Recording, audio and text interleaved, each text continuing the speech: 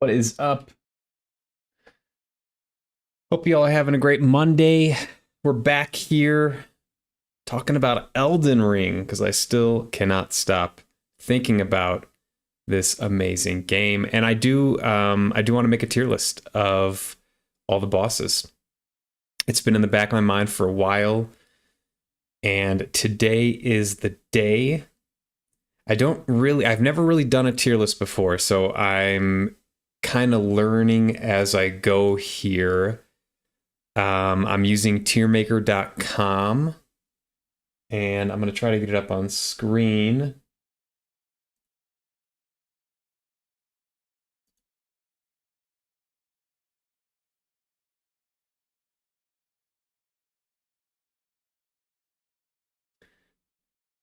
Okay, that kind of works.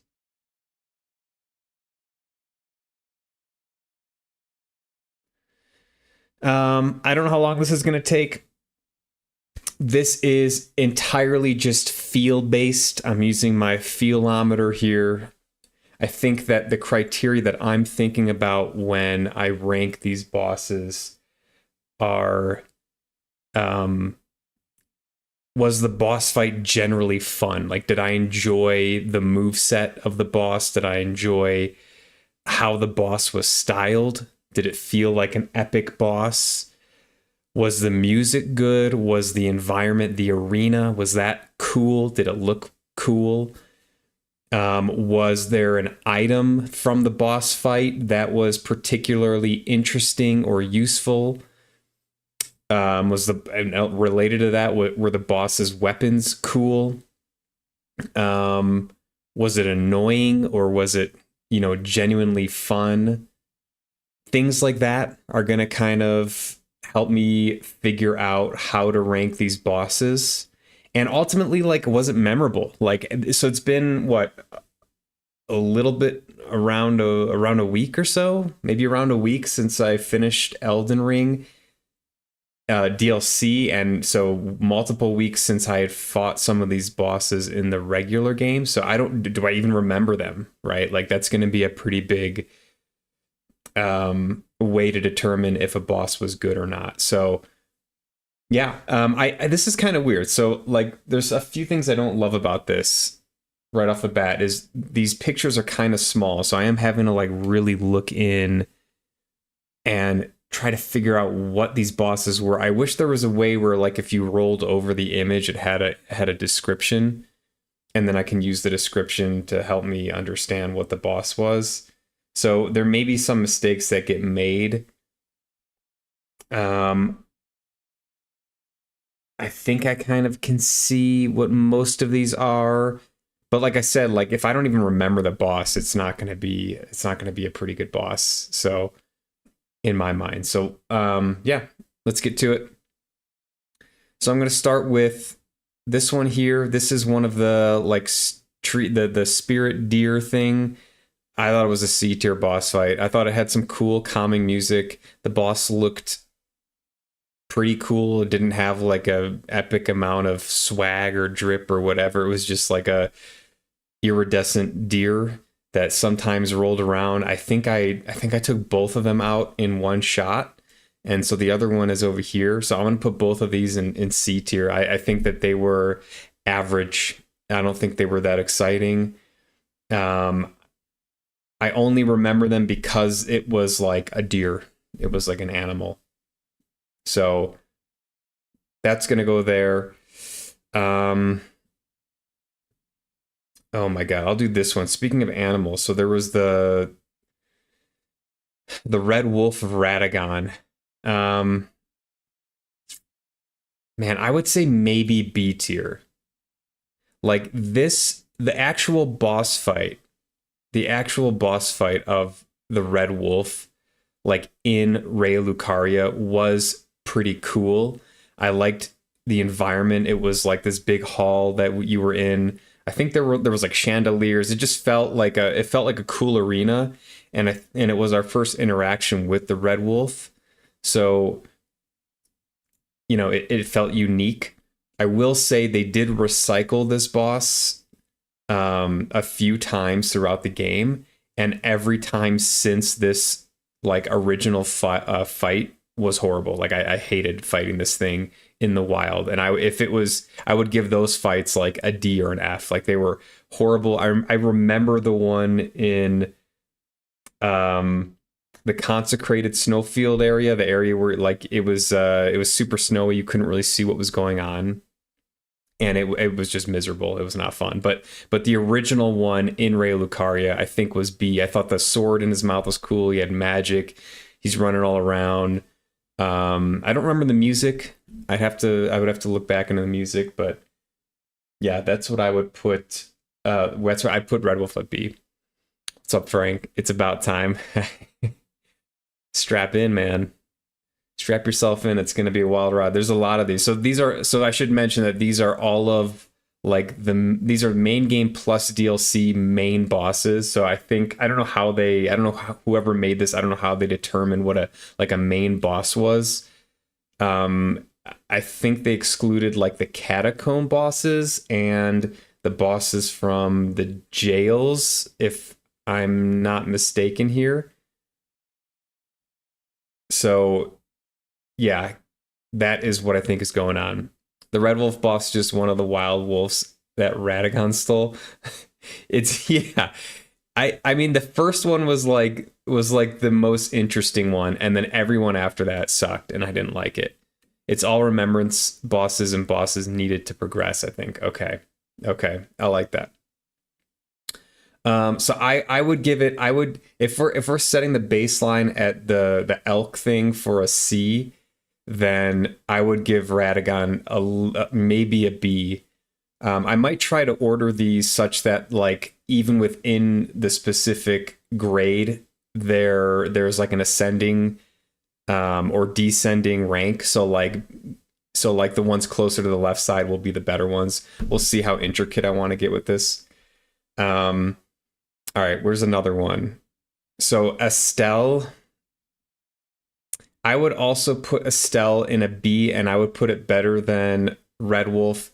Estelle was cool because it was like this unique boss from a different evolutionary chain, from a different planet. It like didn't look like anything else. It was clearly alien, right?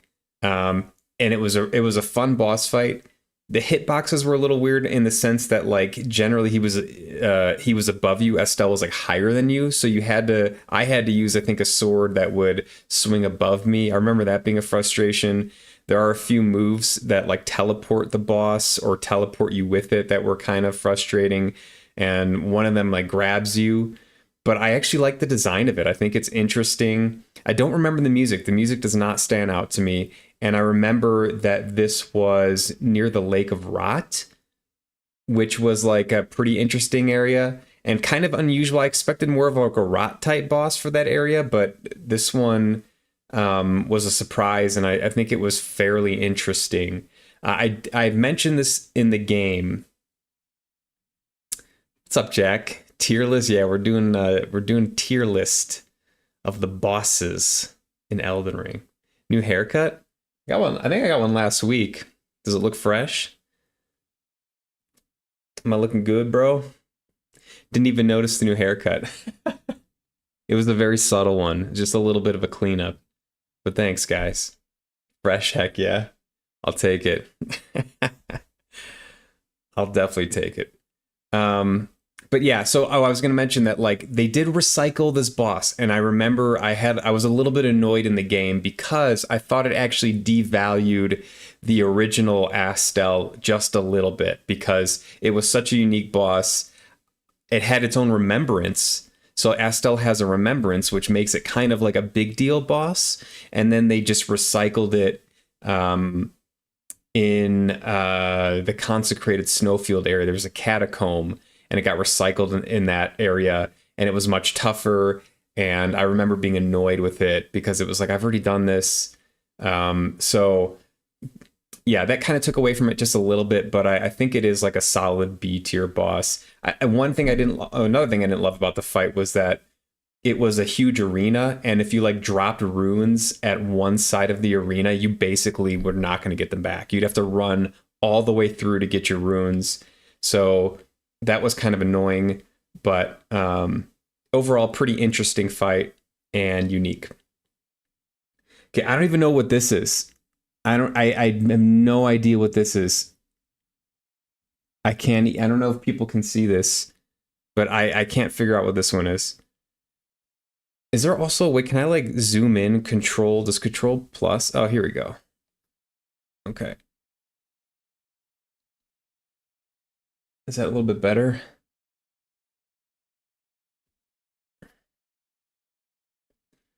Bro, this ad is ridiculous.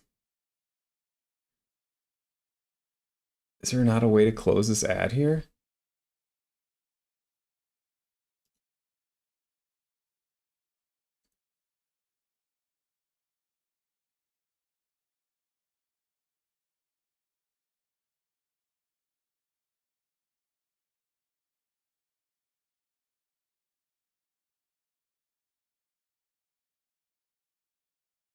Wait. All right, let's see if I can't. Okay.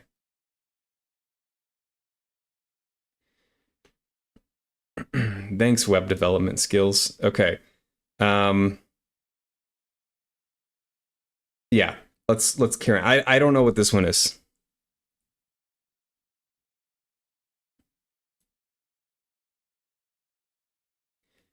Just don't die. Yeah, that's fair. If you're talking about the Astel fight, you think it's Bale?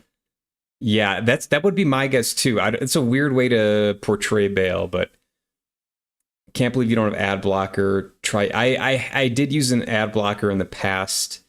I don't use ad blocker now. Yeah, web dev. That's your career started. Nice. I'm a self-taught web dev. That's like my business is web development.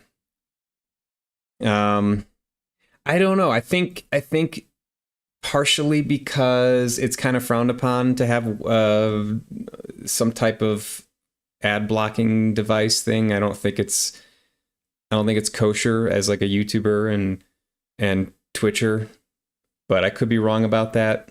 Um, I don't know. I don't use it. I'm also on a guest account here, so anyways.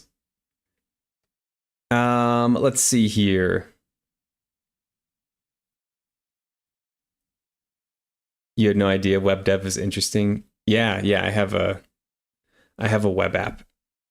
Um, you hate ads. I agree, man. I don't love ads, but I also do receive compensation from ads on Twitch. So, it's like I tolerate them because I also understand, like, I don't know. I'm sure other people are getting compensation through ads, and I understand, like, people put a lot of work into a website or something like this, and I don't know, that's how they're making money on it, and it's cool that they've built this, and yeah, I don't know.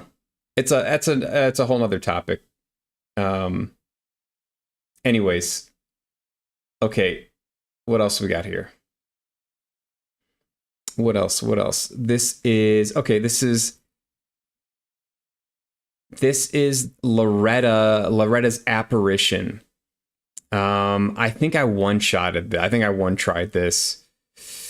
I would give it like high C tier. I think the apparitions lose a little bit in terms of like that swag because you're not really getting that much detail, right? Like it probably looks cool.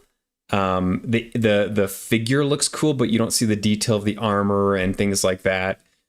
And it's obviously not the real thing. So this one again, I think I did this in one try. There was a lot of projectiles, like with carrying magic, which is cool. And I remember being a fun enough fight, but I don't think it like stands out to me. It's not a fight I thought about really any time after it. So for that reason, I'm gonna give it C tier. Twitch ads are server side, so you can't block them anyways. Yeah, no, you can't. Uh, all right. So yeah. So speaking of apparitions, the other one that I see immediately is Godfrey. I think it was Godfrey the Golden or something. Again, I would put it like similar to Loretta.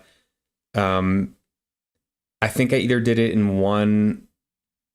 I did it in less than 5 tries. I'm pretty confident. I don't think it was a huge boss fight. It's not one I think about. Maybe it was better than Loretta. I remember it being cool because it was at the top of Lindell. So like you kind of worked your way up to this area, and like the boss room itself was interesting. I don't remember the music, but I do remember it was the first glimpse you got of Godfrey. So I thought like that was kind of interesting because you've heard about, the first Elden Lord and Marika's partner, and that's really cool. But you didn't really know what he looked like or like know how formidable he was until this. So I would say maybe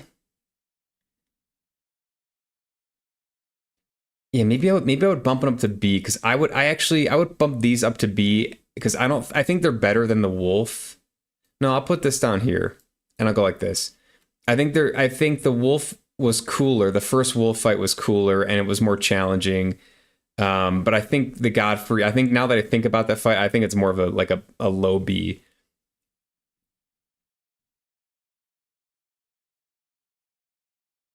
This is like your favorite bosses, difficult design, or all encompassing. It's all feel based. It's all my feelometer. I'm thinking about like design, like how it looked. I'm thinking about how memorable it was. Like, was I thinking about that fight? Sessions after I did it. Was it important for lore? Like, did it feel epic? Like, was it like, oh, filling in a piece of the puzzle? For the larger game story? Where was the move set cool? Did I have fun doing it? Was the music good? Was the arena good? Like, it's just all encompassing, I just whatever I feel. I'm gonna go here in a sec, having problems, but Rolana better be in S tier. What's up, Sev? Rolana was a good fight. Rolana's going to be up there. I don't know about S plus. We'll see, but Rolana was a very memorable fight for me. Feelometer is at a low currently. Oh boy, nice. Okay, yeah. So it's just like, but basically, I think what was most memorable is kind of the easiest way to describe it, or what was most anticipated. All right. I think I'm gonna do. This was Renala, and I did Renala. Man, this one's tough. So I did Renala in one try, and I think that a lot of people probably have that experience. And I think that is the worst part about that fight, was that it felt almost a little too easy. But I think that if it was just a bit harder, it would probably be an A tier because it was pretty epic. Like, she's a big character in the story. She is like the head of Rhea Lucaria. She does all this really cool like moon sorcery, which I thought was really, really awesome. I think she looked pretty cool and had like this maternal vibe that was very interesting. I love the transition scene. I think it's one of my favorite transitions, where she like puts the staff, points the staff at you, and like there's just this huge moon in the background. Like it gave me goosebumps for sure. But I think it was just too easy. I think I don't know. I feel like it could have been a little more challenging. So that to me takes away a little bit from this fight. But I think it's a pretty good. I think it'd be a high B tier.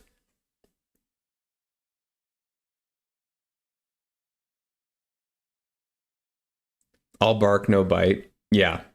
Yeah. It's a little bit of a shame because I think she's like a really important figure. Sev, you all right, man? Um,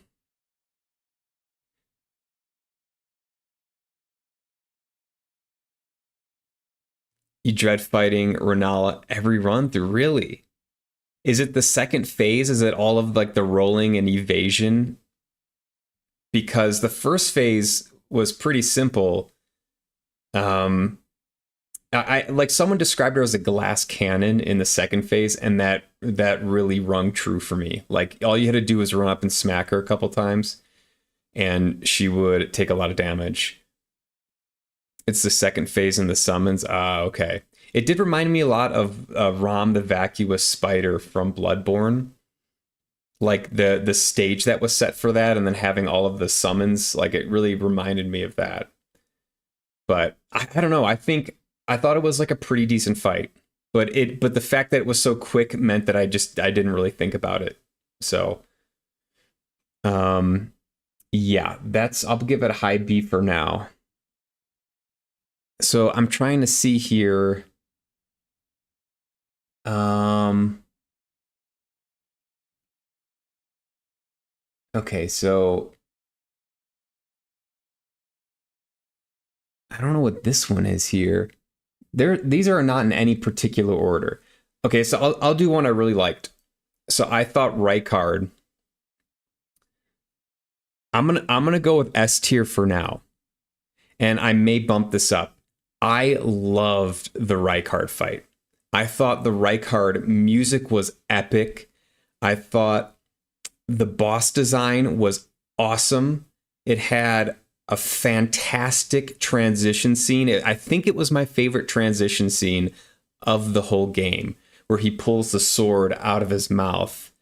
Um, he had like that hilarious dialogue throughout the fight, like if you died and stuff, now we can devour the gods together. Like that was just it was just like so memorable. I think I actually so I this is an interesting fight because I remember you get that sword, you get the Serpent Hunter sword, and I was like, no, I'm gonna do it with katanas. And I remember I beat his first phase using katanas after many, many tries. And I was like celebrating. And because I thought I took him out. And then there's a second phase and I had no idea. And like I was not prepared. And then I totally gave up on the katanas because in order to use the katanas, you had to run in and you would take damage in like the lava as you were hitting him. So it was like just this really stupid idea to try to do it that way instead of using the Serpent Hunter. So then because the reason I did that was like I didn't want to use like the built for it tool that they gave you because I thought it could be cheesy. But after using that Serpent Hunter, I thought it was pretty cool. I think they did a good job with it. I can see how people don't love that. But I actually did not have a problem with that, and I typically don't like that. So I thought it was like a really memorable boss fight. The second phase was cool. It was tough. I remember you had to like hit him before he summoned a bunch of those skulls and stuff. And once I figured that out, I kind of locked in and got it done. But it was a memorable fight. It was cool. He's like, the lore behind it's interesting. He's the Lord of Blasphemy, and there's like he fed himself to a serpent. Like there's a lot packed into that fight. And for that reason, I think it's S tier. And I might even bump it up because I remember loving this fight. I will say that like S plus, there may be only one or two that make S plus. S plus to me is like perfect. And I mean, I don't believe in perfection in like boss fights. Like nothing's perfect. So I think that will be a like rarefied air if I get one up to S tier, but we'll see.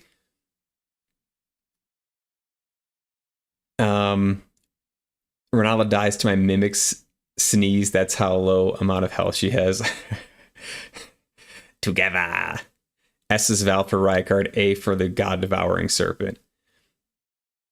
So the first part you give an A, you give an S for the second part. Yeah, I think I'm gonna go S. I really like this fight, and I think the music is really cool. It's one of those. So like I mentioned this a couple times, but I actually have both the soundtracks of the main game and the DLC downloaded to my phone. I listen to it at the gym. I just like listen to it because I just love that epic music, and this is one of the tracks that I come back to because I think it's really cool. So this was an awesome fight.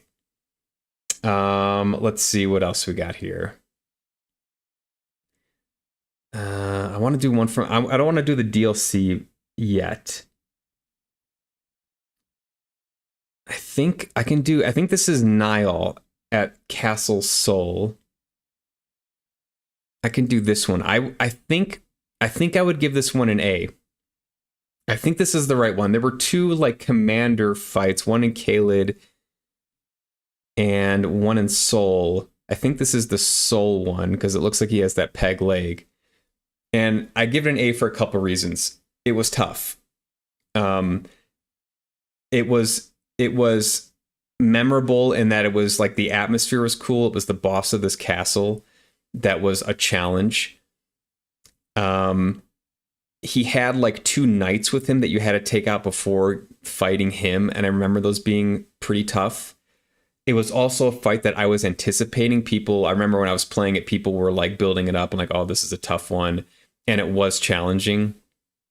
I don't think his moveset was that great. I think his moveset was actually pretty simple, but I think almost everything about it was pretty enjoyable. And yeah, it's like a boss fight I would do again happily because I feel like there's a lot more there than other boss fights. So I would say A. And and also I liked his outfit that you get. So you get his like the veteran outfit, which is really cool. He has a sweet like cape, and the helmet's awesome as well. And the commander's standard is pretty cool too. It's a halberd. So I would give that an A. I gotta blow my nose. I'll be right back.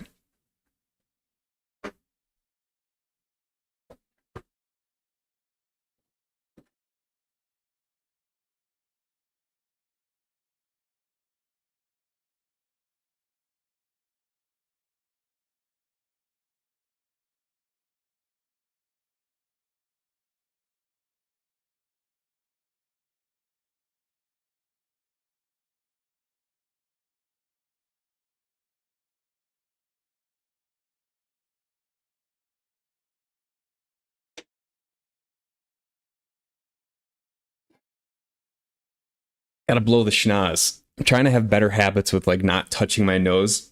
It's really dry here where I live, and like, yeah, I try not to be picking my nose on stream. No one wants to see that. Um, all right, let's move on. Um,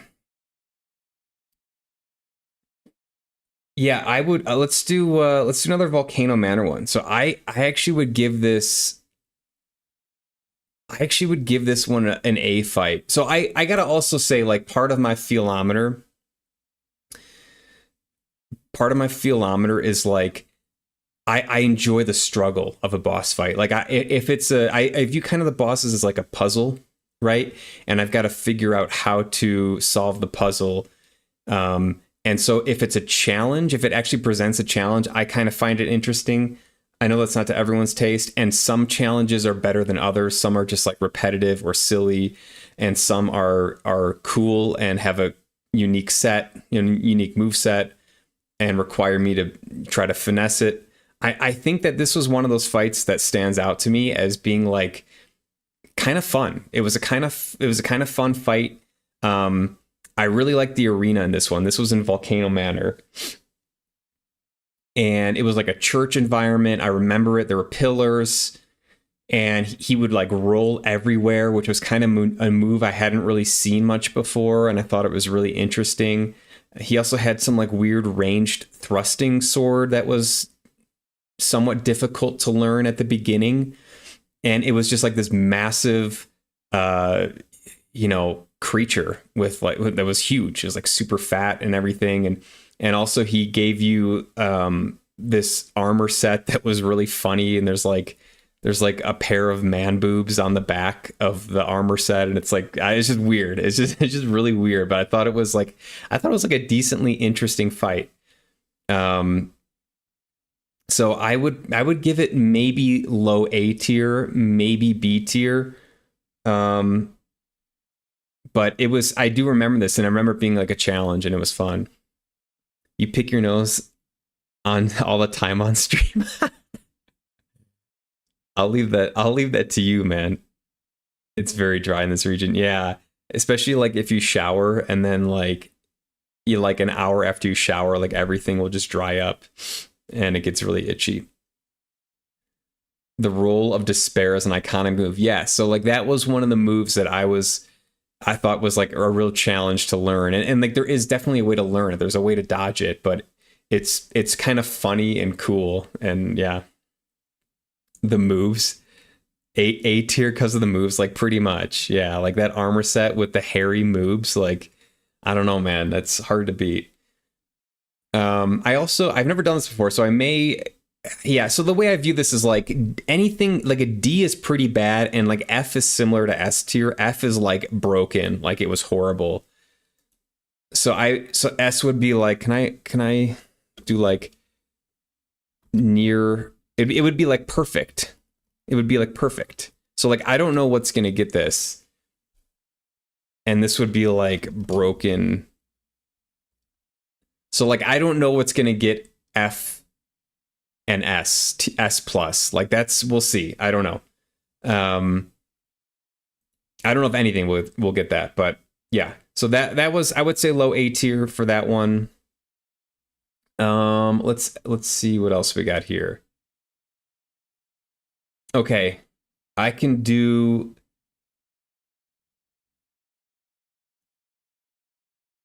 what's this one? I think this I don't remember exactly what this one was. This is like a misbegotten, and because I can't remember it, I'm gonna put it in like C. I think I remember these enemies as a non-boss entity. It's Leonine Misbegotten. Yeah, I don't even remember this. I remember this like character design and remember there were a few of them in the Haligtree area, but I don't remember this particular fight. I do know that like I remember fighting just like the normal enemies that looked like this and they were a challenge. But this one does not even ring a bell, so I got to go C tier. I don't remember what I got from it.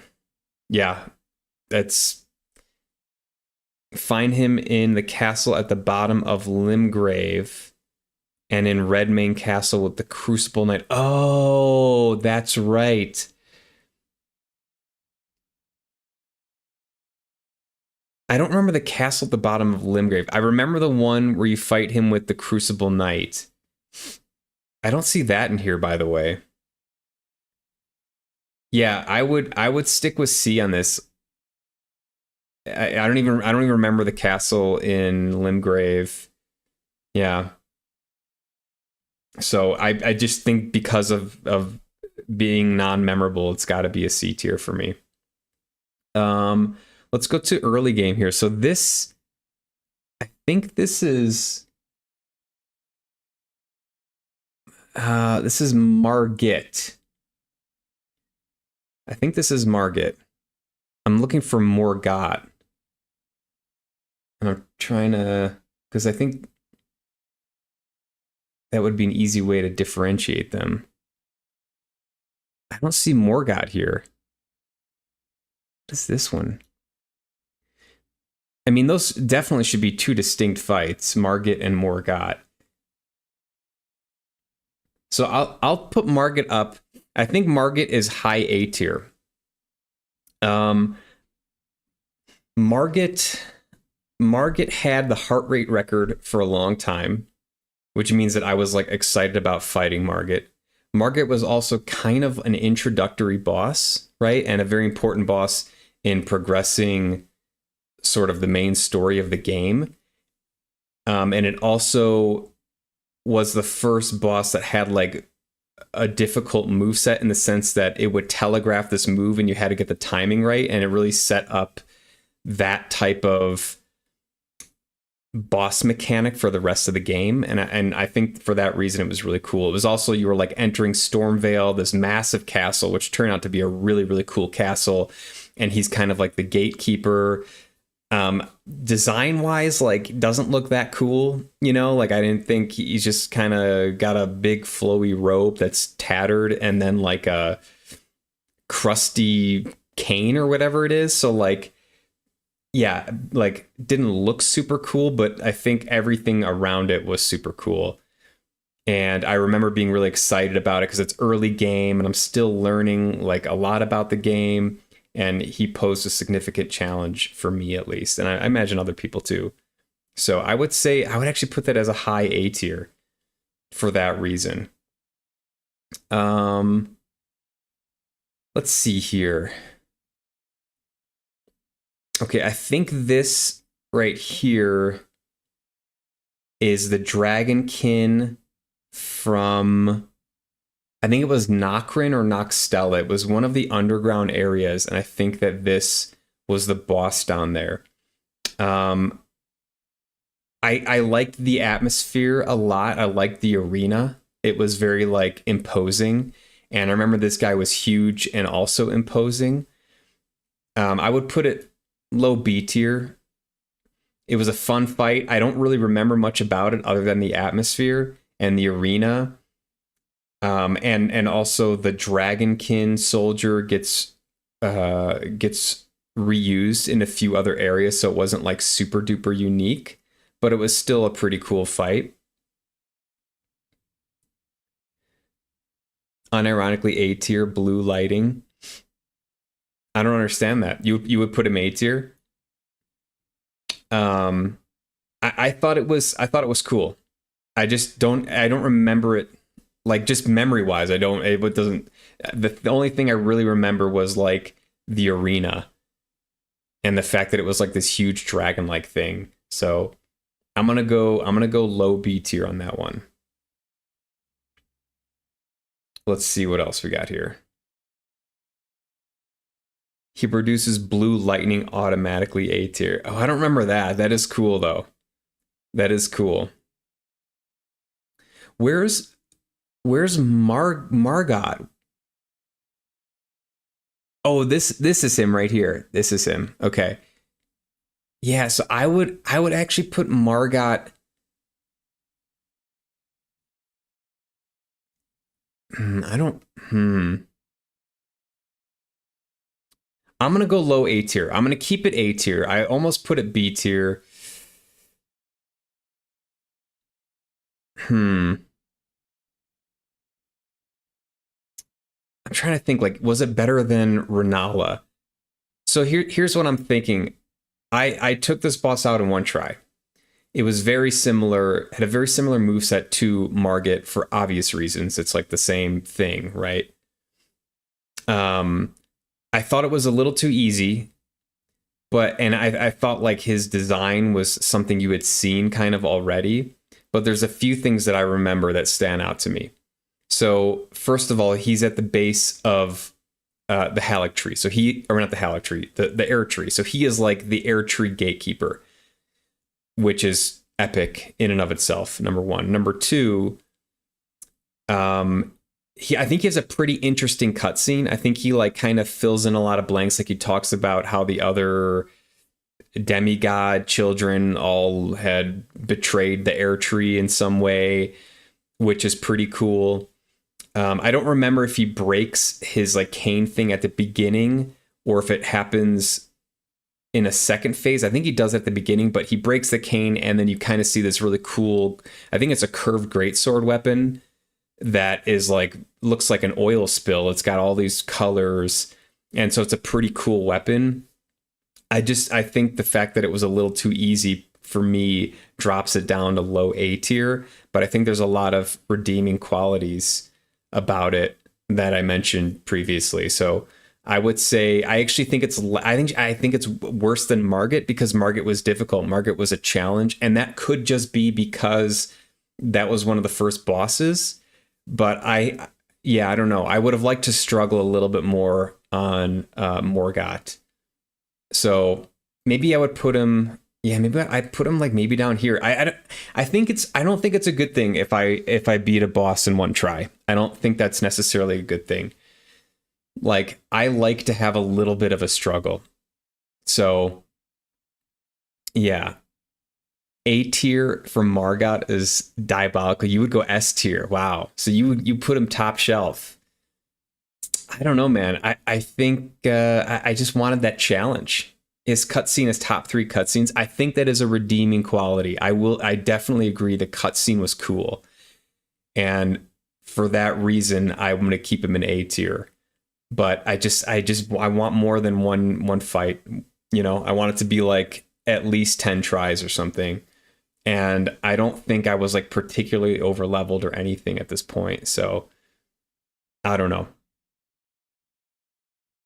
You're one of the only, if the only people to have beaten Morgott first try. Yeah, I don't know. I find that hard to believe. You did do like everything by the time you fought a lot of these guys. You might have overleveled. It's possible. Yeah, it's possible. But if he's supposed to be like the gatekeeper of the air tree, I think what so they have mechanisms to make sure you do not one shot bosses or one try bosses. There are a few bosses. I will talk about this when I hit those bosses, but they have a mechanism to make sure, and this will be a spoiler alert for the DLC, but a mechanism to make sure that you cannot beat it one try, because you have to learn a very specific dodge pattern or be one-shotted by the boss. And I feel like Morgott maybe deserved something like that, like some move that will decimate you if you don't learn the timing. But yeah, they didn't give it to him. So unfortunately, he got taken down fairly easily. You got too good, man. You beat him first try too. Yours was 20th try, Frank. Yeah, see, I would probably have a little more respect for him if it was like 20 tries. To me, that's a good thing in Elden Ring. If it takes a lot of tries. For you with the lore, he was not really the gatekeeper, right? His death kind of got the attention of Godfrey, who was mourning Morgott by the time you return after burning the air tree. True. Yeah. But he is kind of like he's like protecting the air tree. Like that's what I understand about him, is he's like actually, despite not being in the air tree's grace, right? Like he's actually loyal to the air tree as far as he describes it. He describes it that way, right? So like whether or not that's true, and whether or not he's like the actual gatekeeper of the air tree from the Golden Order perspective, like he views himself as the champion of the air tree, and there's probably a little bit of ego in that, right?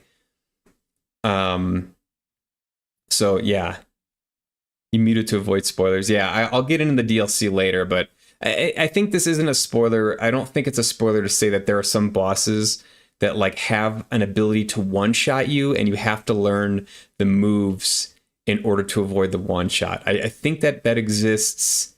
So like Melania would be like that. So Melania's waterfowl is an example of that. It's like you have to learn the move or you're going to get one-shotted, basically. And so like it's almost impossible, unless you're like reading a strategy guide and you go into that fight knowing what to do. It's almost impossible that you're going to take her out first try. Like if you take her out first try, you've read something about her, you've watched videos, you've seen strategy, because if you haven't, waterfall is going to get you. It just does. Like it's impossible not to. What's up, Elk? Yo, Elk is playing Sekiro, by the way. Elk had a little bit of a struggle fest today, but it was awesome because that is what Sekiro is. It is a struggle fest, and Sekiro is one of my favorite games, and I love watching people play it. So shout out to Elk. Let's see if I remember how to do this. If you want some Sekiro content, go check her out.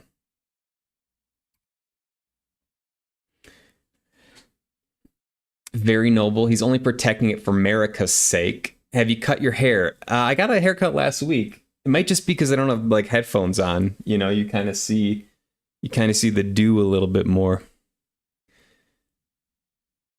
I think he's protecting it to make Godfrey proud. That's certainly possible. He's a mama's boy at heart. I mean, he's an Air Tree faithful, but it's interesting because he is an omen, right? Like he's not actually in the grace of the Air Tree or whatever. That's for, oh hell yes, Sekiro. Yeah, Sekiro's one of my Sekiro was my first blind FromSoft game, and I love it. I think it's an amazing game. It's really fun to watch too. It's brutal though. Like you have to get good at it. Like there's just no, you don't have the toolkit you do in like Elden Ring or other games where you can kind of get a crutch from like a summon or some other play style or some leveling, system where you can over level or build up your character. Like you cannot do that in Sekiro. So it's like, it's a difficult game. Do you have to throw me under the bus like that? Yeah, of course I do, Elk. Oh my God. Anyway, I've been home since an hour from a friend's birthday celebration. How was it? You have a good time? Everything is being chucked at my Elk Gaming. Oh my God, go watch Elk. She's hilarious, by the way. She's super funny. Popped a quick foul. Awesome. Thank you. You want to play it through again? You never beat it, bro. You gotta stream it, Jack. You will rage so hard. Probably. Maybe not. You might be good at it. I don't know. It's one of those games though, like you have to get good. Like you have to get good. You would love to replay Sekiro, but I'm too rusty for it and can't be bothered to relearn it again. Yeah. It's an undertaking. Like you have to be prepared for it. Yeah, and if you want to know which cake it was, we had red velvet cake. Damn. Ooh, I love red velvet cake. That sounds delicious. That is a hell of a birthday cake. Red velvet is a go-to no matter what. Definitely top 3 cakes. Yeah, we got to do a cake tier list maybe. Carrot cake is up there too. I'm a huge carrot cake fan, by the way. Get good is real. Yeah. You try to take the get good potion every day. If only such a potion existed. I guess playing a FromSoft game is basically forcing that. Banana cake. I don't think I've had a banana cake. That sounds actually really good though. I love bananas. I love peanut butter and bananas. I think that's like an excellent combo. So if there was like a banana cake with like a peanut frosting or something, I'd be all over that. All right, back to the tier list. We're gonna get sidetracked by cakes. I can't do it. I can't get sidetracked by cakes. It's more savory than dessert. Really? I've never had. I've had like banana bread and I've had like banana cream pie, but that's not savory at all. Something you like to have every now and then. I'll have to keep an eye out for that because that sounds really good. I banana as a flavor is like one of my favorites. In terms of like fruity flavors, I really do enjoy banana. All right. Tier list. Yeah, some of these I'm having trouble recognizing off the rip here. Twin gargoyles. Man, I would put this. This was a tough one. So the twin gargoyles, this was a fight in like the underground knock. Oh boy. Yo. Kasai with the sub? The resub? Thanks, bro. Appreciate you. I gotta finish my thought here. This was like an interesting fight. This was the fight I was warned about. I was told this was going to be a very difficult fight, and it was difficult. And the fact that there were 2 of them, they're imposing. You're in like this waterfall area underground, made it feel like a cool fight. And I remember it definitely took some time. I actually this is I think the only fight that I came across, and then put on the shelf for later and had to come back for it. I remember like trying it and I was like, oh, this is going to be a challenge. And so I left it for later game. The fact that it was a challenge, I actually am thinking about putting it like high B tier. Like maybe behind Renala. Because I like the challenge. And maybe behind Estelle. The only thing I didn't like about this, the one big thing was that it was like almost annoyingly difficult, but also like the gargoyles themselves were not unique. Like you could fight these throughout the game. So like you don't get that like there's something about fighting a boss that only exists in a boss fight, right? Versus a boss that's just like another enemy character that they made tougher for a boss fight. And I think that kind of takes away from it. But there's a lot of other elements I actually liked about this fight. The poison was so they did not need to do the poison stuff. Like there were some annoying things, but I thought it was like a pretty decent challenge. So I can understand why people despise this, but I would actually go with a B tier. It wasn't the worst, and wasn't the best though. All right, let me catch up here. Thanks for the sub, Kasai. The resub, appreciate you, man. Where was I? Not too much though, or you'll be puking all over the floor. I'm gonna keep an eye out for banana cake. It's going well, Kasai. How are you? F now. You guys see, yeah, people hate this fight, don't they? Sharing the love right now. That's awesome, man.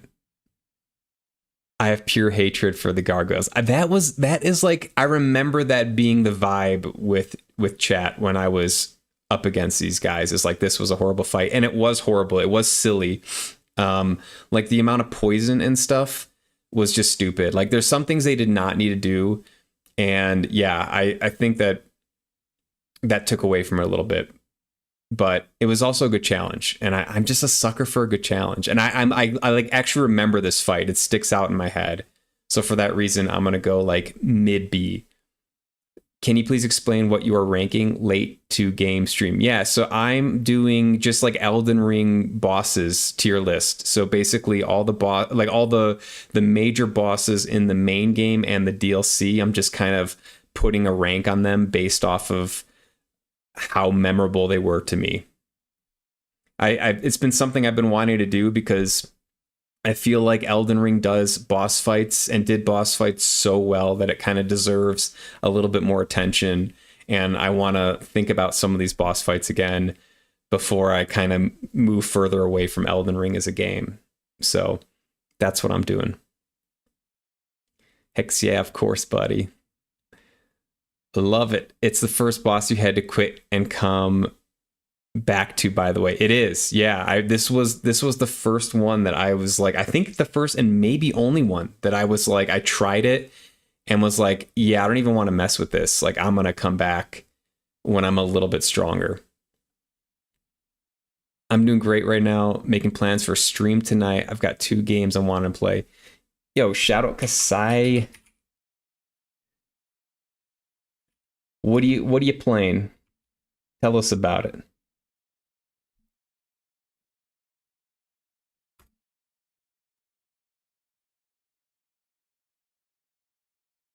What games are you what 2 games you just got Elden Ring, right? Have you started Elden Ring yet? Shots, if we're ranking on most memorable, then the Gargoyles break the chart past S plus. That's fair enough. It's almost like I don't know if you guys have ever seen the movie Troll 2, but Troll 2 is a movie that is so bad that they actually made a documentary about it because it had like this cult following because it was such a horrible movie, and like it gained popularity from the fact that it was just so like objectively bad. And there was another movie with I forget the dude's name. It was like the Ohio Mark movie that everyone always quotes.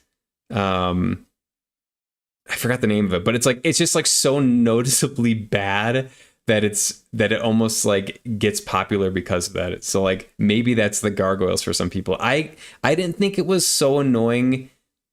I don't know, compared to like Melania, where like the amount of time wasn't crazy. It was just kind of frustrating because of the poison. Like that's what I remember, is the poison was very frustrating. Haunted your dreams. Oh my god. You're wanting to play either DayZ, but also maybe Schedule 1. I don't know Schedule 1. You do have Elden Ring, but I really want to get a capture card before I do any more on the PS4, but I do really want to play the game. You're on PS4? And how do you stream without a capture card? Do you do it through I started streaming on PS4 as well. I had to get a capture card. I don't know how. Yeah, I don't know how you would do without it on PS4. I think they do have a way to go live, but it's like you can't get a face cam or anything. I don't think. I've never tried it. Yes, The Room, Frank. The Room is that movie that's like so bad that it's actually kind of good. Schedule One is the new craze. I'll have to look that up. I haven't heard of that. You do drug selling in Schedule One. Oh boy, that's funny. It's about making drugs and selling them to crackheads. What are people? Why are? Why did someone make that? And why are people playing it? That's hilarious. I'll have to check that out. You stream through the PS4 itself. Okay. Made by one person, I'm pretty sure. That is so funny. You need a PS4 cam to do it. Oh, gotcha. Ew, bro, that's nasty. You're sold on the game just for that? Bro, that's nasty. That's real nasty. All right, I know which game I'm not gonna play. Oh my god. All right, back to the tier list. I do want to play some Rainbow Six today, so I don't want to spend too many hours on this. I have no idea what this is right here. I have no idea what this is. I know what this is. Oh, I'll do this one. This was like Elamir. I actually really enjoyed this fight. I remember I really, this was a fight that stands out in terms of moveset. Like I thought the moveset was really interesting, and I thought that his sword is really cool, and I like his armor set and the fact that like it does damage by rolling into people. I never really used it, but it was always something like I had in the back of my mind. And this fight was really challenging. It was at this castle that was surrounded by like poison stuff. It was kind of frustrating to get to him. But this, I thought it was a really, really cool fight. And I would actually put this like probably high A tier. I would put this over Commander Nile. I don't know, something about the moveset. Something about the moveset was really exciting to me. Like I thought it was a lot of fun. And like I said, he had like swag. He had like a certain amount of swag that was cool. And I think the arena was funny because there was a bunch of like breakable tables, and you had to like roll through all these tables or something. And it was just fun to do that. So I'm gonna go like pretty high A tier on that one. Death Knight in the Death Knight catacombs in the DLC. Oh, okay. I remember. Yeah. Gotta run, gotta do some errands. I'll leave you tab like always, my cutie. Kasai, thank you, brother. Appreciate you. Guys, go check Kasai out. Go watch him do some in-game drug selling or whatever Schedule One is. That's funny, man. Thanks for the lurk, man. All right. Yeah. Let's see. Okay, there I see this is these two, three. It's weird that they broke up this and this.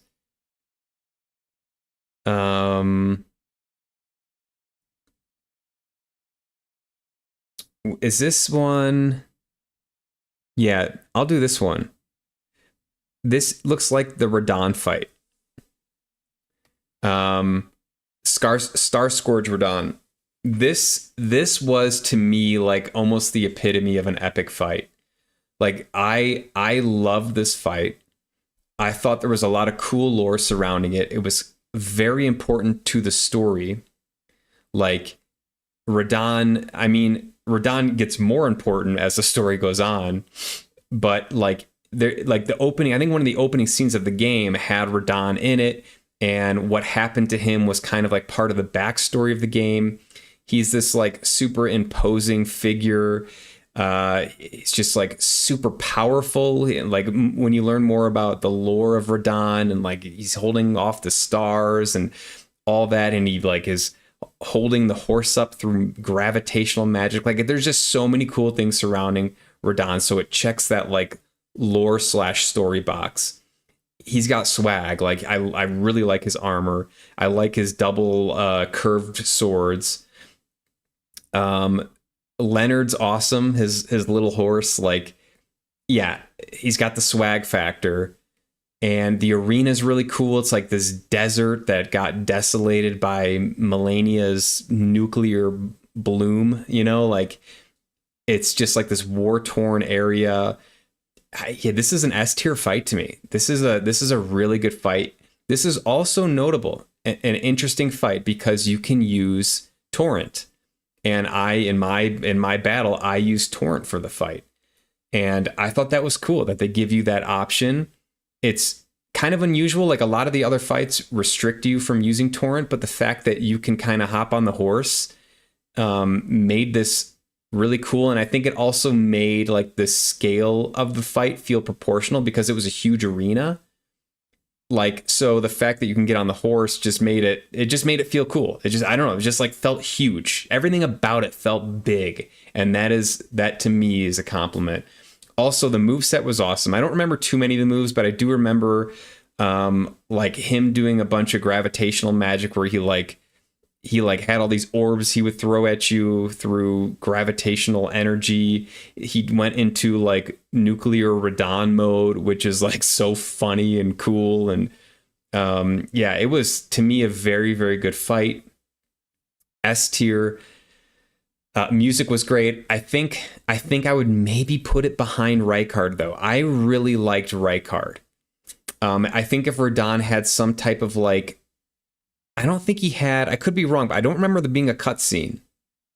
I don't remember there being a cutscene in the boss fight.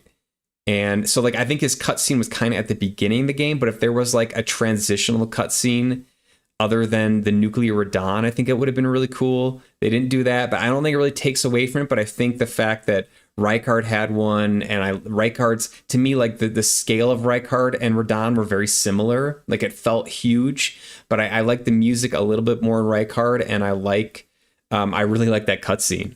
I think it was really cool. So I'm gonna put Rykard ahead here just by a smidge, but I really enjoyed the Radahn fight, and for a lot of the game, I was saying that this was my favorite fight. So I would say S tier. There was one before fighting him. Oh, you're right. It was like he's cursed ever to wander. I think it was narrated by Jaren or something. Yeah, so that was cool. He doesn't really have any dialogue though. Maybe that's another like downside, is like he's just kind of an animal. Like he doesn't have any like catchphrase, you know, together, you know, he doesn't have anything like that, which would have been cool, but that, I guess it just doesn't fit the character of Radahn. His nuke phase doesn't need a cutscene, entices you. Yeah, the nuke phase is pretty cool. He can't speak because of the rot. True. Yeah, that's just not his character to be talking. He's just kind of grunting and growling and stuff. But I think that personally Rykard has it by just a hair, but these are very, very similar to me. They were both very challenging. Like I had to learn the moves in both of these fights, and I think that's amazing. So that's another S tier for me. You're wanting the person who has been mutated to start spouting phrases. I might be asking too much. You're right. I might be asking too much, but yeah, it was for all intents and purposes an epic S tier boss fight to me. So yes. All right. What else we got here?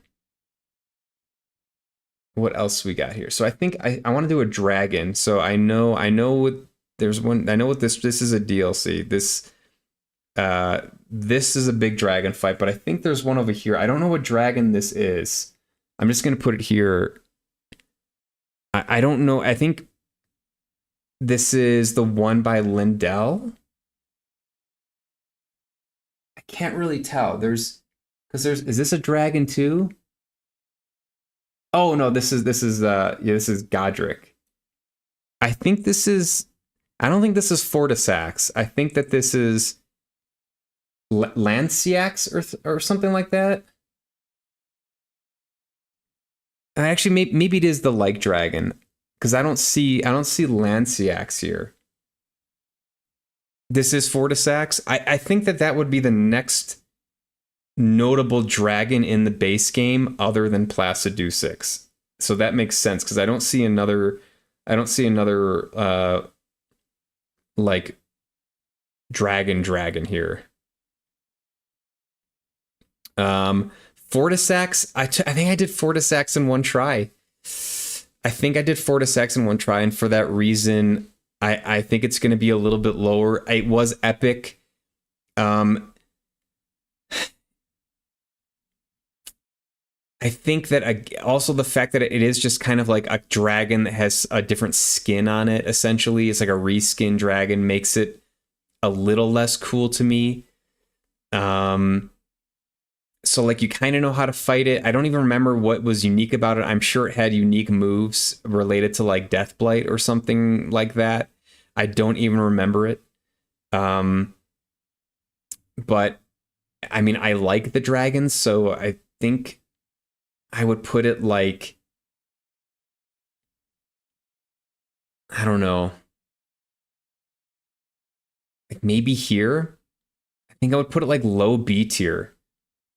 It's like it's kind of memorable. Like I definitely remember fighting Fortisax and remember like the Light Dragon and its relationship to Godwyn. And I think there's some interesting lore there with like how Godwyn was kind of the one that befriended the dragons, and Fortisax was like that dragon that stuck by Godwyn and was like protecting him even in death or something like that. Like there's some cool elements related to the story there, but it is, to me, it just kind of felt like a reskin dragon, which it is basically. So yeah, I think for that reason it's going to be like a lower B tier, but better than Dragonkin. Maybe not as interesting as the Golden Godfrey, but still pretty cool. Fortisax is such a cool boss, slightly annoying.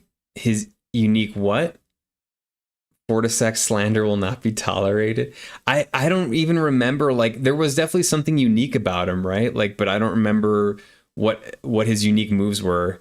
And I didn't think it was that challenging because I kind of by this point in the game, like I'd already figured out how to fight most of the dragons, and a lot of them had similar moves, and avoiding those moves were pretty consistent. Like there was a clear pattern by this point. So for that reason, like I like the lore, I like the look and the epicness. It just was not like a standout boss fight. It was B tier. So yeah, I agree. Fortisax was somewhat disappointing. Better than Dragonkin? Hell no. You think Dragonkin was better? Dragonkin is A tier for sure. I thought it was cool, but yeah, I don't know. I thought there were other Dragonkins, and um yeah, there was not too much memorable about this for me besides the arena. So like there was more memorable about Fortisax, like the arena being one of them, and then the connection to the lore. Whereas this Dragonkin, I don't remember like the lore implication of this. I don't remember the story implication, but there was much more for Fortisax. And like you also like Fia is in that area, and Fia is a character you meet like early game, and it also is part of completing her quest. So the fact that like all of that was kind of tied into Fortisax to me made it more interesting of a fight, despite it being, I thought, an easier fight than Dragonkin. So that's what I'm going to use for ranking it.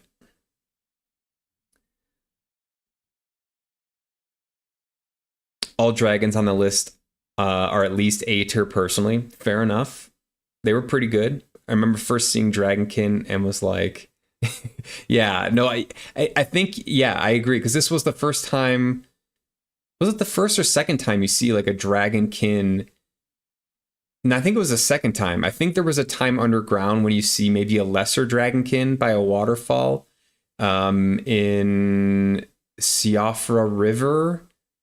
It was one of the underground areas that you can access early game, and you can fight one of these. So it was, I think, the second time. I mean, both were underground, but I think there was one earlier than this.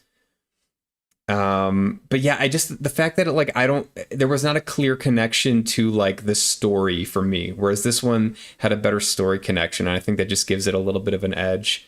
But I don't know. I think that I'm automatically gonna put fights that have like recycled bosses. I'm gonna put them lower because I just they're not as unique by the very definition of being a recycled boss. It's not as unique, you know. So that's just a personal opinion. That's what my philometer is telling me. Noxtella, yeah. That it was a really cool arena. That was my most memorable part of the Dragonkin was that arena.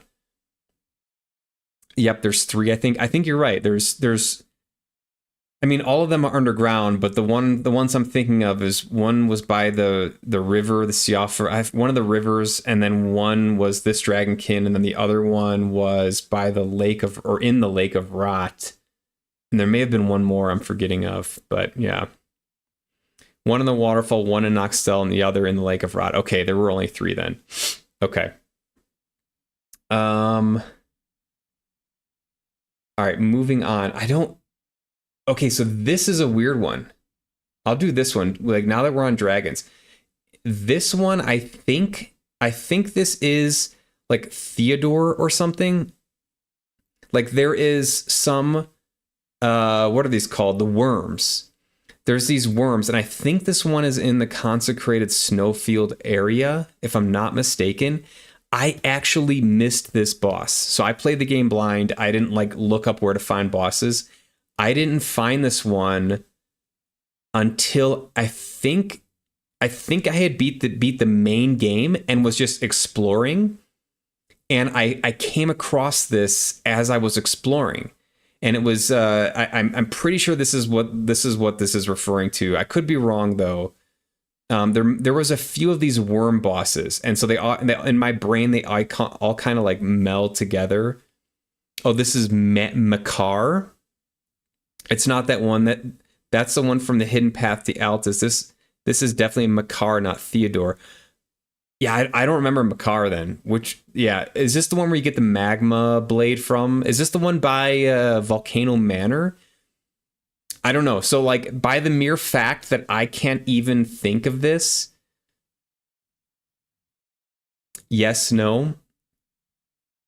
I can't. The fact that I can't even remember this specific one, I think I have to go like C tier. Which is a shame.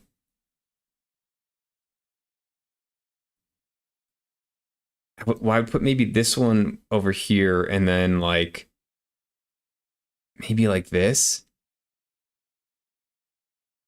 I don't remember it.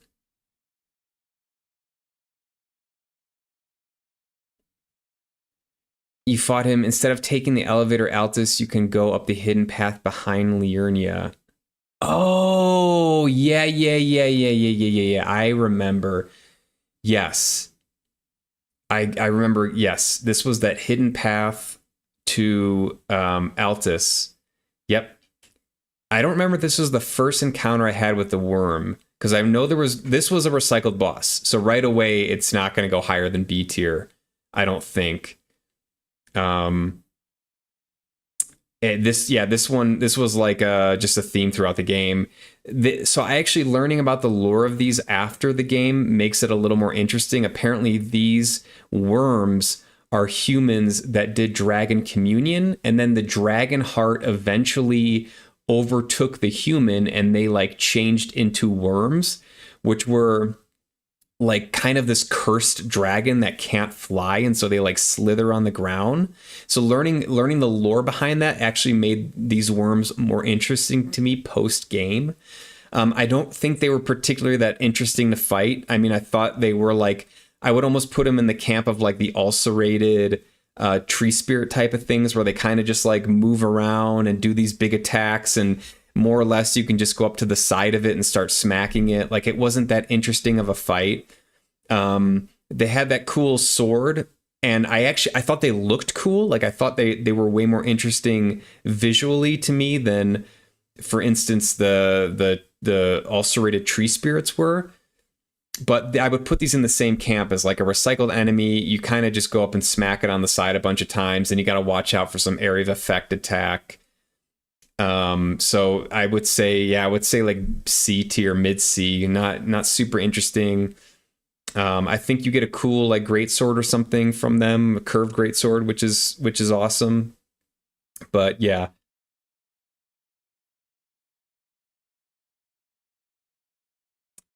you can agree with that. You had to scale up the journey to get Altus and fight him. C tier is good. Maybe Schnoz didn't fight Makar and got the medallions. They said, no, I remember this. I remember this now. Yeah, there were like, it's like that path that where there's a bunch of bats, right? There's a bunch of bats on it, and like the bat singer ladies, and then you finally come to this. Yeah, I remember this for sure. This was your first time. I remember it. Okay, there's a random worm in the DLC, by the way. Yes, there is. I remember there being one in the DLC. Um, yeah, it was okay. It was like the fact that I didn't remember this specific one just is probably all I need to know about it. Like it wasn't a unique, memorable fight. Do you know about the song The Bat Sing? I don't. No, I'm interested though. Those bat singers were annoying. Okay, so we have a couple. Let's reorder these because we have some main game fights.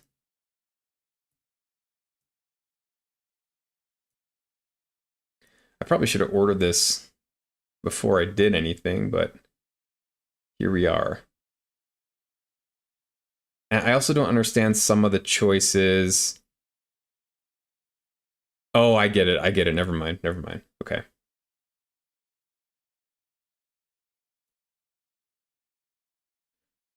Uh, yeah, this one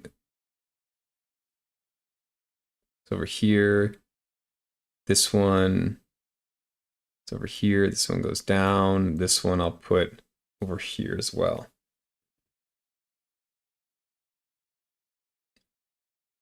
I don't remember this one. I might need help identifying this one. I don't remember this one. It's actually like a rendition of an old Latin song. They're singing about "Forsaken by America." It's kind of cool. That's really interesting. I didn't realize it had that deep of a meaning. I just remember that area being loaded with them and loaded with the bats, and it was really frustrating because they could just fly away, and you had to like time your attack to get them when they swooped in or something. All right, let's go to this one. I believe is Godric the Grafted here. So Godric was the main boss of Stormvale. Godric was, I believe, Godwin's son. So there was like a strong story element to Godric.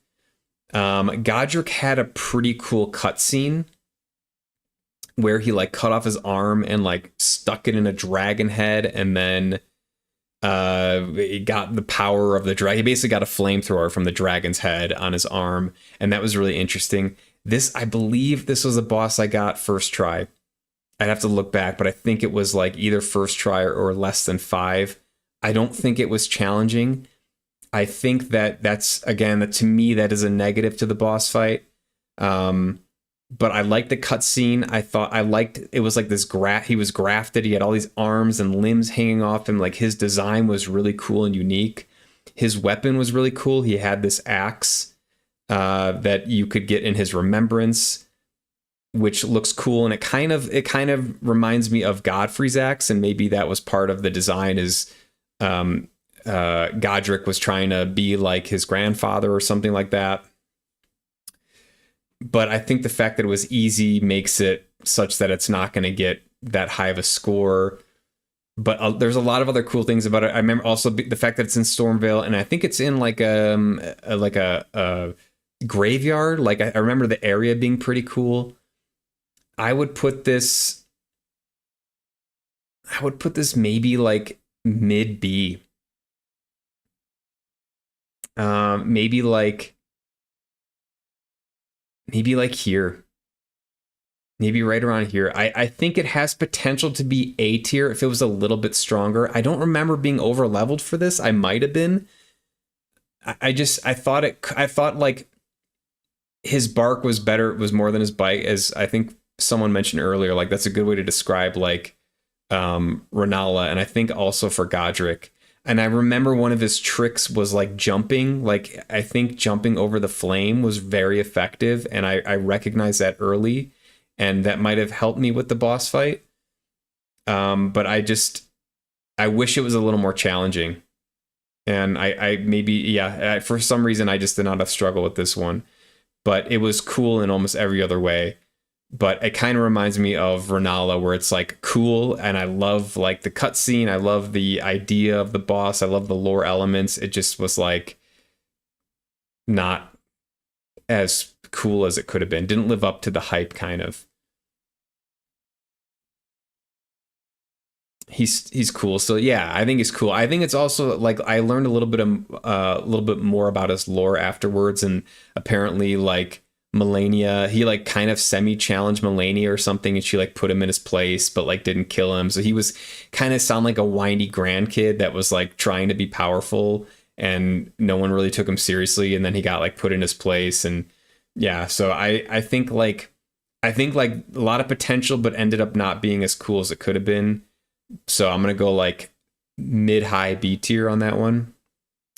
All right. This is I believe this is the first Moog fight. So this is the underground Moog fight. I'm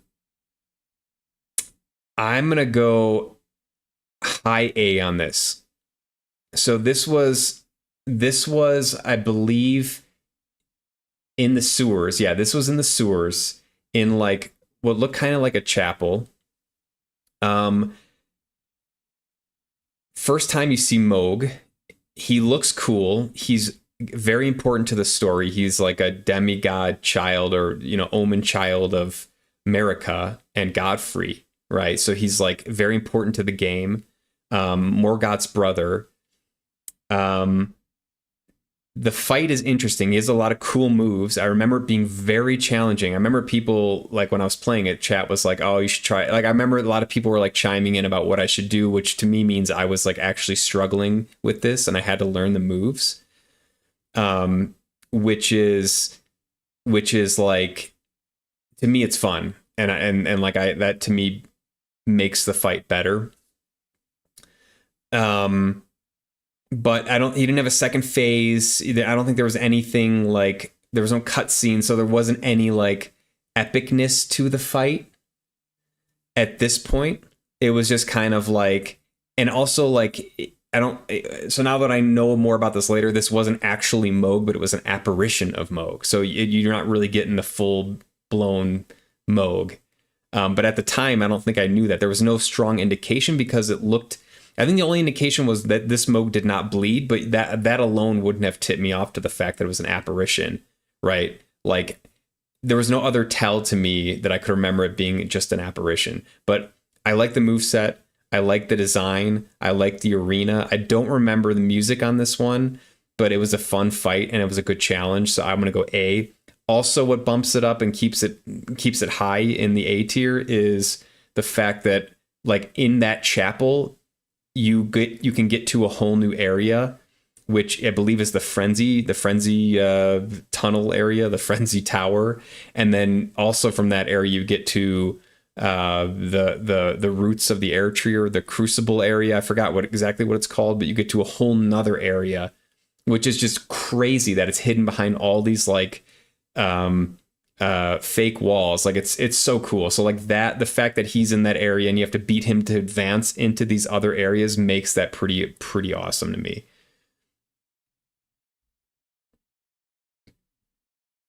Can you do OSTs next perchance? That would be fun. I'd have to like listen to them all. That'd be a lot of work, but possibly. Maybe not, and probably not today. I'll maybe scheme something some other time, but that would be fun.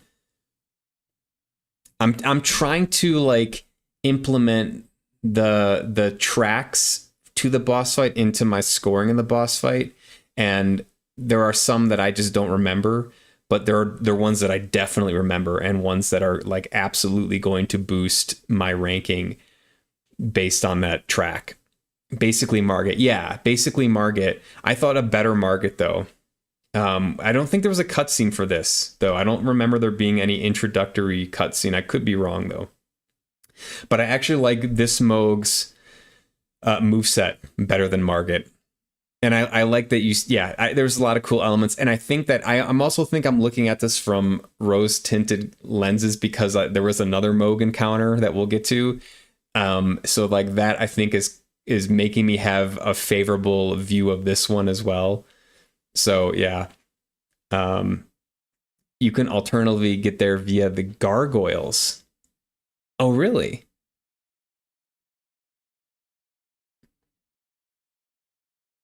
Moog is S plus. This is not the Moog that you're thinking of though. This is the apparition Moog. So I think apparition Moog, unless you think apparition Moog is S plus too. This apparition Moog to me is like A. Yeah. Keep your panties on. I'm with you. I'm with you, Jack. He's right here. I'm with you. All right. What else we got? Okay, so I think the Godskin duo, this one was a significant challenge for me. This was a tough boss fight. This was in Farum Azula. This one took me a few different tries. It was in like an underground chapel type of area, if I remember correctly. I think I just actually watched Jack do this one a few sessions ago on his channel. And it's a challenge. It's a tough fight. At this point in the game, what I actually really liked about this boss fight, I actually did like this boss fight, and what I liked about it is that you had familiarity with both of these characters, the disciple and the apostle, and they kind of built up into this last final fight against both of these characters. And like normally I would say that, that's kind of annoying. It's a recycled character, but I thought it was really well done. I thought that it was a significant challenge, and it wasn't just like, oh, they put them together. There was a different mechanic where like they would disappear and then they would summon each other, and like it was cool. And it definitely felt like transformative fighting them together in that way. And so I am going to rank it fairly high. I would say probably like mid A tier. Like I thought it was a good fight. I remember liking the Elamir fight. I think maybe the fact that like I kind of knew their moves, although it like felt cool that you're fighting these characters together finally. That felt cool. You still kind of knew the moveset, so it wasn't as interesting to me as like a unique character like this Elamir guy. Although you do fight him, and you fight the bell-bearing hunter, and it's similar. But yeah, I think mid A is what I'd give these guys. Oh, the music is really good though. The music is very good on all of these. I think it's all of these fights. The disciple / apostle fight had the same music, and maybe for that reason I would bump it up. Because now that I remember that was like one of my favorite tracks in the whole game. Yeah, maybe I would bump it up for sure. Just on that. Did you rank Flaccidusix? No, I didn't do Flaccidusix yet. Where is Flaccidusix? Oh, he's right here. I'll put him over here. Yeah, I'll stay in Farum. I'll do Flaccidusix. Yeah, so Placidusix, that's one of the like another standout epic fight for me. I thought Placidusix was fantastic. There's so many things to like about Placidusix. The way you get to him is really cool. Like you have to like drop down some hidden ledge, and then like lay down, and then you get transported into like his time tornado where like time has stood still. Like super epic. Like what's not to like about that? Um, the arena's epic. It like reconstructs this like Coliseum like thing around you, if I remember correctly. Awesome. I remember I don't remember specifically how good the music was, but I do remember the music was fantastic. Um, the look of Placidusix, the design is just epic. It's a unique dragon. He's got like 5 heads, 3 of them are missing. Super super cool, like unique, fun, a definite challenge. This was not a fight you're gonna go into and probably one try it. Like I think he did a move where he like flies up and then like you gotta dodge his incoming attack. Like it's super super cool. And then there's a bunch of lore behind it too. There's lore about like he was an Elden Lord, and like his god had forsaken him, had left him, and he had basically like cocooned up in this time thing where he, like, time was not moving, just waiting for his god to come back. Like it's so cool. Like what's not to like about that? I think it's an S tier fight for me. I think that this is a very, very memorable fight. I think it's probably memorable for a lot of other people who played the game. I love the fact that, like, I would maybe put it like maybe like right behind. I can't tell. I don't know if it's right behind or ahead of Radahn. It's maybe equal with Radahn, but like I just love the fact that like you could easily play the game blind. Like I would have played the game and never found this boss. I would have never found it if someone in chat hadn't been like, "Oh, you should probably look over that ledge there." Like, like no one would think to like, I don't know. It's so funny that the developers have these awesome areas and bosses that are so deeply hidden that you like have to have someone tell you what to look for in order to find it. And that, and if I like developed Placidusix, if I was part of the development team that made that boss fight, I would feel so sad that like it wasn't a more obvious boss fight in the game, because it's so cool and epic, and it's like there's awesome lore implications. The beam attack, yes, the beam attack is dope. Like he does these like laser beams that are just like going everywhere, and you gotta dodge it, and it's so cool. I thought it was a great fight, S tier fight for me for sure. I think I have a hard time placing it. I think Rykard is definitely my top right now for what I have here. I think this is pretty equal to Radahn for me. It's hard to say.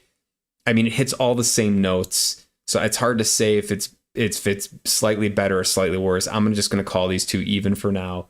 Unbelievable boss fight.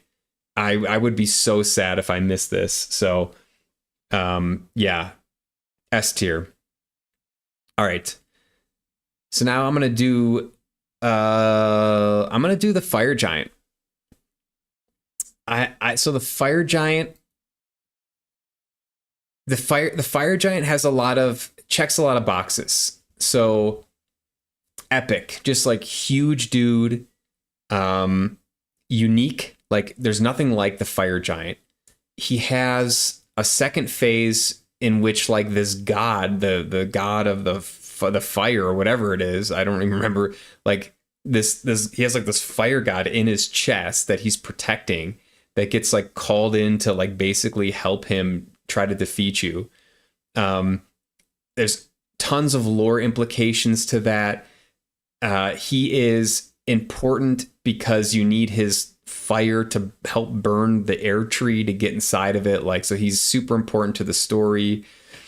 The only thing is I didn't struggle too hard on this boss. I think it was like 3 tries or something because of Torrent, and you can just kind of like, I don't know, just hightail it out of there.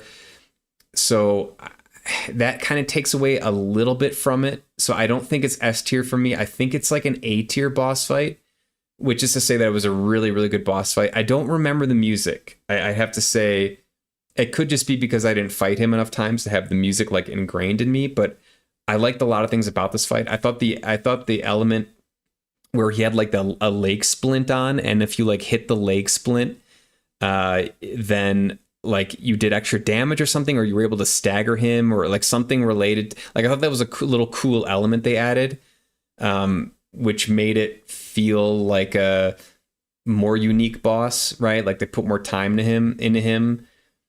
I think I would probably put this like, I'd probably put it like right behind Margit. And I think it would be higher if it wasn't for the fact that I didn't struggle too much on this. Like I did it in a few tries, so it probably just didn't get ingrained as much into my memory as some of these other fights did. But it was a really, really good boss fight, a really cool boss fight for me. So I would say like mid-high A tier for the fire giant. What else? What else? What else? Okay, so we got, this is Loretta. This is Loretta at the Halleck Tree. I actually like this fight a lot. So Loretta, you see earlier, I ranked her a C tier. Her apparition was a C tier at Carria Manor. She was like protecting Carria Manor through her apparition, and so like you kind of get a glimpse of who she is, and then seeing her in the flesh with her armor, which was really cool looking. She has a really cool, I think it's a halberd. She's like all chromed out. Her horse, I believe, is chromed out as well. She's an imposing figure. She's in a difficult area, and she has awesome sorcery. I really enjoyed this fight, and it was a really challenging fight. I remember having to learn her moves, and having to time dodges and stuff like that. I think it was actually a really good fight done, a really good boss who's riding something. Like a lot of the other, there's a few bosses that ride something. This one stood out to me. I actually think this is an A tier boss fight, and I would probably put this higher than the fire giant because it was more of a challenge. And maybe I put it lower than the fire giant, lower than Godskin. I think the lore implication of Fire Giant makes it more interesting to me. The music and the fact that this was like the epitome, the zenith of the Godskin fight makes it better to me. Loretta is kind of a side character. She's not really a main character, but I liked her armor. I liked her gear. I liked her moveset. I don't remember the music, but I would say this is like mid A tier. It was a very enjoyable fight, and it was very challenging. So I would go with that. I got a lot of A tiers, which totally makes sense because like honestly, there were really good boss fights in this game. Like that was my favorite part of this game. So it's not surprising to me that I'm like ranking these fairly high. Okay. I'm gonna go with let's see here. Okay, I'll go Farum Azula again. So we got Malekith the Blackblade. Yeah, this was a really good fight. This was a really fun fight. The first phase I remember being a challenge. The first phase was the Beast Clergyman, and the Beast Clergyman had a lot of very fast attacks, and it felt very difficult. And I had to learn all the moves, and it was a huge challenge. And then finally, when you beat the Beast Clergyman, you get a really awesome cutscene. I think one of my favorite cutscenes where he like stabs his rune of death, whatever that's like on it. It's like a bracelet or something, and it turns into the great sword that he uses in the second phase, and also his armor transforms. So there's huge lore implications to Malekith. I think this was like Marika's like right hand dude. I forgot what they called that in the game, but basically it was like, you know, Marika's helper. He had the rune of death. He was like safekeeping it. He had two distinct phases. There was an awesome cutscene transition. His weaponry was really cool in the second phase, particularly his armor was cool. you can also get to use that armor in game, like it's armor you get to keep. So there was a lot of really awesome things about this fight. So I would go like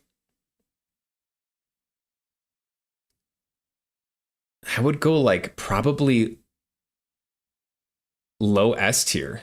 I think that like I think that it was like a really memorable fight, and very challenging for me. I remember struggling on this.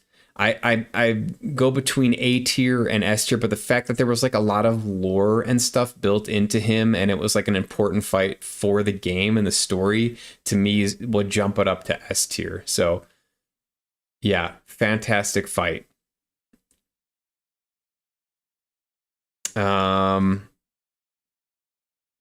I think the one downside of this, I will add this, I think that his second phase could have been a little more challenging. Like I thought his first phase was very challenging, and his second phase felt a little glass cannony. Like I think he could have, I think they could have beefed him up a little bit more to make you really struggle in the second phase. You know, it's maybe nice that they didn't do that, but that would be maybe one minor critique of it. But like everything else was crazy. The weapon that he uses, the greatsword in the second phase, is awesome. His power is cool. Like if you get hit by, I don't know what's called, but if you get hit by the red thing, it like takes, it like reduces your max health, and so you just really have to avoid him. And yeah, it was a big thing. It was a big challenge. All right, Elden Beast fight is real good. Yeah, yeah, I thought it's a standout fight. You almost typed goot. It's real gooty. All right, we got a handful more here. Let's go to Moog. Moog is going to be S plus. I mean, this is like yeah, I loved this fight. I loved everything about this fight. This is one of the most memorable fights of the entire 300 hours of gameplay that I did. It just epic arena, like you got to work your ass off to even get there. He's the Lord of Blood, like he's got a presence in the lands between. Maybe my favorite track in the game, like unbelievably awesome music. He is basically communing with an outer god, so like there's that element which makes him epic. He's very important to the story, especially the DLC, and the fact that he like, you know, kidnaps Mikola and is trying to use Mikola to ascend to godhood or become Mikola's consort while Mikola's in godhood. Like there's just so many cool things. Love the move set. Love the way he looks. You get, when you defeat him, you get his cool weapon and you get his like his gear, his shirt or whatever he's wearing. Again, awesome lore implications. It sets up the DLC. His if you look at his face, it's really awesome. He has a second phase where I think he sprouts the wings in the second phase, if I'm not mistaken. It just like, it's so freaking cool. I remember this was a tough fight for me. I spent probably a couple hours on it, and I loved every minute of it. It was just an unbelievable fight. It was basically, you take this A tier Moog apparition fight, and you just crank it up to 11. Like, yeah, I'm not pandering to you, Jack, on this one. I actually agree. This is such a good fight, and I think the music, it's probably S tier, but then the music, to me, the fact that the music is so on point, it just like it's S plus. Like it is in the context of the game, perfection. Like I would not change anything about it.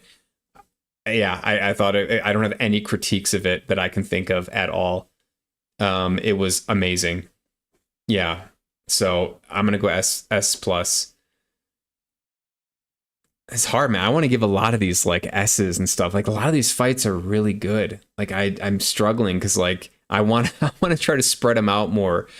But like D, I mean, I don't even know if I'm gonna get a D. Like there weren't to me any like horrible fights.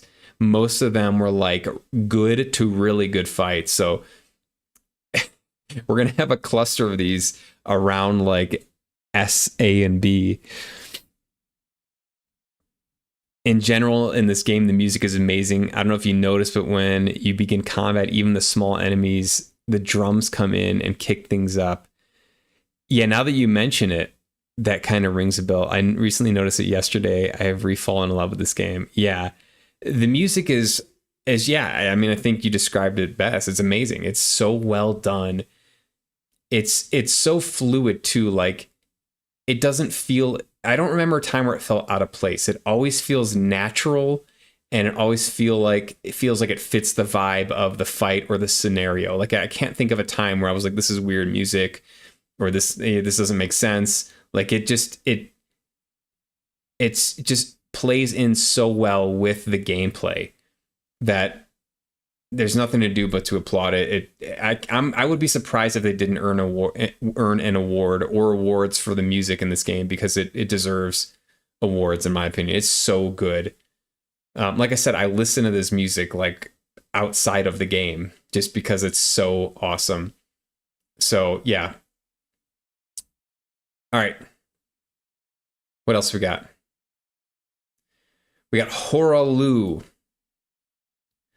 I think Horalu to me is A tier. I think it is not S tier. It's not definitely not B tier. I think I would put it ahead of Fire Giant and behind Margit. I think okay. So there's let me tell you about the things I like about this fight. Number one, it's Godfrey, and just that in and of itself, he's like the first Elden Lord, Marika's consort. He is extremely important to the lands between. I think he's technically like the leader of the Tarnished. I might have that wrong, but I think there's important lore behind that. He's an imposing figure. He has two cutscenes. The first one, he's like cradling Morgott, which is his son, and in the second one, he like basically kills Sarash, his lion, in order to unleash his like former barbaric warrior self to try to defeat you, which is so epic and cool. His design is awesome. He's just this beast of a character. His axe in the first phase is all like battle worn. It's like bent and beaten up and dented, and he just looks like a badass warrior. And the first phase is really fun. I think I kind of prefer the first phase. I really like his like axe swinging and his stomping. The music's really good. I remember the music being very good. The arena's cool. The arena is it's cool, but it's also the same arena where you fight Morgott, so it's not like brand new, but it's still pretty cool. Cutscenes are awesome. The one thing, so the second phase is good. The one thing I didn't love about the second phase, and this is kind of just like a personal annoyance, is that when he grabs you, and he grabs you a lot, you kind of have to watch this like 5 seconds, 10 seconds or whatever it is of you getting like thrown like a football across the arena. And I don't know, whenever there's a move that like makes you just watch yourself get beaten up, there's something that just triggers me. Like it's just like hard to watch. It's like, all right, just let me take the damage and we'll move on with it. So that's just kind of like a personal thing. I think it's kind of funny that they do that, because it is like a little bit enraging. I know there's a DLC boss that has a very enraging like grab move, and yeah, he has a couple of them, I think. But like everything else about this is really, really cool. It's almost S tier. I think it's just really good A tier to me though. Like I think maybe if he had his own arena, it'd probably be an S tier boss fight, but I thought it was pretty fun nonetheless. I also think it was kind of an appetizer that built into the final fight in the main game, so which was Radagon, and I'll do that next. I thought Radagon was really good. I thought it was enjoyable. He had a unique move set. You learn, like, you have this very important transition or initial cutscene where you see Marika, and then it turns into Radagon, and you kind of learn maybe for the first time that Radagon and America are like the same thing. And he's got like this golden thing built inside of him. His presence is cool. I would say I would put him maybe just above Horaloo. I think like yeah, I think it was really good. The music was epic, so maybe that's gonna bump him up a little bit. Um, it wasn't super duper challenging. I mean, this was only the first phase though, so like it's kind of weird that they split this up because like I don't know. I would have kept this. I would have kept this and the Elden Beast the same personally because to me they're the same fight. Um, so I don't understand like how they decided to do that. I guess because it's two different entities, but yeah, I think it was better than Elden Beast. I thought the Elden Beast was cool, but I thought Radagon. I actually liked Radagon more. I just like that he was a character where you like stay close, you learn the moves, and you got to time. I like the timing boss fights where you have to like time stuff pretty much perfectly because they're gonna be doing like a sequence of moves, so you got to learn the sequences, learn when they stop. That's really my bread and butter. I had a lot of fun with that. Elden Beast was cool. It's hard to rank because like there's a transition here, and the transition scene is like one of the best in the game, where basically the Elden Beast like dips Radagon's body into something and pulls him out as like a blade, which is pretty epic. So I don't know who gets that who gets that cutscene. Maybe Elden Beast does. Um, Elden Beast looked cool.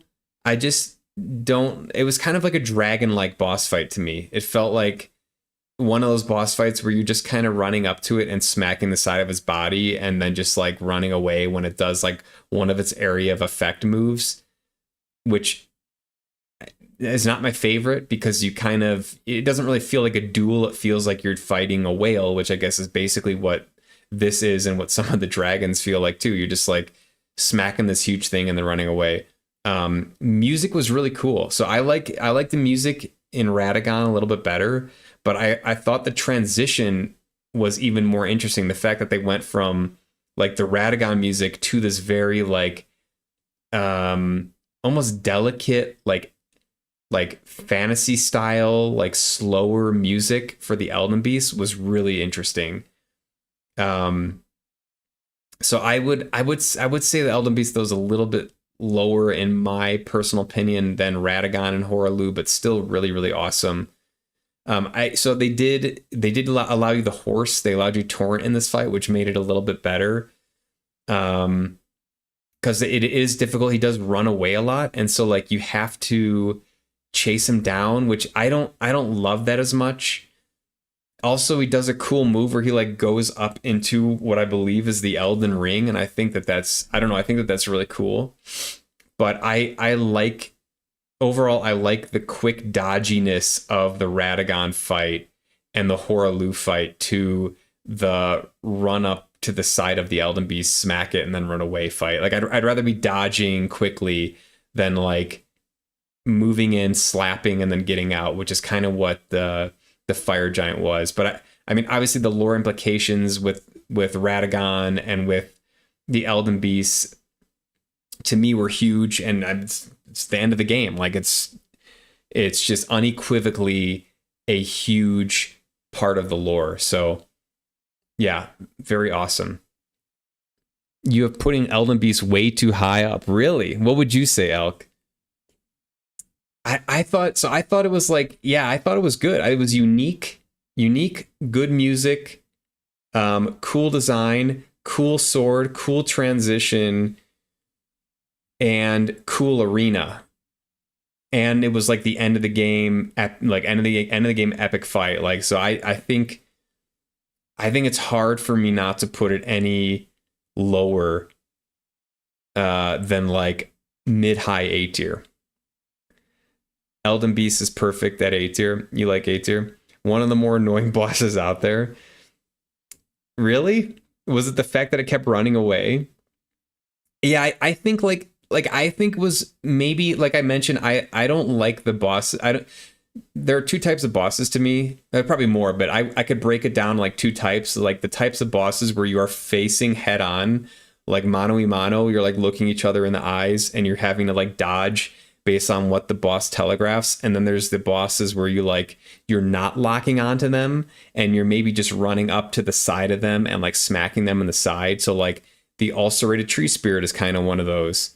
The dragons are kind of like one of those, and I think Elden Beast was kind of like one of those, and I don't enjoy those as much as I enjoy like the mano y mano, like humanoid fights, so to speak.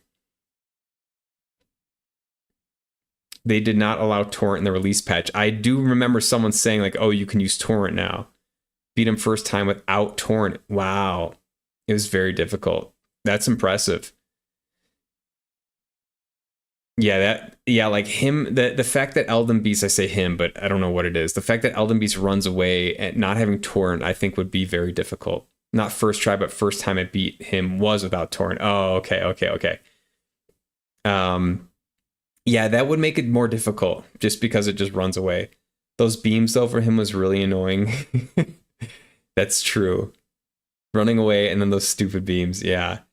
Did you feel the same way about Placidusix then, El? Because I remember the beams from Placidusix more than I remember the beams from Elden Beast. But they both kind of had that element where it's like you just gotta like pray that you don't get hit by it, and if you do, it basically is gonna one shot you.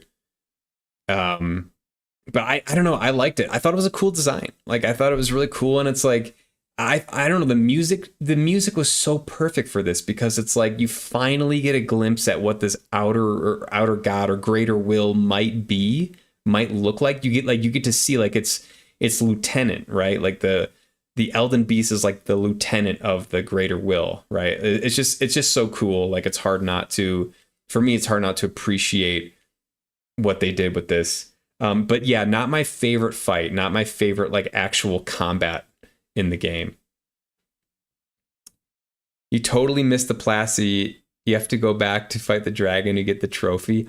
You haven't fought Plassey? You I was literally saying that. Like, it's hilarious to me that they make, like, think about it. They developed this boss fight. I rank it S tier. They developed this like amazing boss fight, and like how many players don't even know about it because you have to like drop down off of the edge and like run like no one, how would you know to look for that if you aren't like following a guide?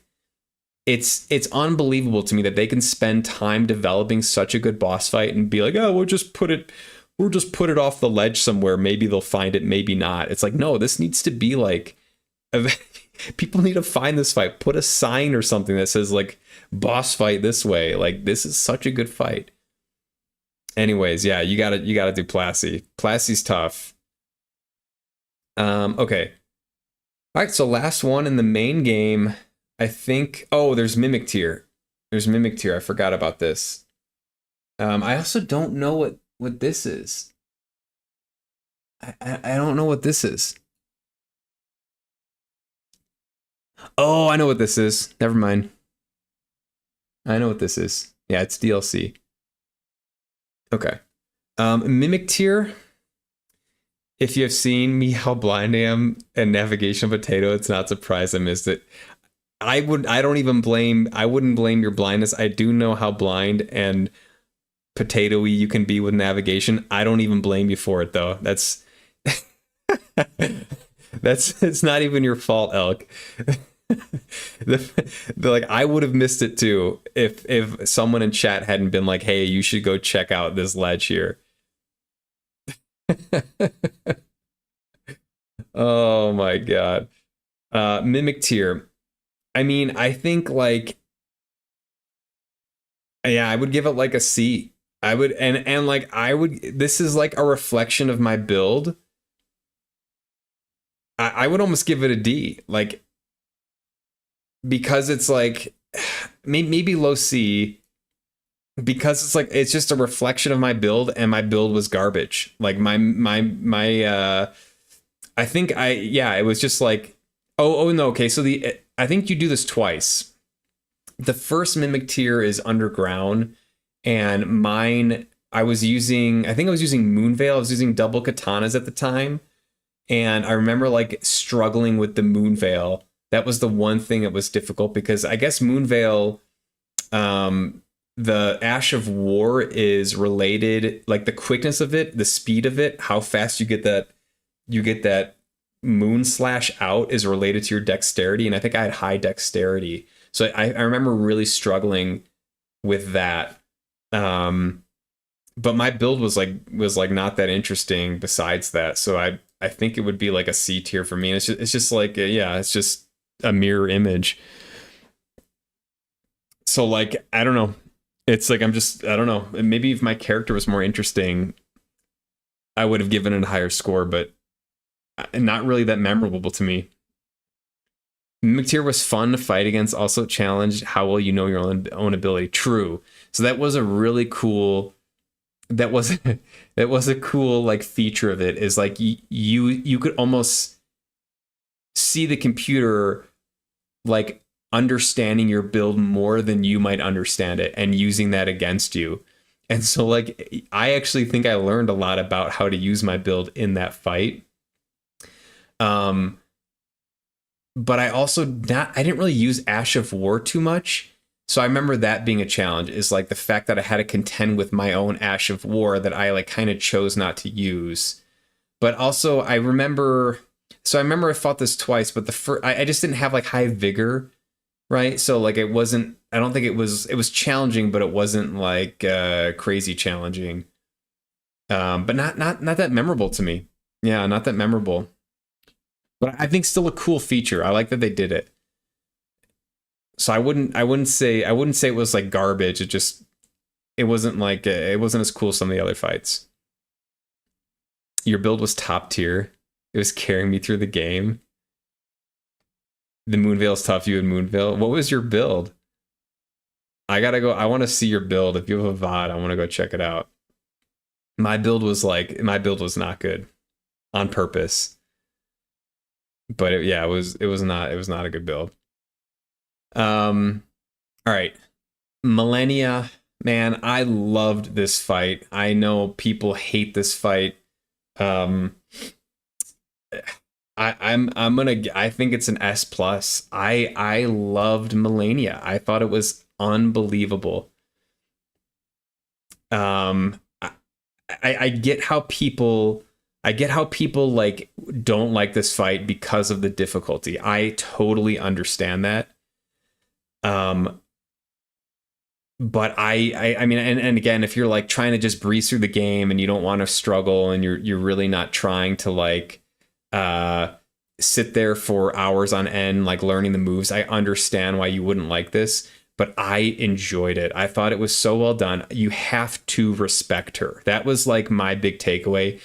If you don't respect her, she's just going to regain all her health. Like if you try to run in and do crazy moves and like overpower her, like she's going to regain health because she's going to get hits on you. They're not only are they strong hits, but they also give her health back. So like you have to be patient. You have to learn some of her moves in order to deal with her. Waterfall was a challenge. You did Dex and Intelligence, by the way. Sorry, quick break. Dex and Intelligence. Okay, yeah, that would be pretty strong for Moonveil for sure. Did you probably did Sorcery then too? You agree with Millennia, Jack? Yeah. I think it's really good. You agree as well, Elk? You love Millennia. Did not soul her from perspective using Mimic Tier. Sure. Yeah. So like these are all solo bosses. But like, yeah, you can use tools with Millennia to make it a little easier so you're not spending. I think it took me 8 hours, more or less, to beat Millennia. But you have to respect her. Waterfowl is brutal. It is almost rage-inducing because I think I played her or fought her with 35 vigor. And I think most people were recommending like 45.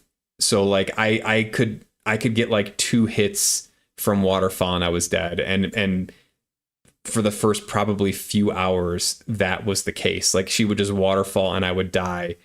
And it was just brutal. Like, and the only way, like for me personally, I didn't look up strategy. I didn't really know how to dodge it. So I had to like I had to like figure out how to dodge it. Like, do I run forward? Do I run back? Do I dodge this way or that way? So that whole process took a long time. But by the end of it, I kind of figured a little bit of a pattern and was able to at least survive most waterfalls. And that was the biggest part. But yeah, combat was excellent. I loved it. I don't know. I just thought it was really fun. Imposing figure, super important for lore. She's Radahn's equal in combat, which is huge. I really like the music. Like I think it was like a stringy music. The cutscene, I think there's an initial cutscene, and then the transition is really interesting.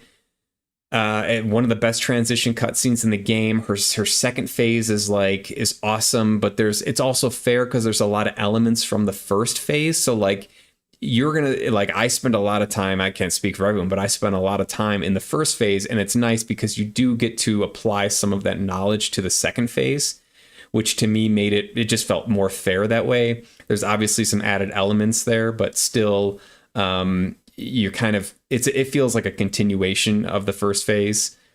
It's cool. She sprouts the wings. She's like kind of semi-nude. Like it's just it's just crazy. It's just so well done. It's a long fight. It was a great challenge. I have to I think it's one of my favorite FromSoft fights that I've done so far. I think Moog is just, man, I think Moog's music it keeps ringing in my head more, and maybe that to me puts it just a little bit ahead of Melania. But they're both up there with like near like perfect. Like I really have no complaints. And that is me saying this as someone who streamed it, and I had time to stream it. I had the ability to sit through hours of dodging waterfowl. I understand if people don't want to sit there as long as I didn't try to do that, like then it's not going to be as fun as of a fight. But for me, it was fun, and it was good content. You know, I think people enjoyed watching it. So, and it feels like an accomplishment. So that is going to be up there for sure. So yeah, I think that's the main game bosses right there. A lot of like, I'm not surprised. I knew I would have a lot of like A tier stuff, like a lot of good boss fights. It just, I mean, this game is so good, and one of the best parts, if not the best part of the game, is the boss fight variety and everything involved with the boss fight. It's just so well done. I can't gush about it enough. If you like boss fights, play Elden Ring. You're not going to be disappointed. It's so good. You did it with 40 vigor and Melania. Yeah, we're in the same boat. Like I remember watching you, Jack, like we would just get one-shotted if you didn't dodge waterfowl, and it's so frustrating. And it just takes time though. You use the Moon Greatsword against Melania. Excellent. I really like the Moon Greatsword. I started using that later game, and I thought it was probably my favorite greatsword.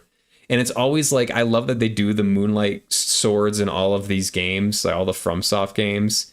And I'd always wanted to use one, but never had the stats to use one. So this game, I was very excited that I finally got to use one, and it was fun. Okay.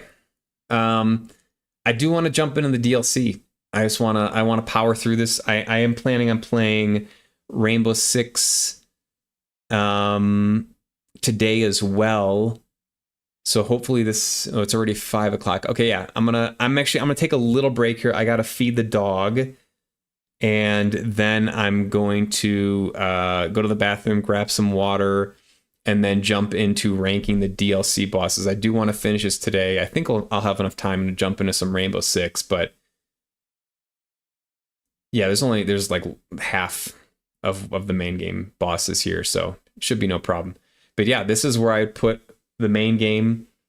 Not surprising, again, like I said, that most of them are going to be around A or S tier. Most of them are clustered here, and then there's nothing lower than C tier. I mean, I don't think there was a D tier boss fight in the game, as far as I'm concerned. Like that, yeah.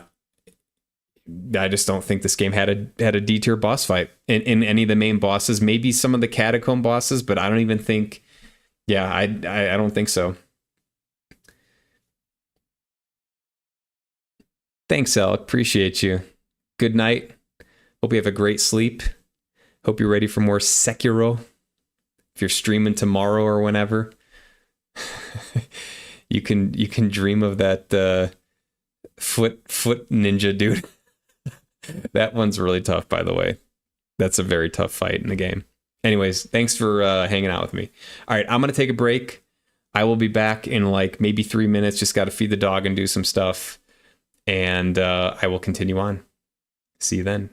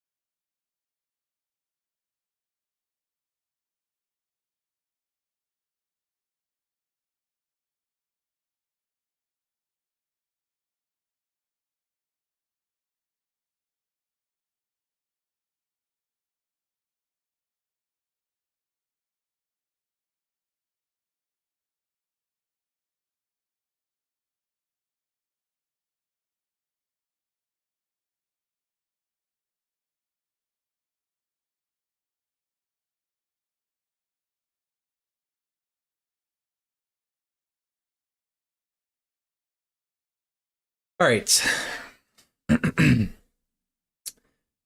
Let's see here. Gotta send a message.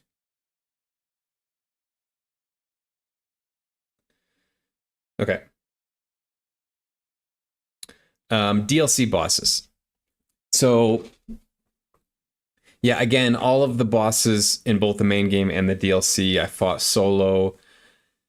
If you haven't watched me play, I didn't use sorcery. I think the only incantation I ever used was in like any real way was the flame cleanse me. So if I had poison or rot or something, but I don't even remember using it that much. I mostly used like double swords, and I switched between katanas, straight swords, great swords, curved swords, but generally like lighter than great swords. And I just played around with stuff. I didn't really that the only consistency was that I power stance swords. Like I didn't really stick with any particular armor.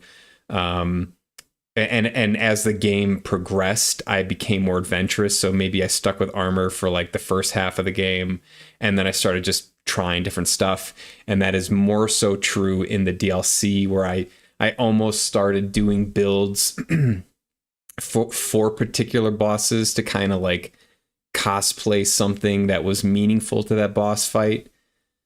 And it introduced a little bit of a challenge, and it was kind of fun, and it made it more interesting for myself, and I think for viewers too. And also I just wanted to try more stuff because there's just so many cool weapons and armor in the game. I didn't want to just stick with one thing when I had so many options.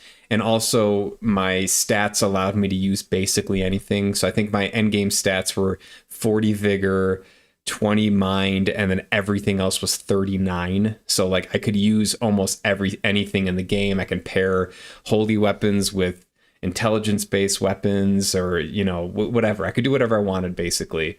So I definitely played into that more as the game progressed, and I really enjoyed the build. It was not the strongest, but it was fun.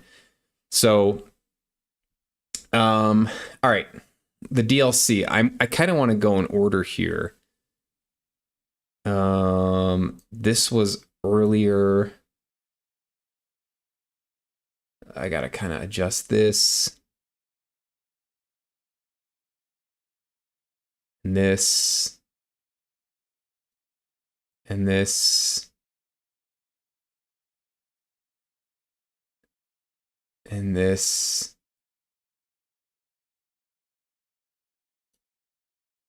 I think this was like this.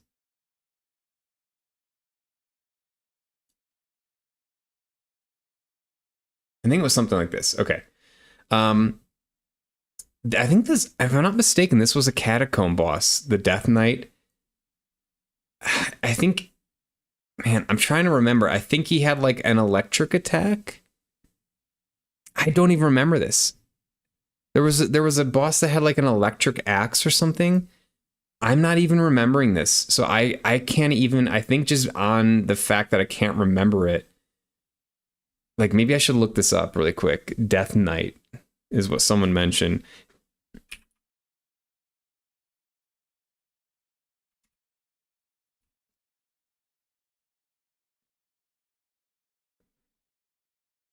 Yeah, you can conjure lightning.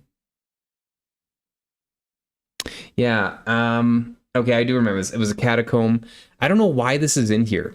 This is kind of interesting to me that this is in here, because if it's a catacomb boss, it's not like a main boss, right? Like, and this certainly wasn't. So I don't know why this is here. I think I either one-shotted it, or it took, or not one-shot, I one-tried it, or it took less than 5. So I would say I would give it like high C tier. Like I don't even remember it. Like I don't. Nothing about it stands out to me. I do remember the lightning, and I think the lightning was really cool, but that is basically it. So I can't, just on that fact alone, I have to be like, it's C. It's not even ringing a bell for me. I do remember in the DLC, my first main boss was actually Rolana. So what that meant was, I don't know if people that aren't familiar with the DLC. So basically, um, in the DLC, they introduced this mechanic where you had to collect fragments of the Skidoo tree in order to like level up your character or like unlock more of your character's damage and damage negation, so your attack and defense. And you get more of these fragments as the game progresses. So when you first enter the DLC, you have very little attack damage and defense, and that's how they scaled the game, I think, and that's how they made it such that you couldn't go into the DLC like way over leveled. Like there was like a limiter on that basically, and that was the Skidoo tree fragments. So there is like a linearity to the bosses, and if you follow that, I think then it'll probably feel more linear. But if you jump around a lot, then you're going to be fighting perhaps like tougher bosses with less Skidoo tree fragments, so you're going to have less power. I mention this because I went to Rolana first, and Rolana I think is supposed to be at least your second boss. So I fought Rolana a little bit underpowered, and she was very difficult. But that's okay because I really enjoyed this fight. I think it took me like 4 hours, and I remember like having to learn her moves. I had to learn every single one of her moves. Okay, she's related to Caria, so she does like both kind of the glintstone magic type moves as well as having fire type moves, because like there's some interesting lore with her kind of going after Mesmer, kind of wanting to be part of the Mesmer club. I don't think it goes much deeper than that, but I think she's Renala's sister. So she's very formidable. One of the interesting things about the boss fight is that she kind of like spins around you. Like there's a lot of like 180-degree spinning, which means that you can't like just simply dodge to the side of her because she'll like spin around you. And it took a little while to get used to that. She hits pretty hard. She is similar to Melania in that she'll like stalk you a little bit and then like move in fast and start doing these sequences of moves. And she is powerful. And I think the fact that I was maybe a little bit underpowered for it made this fight very difficult, but I thought it was fun. It was a standout one in the DLC for me. She has cool armor. She has cool swords. You also get the both of that stuff after you defeat her. I think the things that take away from the fight to me are the fact that there is no cutscene. There is not really any dialogue, if I remember, and it's not like super lore intensive. So I think it was a very, very good fight, but I don't think it is like S tier level. I think it's an A tier for me. I think I'd fit it in here. I think the bosses to the left of her have like a little more lore and like main story implication, and the bosses to the right, they probably weren't as hard for me. Like they weren't long fights for me. So I think she fits in like just behind Elden Beast.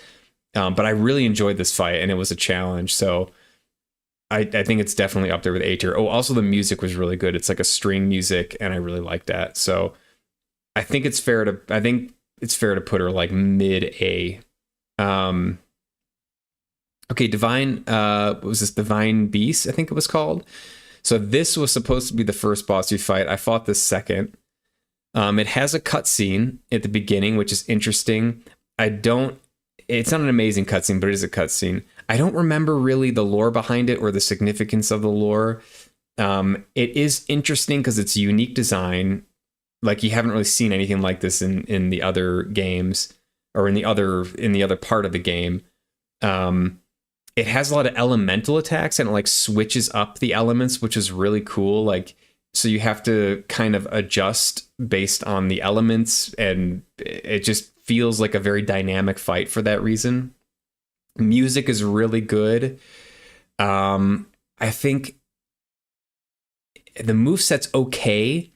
I'm assuming this is there are two of these though, so it is slightly recycled, and the second version I didn't like as much because it introduces the Deathblight frogs, and there was like this extremely annoying mechanic with the frogs jumping around, and yeah, I didn't love that as much.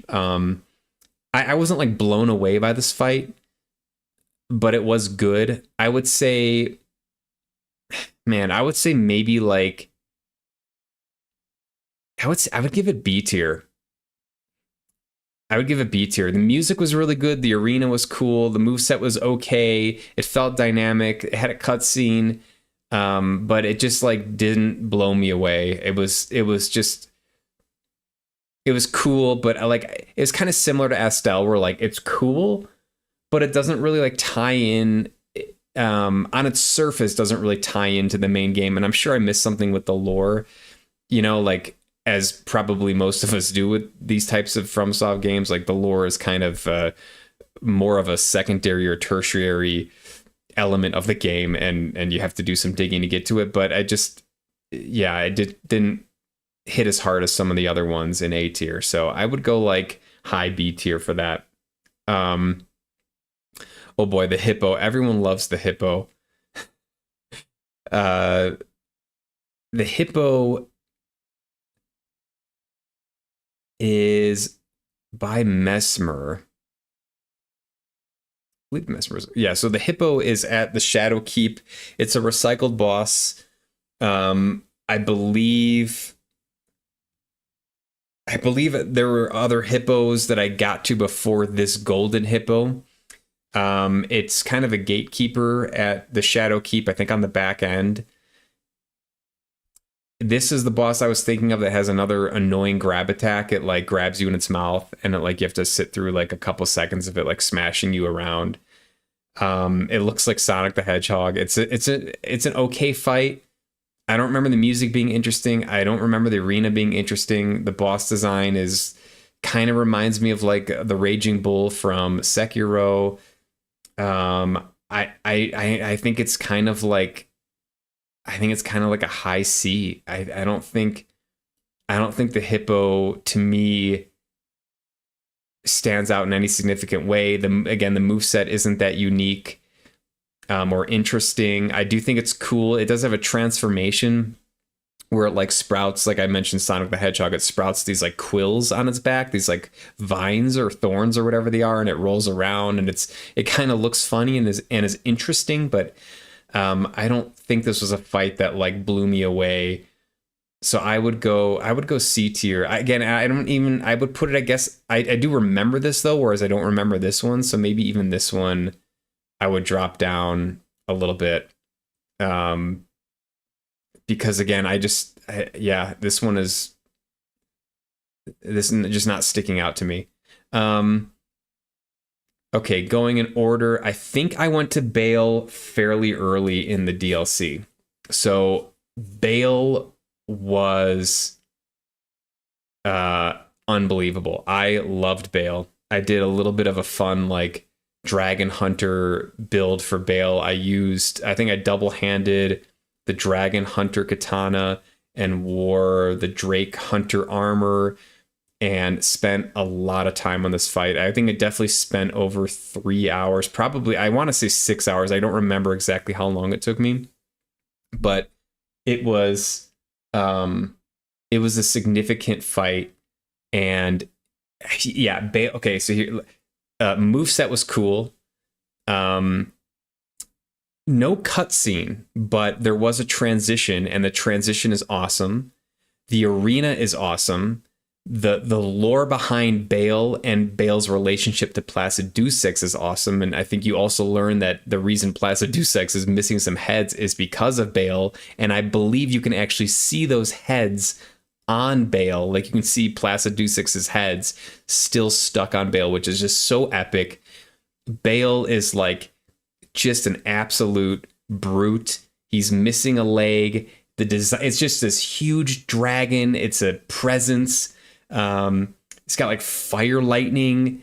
He sprouts wings. Like it's so cool. And then the music hits, and the music is absolutely epic. I love this fight. I thought this was my favorite dragon fight in the game.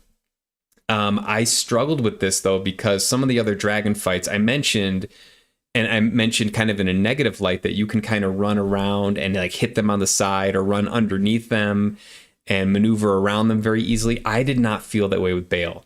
I think they designed him where like you could do that, but it was a little more of a challenge. And the way I fought Bale, I fought him face to face and basically did all my damage on his head. I think it was very difficult because his head moves around a lot and I had to learn all the moves, but it just felt really, really epic. I think this to me is another like S tier, S plus fight. I would, yeah, I would maybe, I'm going back and forth between like high S tier and S plus. Um, I don't really have any negative things to say about this fight. Like, and that's the reason why I think I want to put it in S plus because I can't. I think at first I approached it as like a normal dragon fight and then realized like this is not a normal dragon fight. It did not feel like the other dragon fights in the game. And also like I mentioned, there's cool lore behind it. Like it's just epic in almost every way. I think it's got to be a perfect fight, if not near perfect. I'm gonna put it in S plus just because, but I think it is like on the line between S and S plus. This was a very, very memorable boss fight from the DLC by far. Very, very memorable. Okay, the Skadootree Avatar. This was an interesting fight. This one caught me by surprise. You find this boss like at the base of the Skidoo tree in or around the Shadow Keep. This is the only boss that I can think of that has 3 distinct phases and throughout the entire game. I don't remember any other boss that had 3 distinct phases.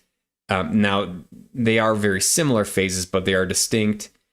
It's interesting. The design is okay. The music is really good. The boss design is okay.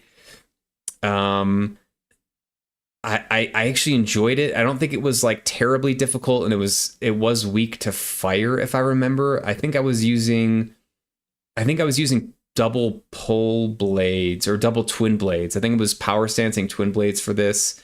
It did take me a few tries. And I like the surprise of the third phase. Like, oh, it's like, you know, you get one, you beat it once and it's like, okay, this is the next phase. And then you don't really expect that third phase. And then there it is. I think the lore, there's probably some interesting lore. I don't think that would be its strong point. I think it's maybe like high B tier. Maybe high B tier. Like maybe better than Astel. I'm gonna go back and forth. It has good music. I don't think the design was as cool as Astel. Like it didn't feel as epic. But it was a cool fight. Okay. Next I think it was Midra that I came across. Can't remember. No, maybe it was the Mother of Fingers. I think Mother of Fingers. Very cool fight. I like this fight because like you see these hands throughout the game, right? And like you see fingers and like you're like, where these come from? Like what's the theme here? And then you finally get like the finger boss, right? And this is the finger boss. I don't really understand fully the lore behind this, but apparently this is like one of the entities that had been birthing hands, and in the fight it births hands. I don't know its relationship necessarily to the greater will, but it's obviously related to the greater will, as are the hands throughout the game. I think I don't know if it has like a true second phase, but it has a phase that like involves this like microcosm thing, and then these laser beams that flip around, and I remember that being the most challenging part. Man, I would say like I would give it like another B tier. Like I thought it was very, very good, very interesting, pretty epic. Music was decent. Maybe over Estelle. The design is interesting. It's like it has all these little fingers shooting off of it. So yeah, I would say high B tier. Interesting fight. Midra, I really like this fight. I really like this fight a lot. I think this was a challenge. Oh, also I should mention with the meter fight, I did use like I used that finger weapon that like has the Ash of War that like shoots the finger out, and then I power stance that with the all knowing scepter, which is kind of like a hand. So and then I wore the fingerprint armor, so that was there was a little bit of fun like cosplay with that to like lean into the whole finger hand aspect of that boss fight. So that was fun. Midra was great. I did a Yura. I think I did like a Yura cosplay for this. I wore Yura's armor, used a long blade, the long katana. I forgot the name of it already. I think I did a fire infusion on that, and then in the right hand, and then my left hand I used the blood katana that had the blood fire ability. So like I did a little bit of like a fire play against the Lord of the Frenzied Fire, like fire first fire type of thing.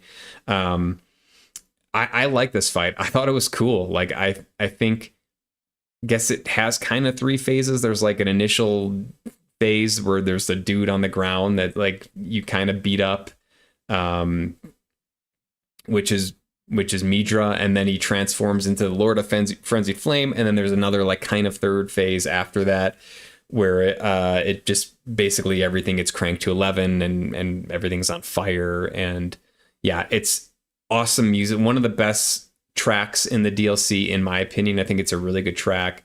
There's a lot of really interesting lore behind the Frenzied Flame.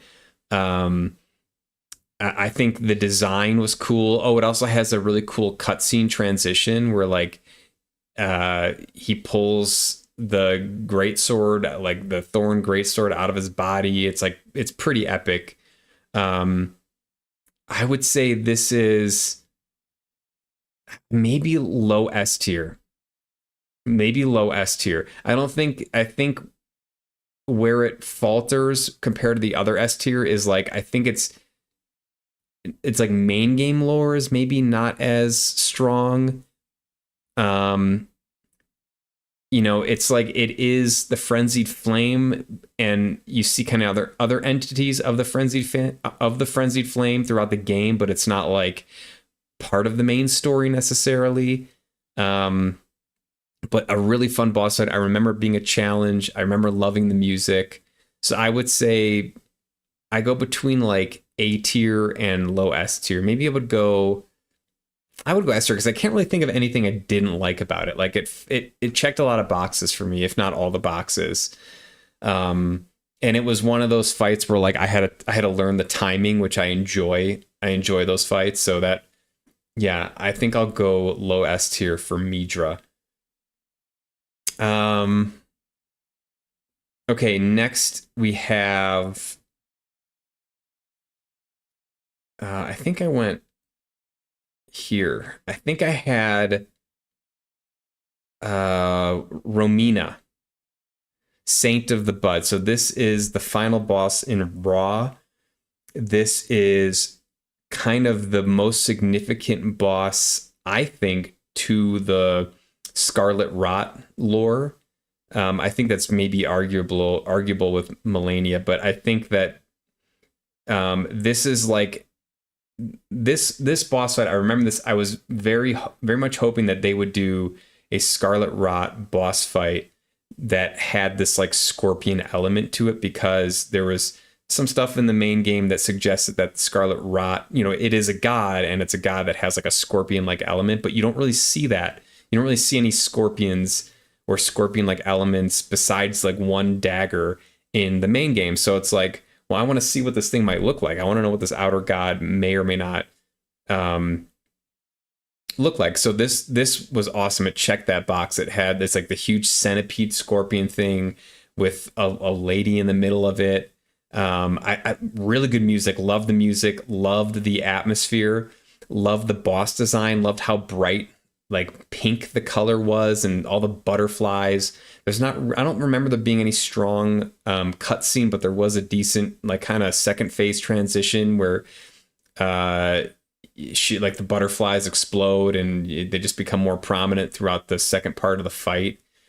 I think that this was not as challenging of a fight as it could have been, and I remember wishing that they made this more difficult, or expanded the second phase, because I think there was a lot more they could have done with this. But I still think as it was quite enjoyable. And it's a boss I still remember, and it's a track that I still go to when I want to listen to like a good Shadow of the Air Tree track. So I would put this. Hmm.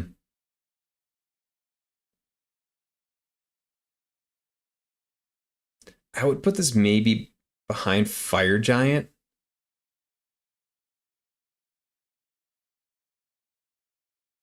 I think it's like solid A tier to me. I think it's like a very good fight. Um, maybe I'd put this in front of Fire Giant actually. Now that I think about it, because this was good, but I think it wasn't as difficult as I was hoping it could be. And this was more difficult than the Fire Giant, but not as difficult as I was hoping it could be.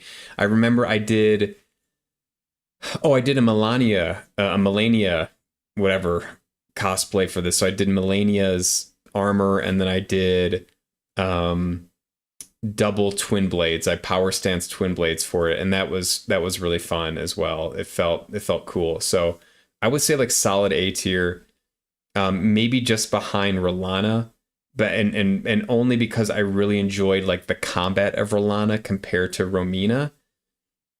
And if this was, but like almost every other thing about this, like the lore implication, the arena, the design was better than Rolana, but it just didn't, I don't know, satisfy me in the same way during the fight.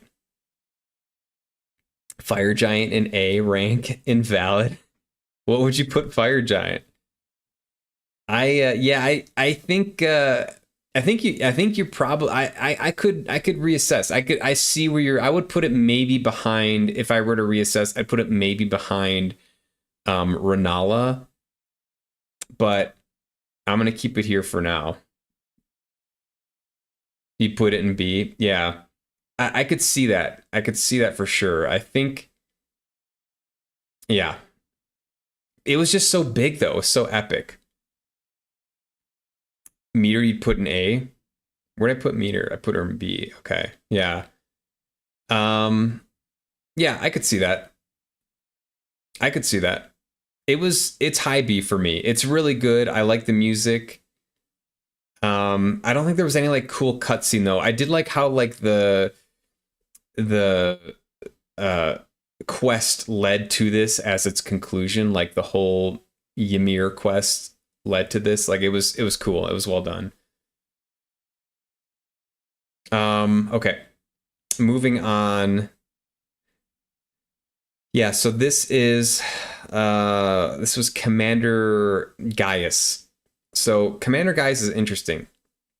I remember a lot of people in chat complaining about Commander Gaius, saying it's one of the most difficult boss fights, if not the most difficult. I was anticipating a multi-session combat with Commander Gaius. I was picturing this to be like a very long fight, and I think I did it in less than 10. I think it was 6, and it just was not my demon. I don't know. I think it just, for whatever reason, it was just not my demon. I didn't notice one particular or any particular move that I thought was like crazy unfair. Um, I thought the design was interesting. Like I thought it was maybe one of the coolest rider bosses. So like maybe cooler than Loretta. I guess Romina's not. I don't really count her as a rider, but yeah, I didn't. The stage was not that cool. It was kind of like a wooded area, so that didn't stand out to me. I like the commander music, so like that's kind of cool. Like I think it shared the same music with Neil. I would say it was better than Neil. I actually enjoyed it better. I did a commander build for this, so I actually used Neil's veteran full veteran outfit, and then his commander standard in the right hand, and then I think like the golden halberd in the left hand. Yeah, I don't know. I think I would put this like oh oh I put this maybe just ahead of Neil. I think it was a good fight. I I know I'm gonna get hate for saying this, but I thought it could have been a little more challenging, honestly. Like I kind of wished I went into it thinking it was gonna be very challenging because of what everyone was saying, and it just did not. It was just not my demon. I don't know. It did win the heart rate record for the game though. So I hit 160 beats per minute on this fight. Part of that was the anticipation of this being a difficult boss, and then I believe that I had no flasks left and clutched it out basically like and on the sixth try, or something around the sixth try. I don't remember exactly what it was. I didn't count. It was less than 10, I'm pretty sure. And I ended up clutching it out by doing some good dodges, and it just felt like very, very exciting. I like the armor set you get. The blade is pretty cool. I think you get a little bit of Radon lore with it. But yeah, other than that, like it just was not that interesting to the lore or story, really. Um, and it could have been a little more challenging. Just, yeah, that's just personal opinion. You put him F, quite literally has a broken move. What was the broken move? He can you like the atmosphere though. How he can be above Neil when you beat him as Neil. It's a decent point. I didn't have the peg leg though. This has to be rigged. The charge can hit you multiple times. The charge was difficult, but I felt like there was a pattern with it. Like I think by the time I beat him, I kind of was able to dodge it at this one angle, but the charge was difficult. But it also didn't do as much damage though as like some other attacks. Like the Bale has an attack that like you basically have to perfect dodge, kind of similar to Gaius, but if you don't perfect dodge it, you're gonna die. Like it was, and I think it's three rolls. So like to me, that was way more challenging. That was up there with like the waterfall, the Bale thing that you had to dodge. Um, so yeah, I think yeah, I don't know. I think it was a good fight. I enjoyed it. I had a lot of fun with it. Um, but that's just again Schnoz's philometer here. Still hard person. I don't contest that at all. I mean, I don't know. It just was not my demon for some reason. Like you never want to fight him again. See, I actually I want to fight him again just because I want to actually experience that like multi-session fight with him that I did not have and that I was expecting. So, yeah, I don't know. That's one of the cool things about these games. It's like people struggle on all different bosses, like, and that's just built into the play style differences and build differences and what gear you're using, the swords and if you're using sorcery or summon, like it changes the dynamics of these fights such that people just struggle on different elements, and that's just part of the fun. Try with your katana build and tell me how it goes. Psh, bro, the katanas would be easier than the halberds. Anyways, yeah, I'll give it an A. I think it was like I put the commanders together, but I think Gaius is just a little bit ahead. I am struggling because I think Loretta. I do. I think I liked. Yeah, I don't know. I almost want to put it ahead of Loretta because I think it was a better like rider fight, but I struggled a lot more in Loretta. I think I enjoyed the struggle with Loretta. So yeah, maybe I'd bump this over Elamir or whatever and put it like right here. And these two were like fairly equal to me. Also like there just was not as much, they're kind of like side characters, so there's just not as much lore, so they're not gonna because the fight wasn't like really really good, it's not going to be able to take out some of these other big bosses that have a lot of lore implication. Sure. All right. All right. All right. Okay. So now we have the Putrescent Knight. So this was a complete surprise to me. I did not see this one coming. I actually missed this area when I first went into those like blue fields, the Azul. I don't remember what they're called, Azure fields or whatever in the DLC. Like I totally missed this area. And I think someone in chat pointed me, like kind of guided me back here, or pointed me back towards this area, or said I missed something here. And then I found like this massive cave, and that was really exciting. And then I found basically like Trina's area that was after this boss fight. So this took me by surprise. I was not expecting this.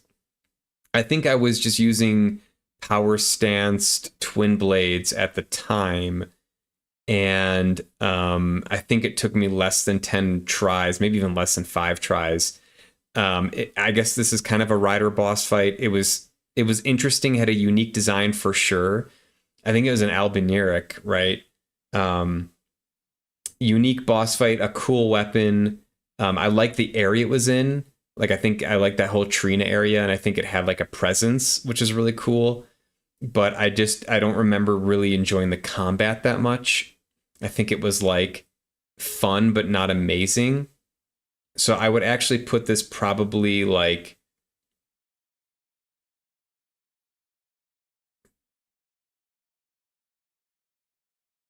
down like here.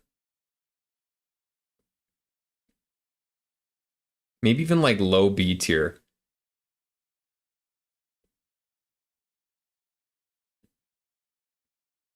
This is around the third or fourth boss you'd usually fight, by the way. Oh, okay. So I was probably had too many Skidoo trees, and it was you that led me here, Frank. I don't doubt that.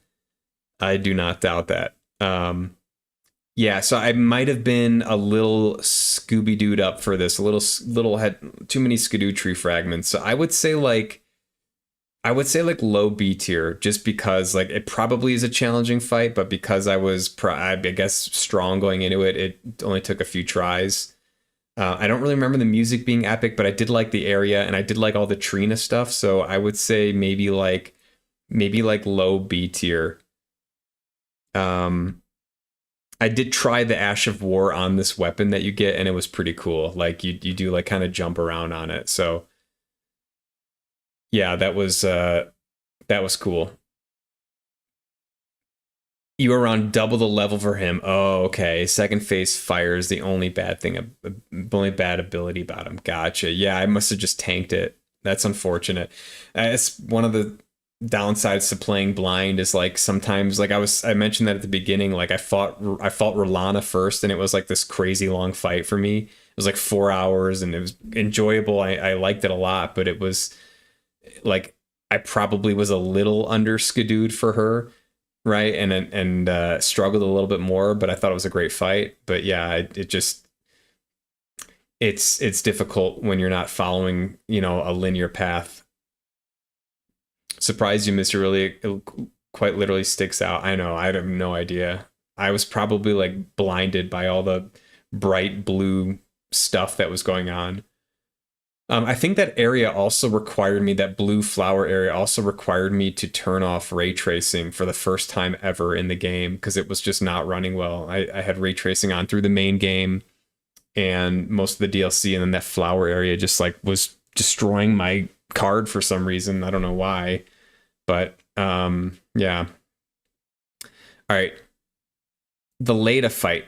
I think this is the Leda fight. So this is the like kind of NPC fight. Actually, before this, I'm going to go to Mesmer. Mesmer was a huge boss fight in the DLC. Huge lore implications. It's a major theme throughout. The DLC is like Mesmer and his army. There's some things I like about this fight, some things I don't like. So his cutscenes were cool. I think the snake thing was cool, but I think the way I look at this was like this was not my favorite snake boss fight in the game. Like this, I think Rykard was a better snake boss fight. This one was cool, but I don't think it was as good as Rykard. So like right off the bat, it's not going to be probably S tier, or at least high S tier.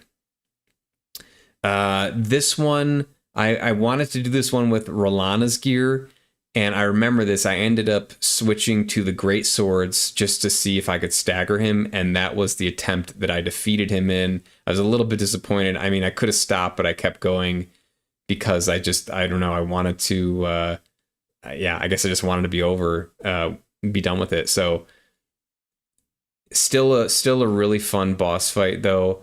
I think the music was good. I think like a lot of things were building up into this fight. And for that reason, I left him towards the end. Like I knew what area he was in, and like I like purposely did not try to fight him until the very end.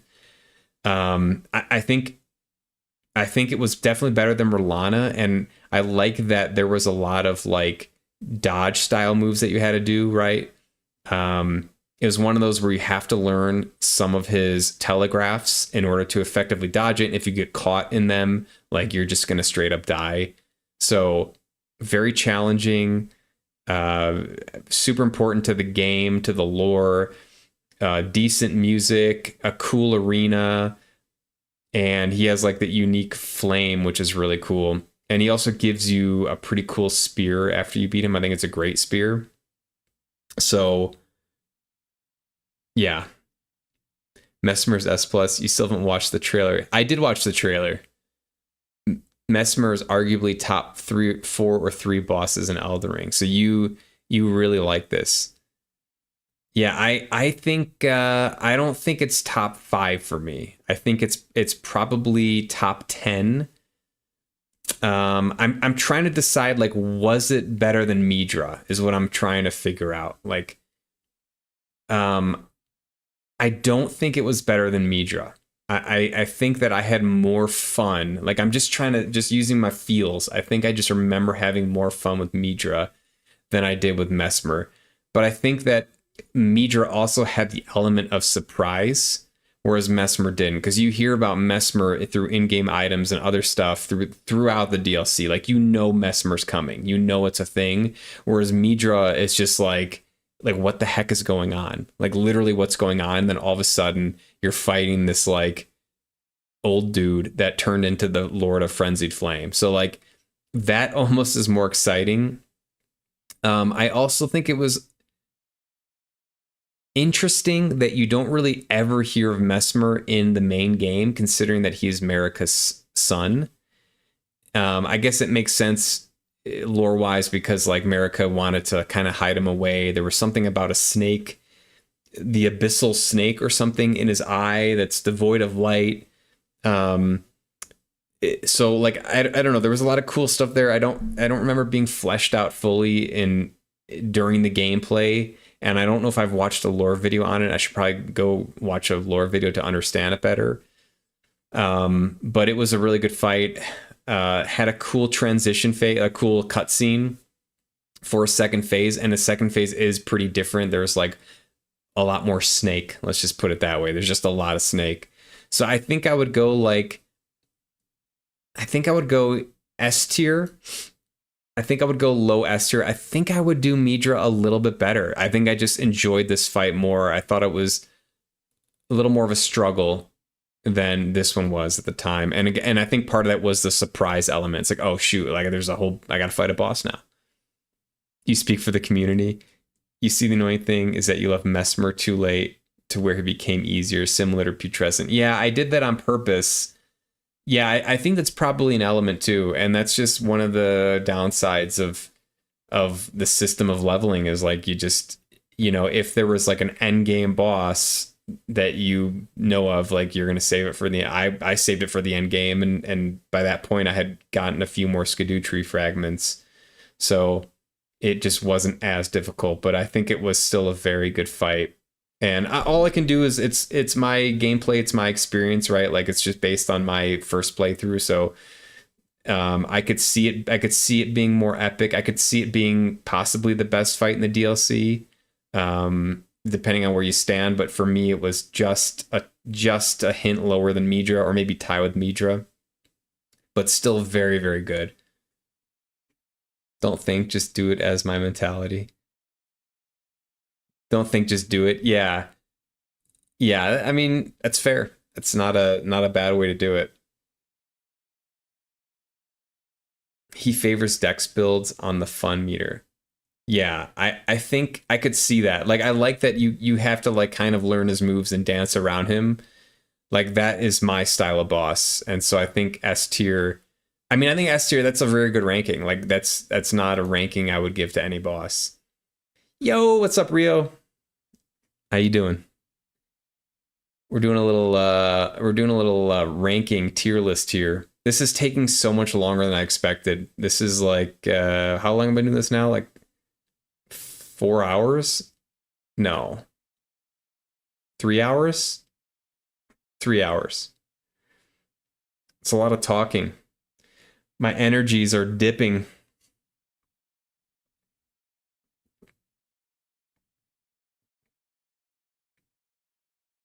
You love a good tier list? Yeah.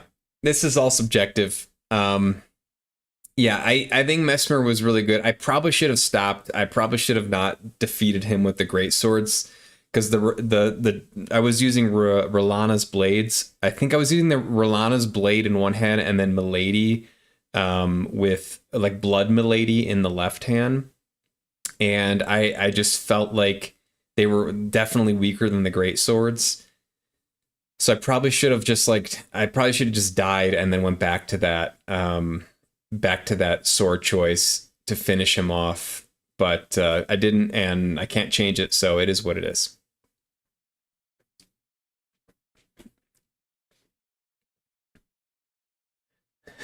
Gotta hurry, then shall we? Shall we? Shall we? Shall we? Except Fire Giant. Rio, where would you put Fire Giant? I actually might I would consider dropping Fire Giant down to B tier. I'm now that I'm thinking about it, there's just like this epicness element to Fire Giant that I think makes me put it in A tier, but I don't know. Yeah, I don't know. It wasn't like the most fun I had. I wouldn't I it was just so important to the story. Like I kind of feel like it's yeah, maybe I would drop it down like to lower A. This is the one I keep going back to. Like, is it actually A? Is it better than Renala? Like, I don't know. Yeah, maybe I would drop it down like here, like lower A tier. If we're going like horizontally, maybe lower A tier. Fire Giant is ass. Delete that homie from the game and it's perfect. Oh my god, you just had a rough time with the fight. So you don't bond with see I'm the type of person that like the rougher time I have with the boss, like the more I actually bond with the boss. Like someone mentioned like Stockholm syndrome, and there's probably truth to that. Like I probably get a little bit of Stockholm syndrome with the bosses, like the harder they are. So like I don't know. Um I think I'm just weird like that, but that yeah, I don't know. This one is hard to place. It's hard to place the ones where it like I didn't have more than 5 attempts on it because like I didn't the music doesn't get stuck in my head. I don't see all the moves perhaps or don't see all the combinations of moves. So I find them harder to place.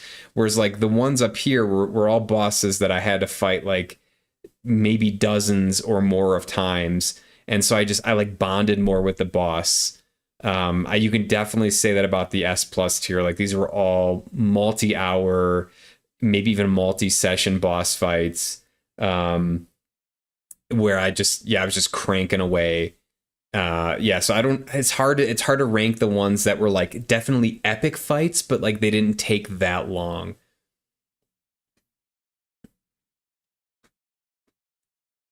Technically, you don't even need to kill Fire Giant to progress if you did the Frenzied Flame. Is that true? Really? I didn't know that. You can use the Frenzied Flame to burn the thorns or something? He is very important. I wish the camera angles were better for giants and dragons. Yeah, that is one rough thing about a lot of the bigger bosses is the camera. You're like fighting the camera a lot of the times. It's just like you're looking straight up at the boss, and it definitely is not ideal. He's just not a fun fight. Every Souls player experience. What the F? He rolls, rolls, rolls, fireballs, rolls, punches, and that's about it. Ignore that message. What? Yeah, since you give in yourself as the kindling. Oh, I didn't even know you could do that. If you didn't do the frenzied flame, Melina uses the fire giant's kindling as a way to light the pot. Okay, so I did the fire. Wait, did I? I think I was frenzied. I think I had the frenzy flame after I defeated him, and then I just turned into fire. I didn't know you could forego him though. I thought you had to do it after him at the fire pot. Um, yeah, but he's one I'm having trouble positioning here, so I don't know. Like it's same with like Morgoth though. It's just like I didn't fight him enough to like really know how good it was, you know. Anyways, I'm gonna move on. Leda. So this was the NPC fight. This one was strange. I did not expect this. I tried. So what happened? I had Thiolier and Ansbach on my side, and I was fighting Freya, Leda, Dane, and more. So I was fighting for them. I tried not summoning for like many attempts and just doing it all solo. There was there was way too many combatants that would just absolutely run after you. Like you couldn't do anything but run away. I tried doing with katanas. I think I got like marginally close like once, and marginally close means like I maybe had only two people left. I think like it was extremely difficult.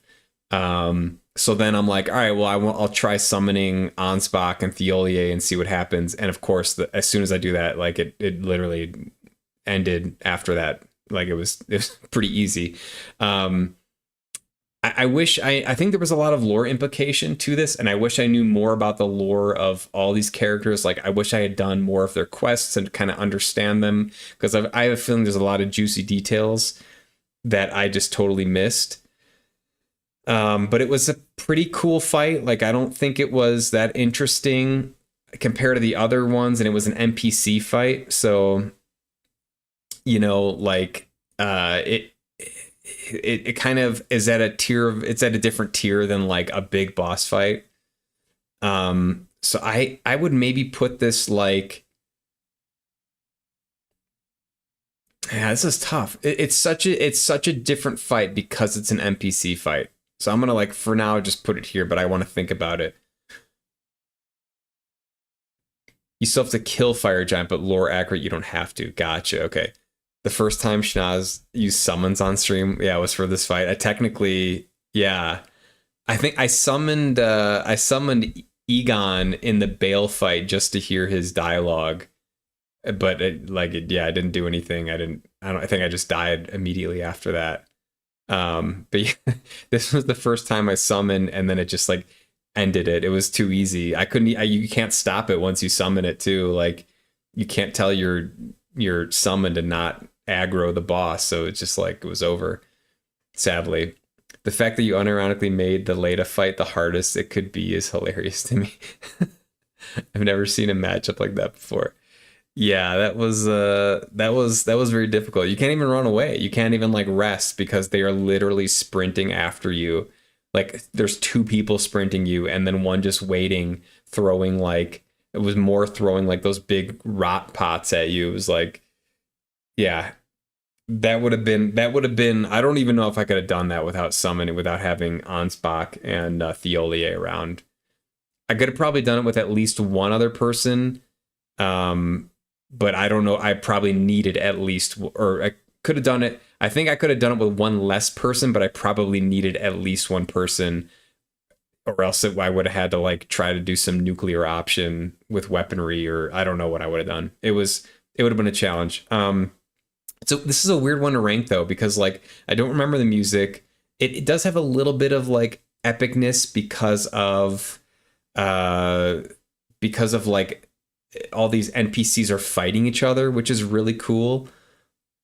And like characters that you kind of followed throughout the progression of the DLC, you get to see them team up on each other and form divisions and stuff, which is cool. But it just doesn't have the same presence as like a boss. So yeah, I would say like, dang, this one's hard. I would say like, I want to say like low B, maybe even C. Was not fully captivated by this one. Um, I'll go low B. I'll go low B. I don't know if I want to put it in C tier, because C tier is kind of like meh, and this is like a little bit above meh. It had a little bit of panache, um, but it is borderline B or C. Moore's just fighting out of spite for telling him to go give up on life. He couldn't care at all for Mikola. Yeah, that one hurt me emotionally. You put it below Lion was here. Yeah, I agree. I think I put it below Putrescent as well. I think Putrescent just had more presence, and I like the area better. It just one's hard. This one's hard because like the NPC. This is the first out of all this. This is the first like NPC thing that I'm ranking, and they're just a different style of fight, and they heal and yeah. But you do get a lot of, I think, if I'm not mistaken, you get a lot of gear after this, which is pretty cool. So maybe that keeps it out of the C tier. You get like a bunch of different outfits and stuff, which is always fun when you like get out of a fight and you've got multiple sets of stuff. Um, yeah, so I think low B. This one's tough though. This one's tough. You put it behind Fortisex. Yeah, I have it behind Fortisex too. I'm struggling with this one though, in all fairness. That fight felt more like a cinematic, but I like that. Yeah, yeah, it did. It was like there was a lot of like story elements coming to a head in that fight, right? If you had done some of the quests, and then also you can like watch like the feuds break out between your team and their team. Yeah, it was cool, but not amazing. So I'm gonna keep it here at low B tier. So that leaves one that is Promise Consort Radon. This was fun. This one by far took me the longest in the game. I did like a Trina build, so I did what I do, like Traveling Lord's armor, and then I did the Trina Velvet Sword in the right hand and the Trina Straight Sword in the left hand. This one took me many. I think it was almost double the amount of time it took me to beat Melania. Um, Radon is absolutely epic. Radon in this fight is way cooler than Radon in the other fight. He's got a huge presence, imposing. He looks like a hero. He looks like like the main character in a lot of ways. Like he just looks super cool. The arena is amazing. You've got like in the background, you've got the divine gates, whatever those are. I haven't read enough lore to fully understand that, but I know there's just these presence of these pillars in the background. The music is just unbelievable. It is so good. I think this was my favorite track. Uh, arguably better than Moog. I think I would go back and forth between Moog, Bale, and Promise Consort Radahn in terms of like epic music. I just loved it. Super duper challenging. I would compare this to the Melania fight because I think that's the closest in terms of like time spent and effort spent. This is the closest to Melania. So I thought that the first phase was easier in Consort Radahn. And the reason was because there was no like waterfall. There was no one big attack that could just wipe you off the board, right? Whereas Melania, you had waterfall, you had to contend with, you had to be careful.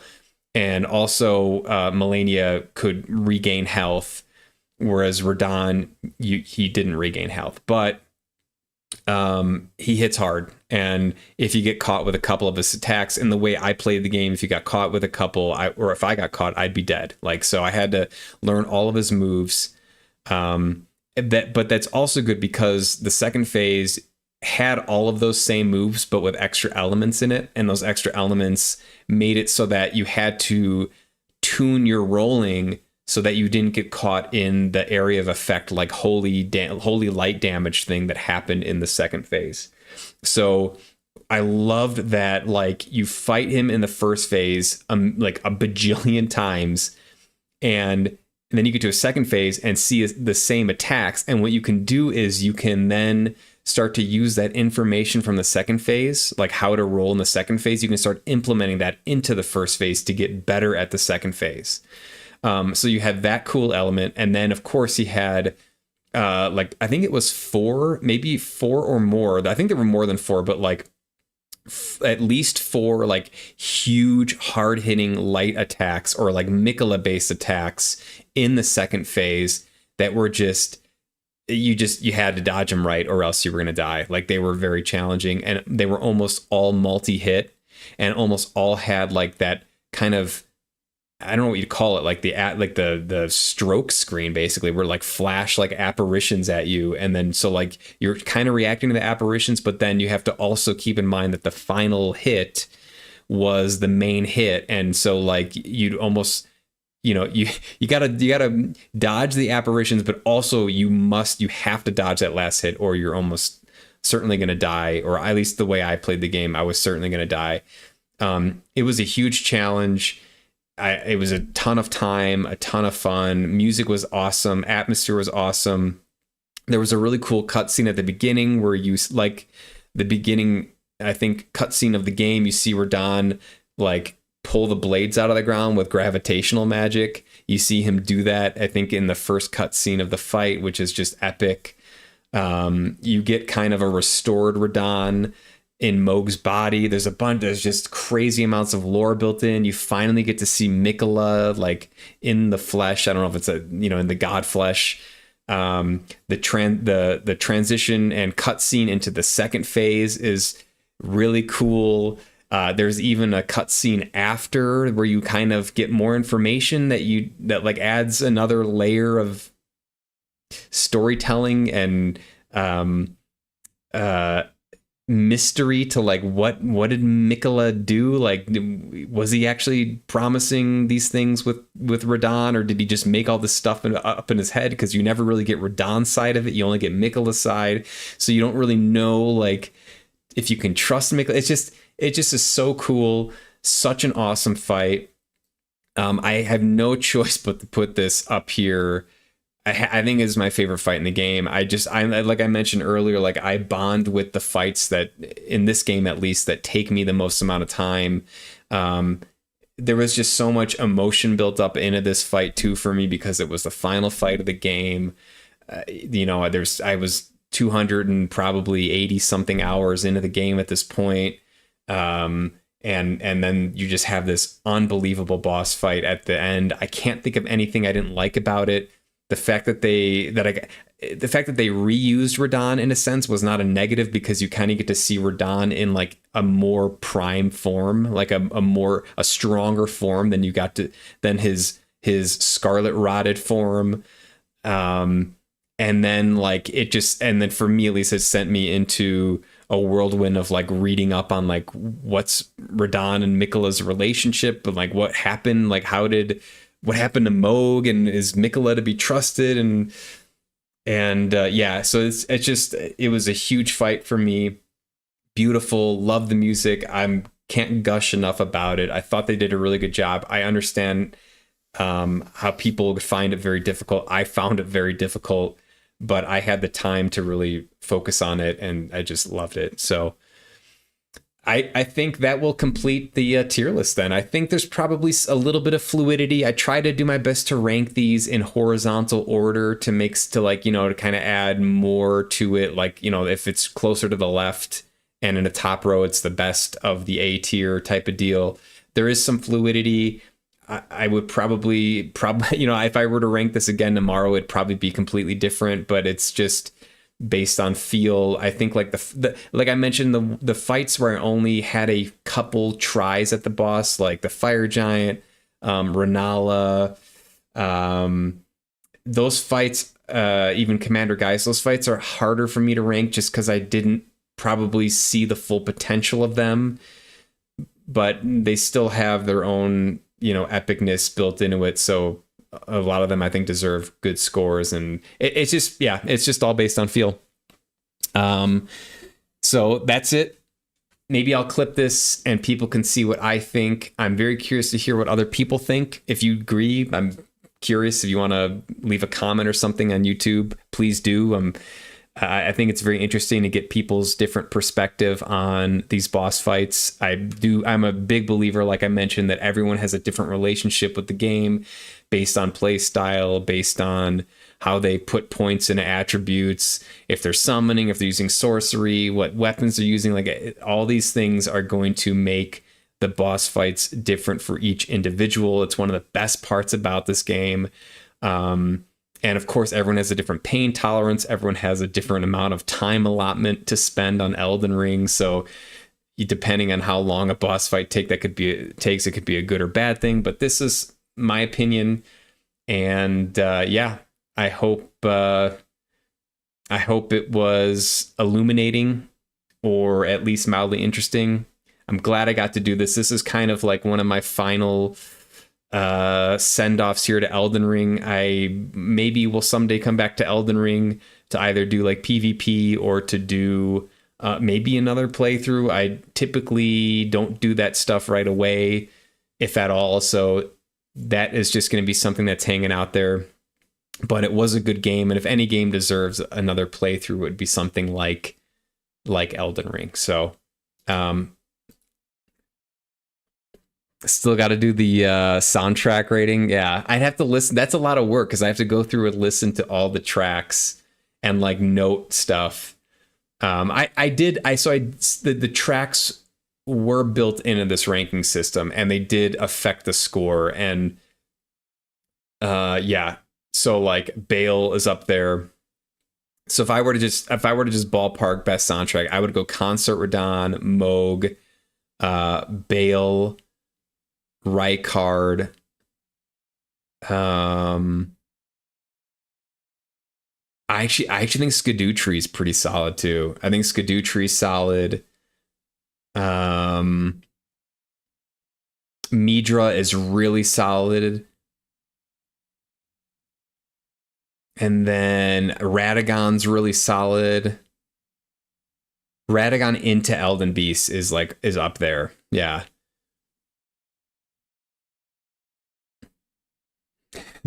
It would probably take 4 hours or so.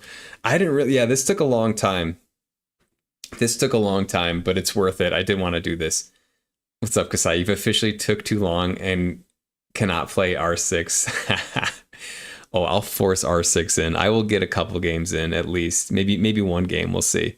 Before I left, you were talking about not taking too long, and so you could still play R6. Yeah, that did not happen. I thought this was going to take like 30 minutes.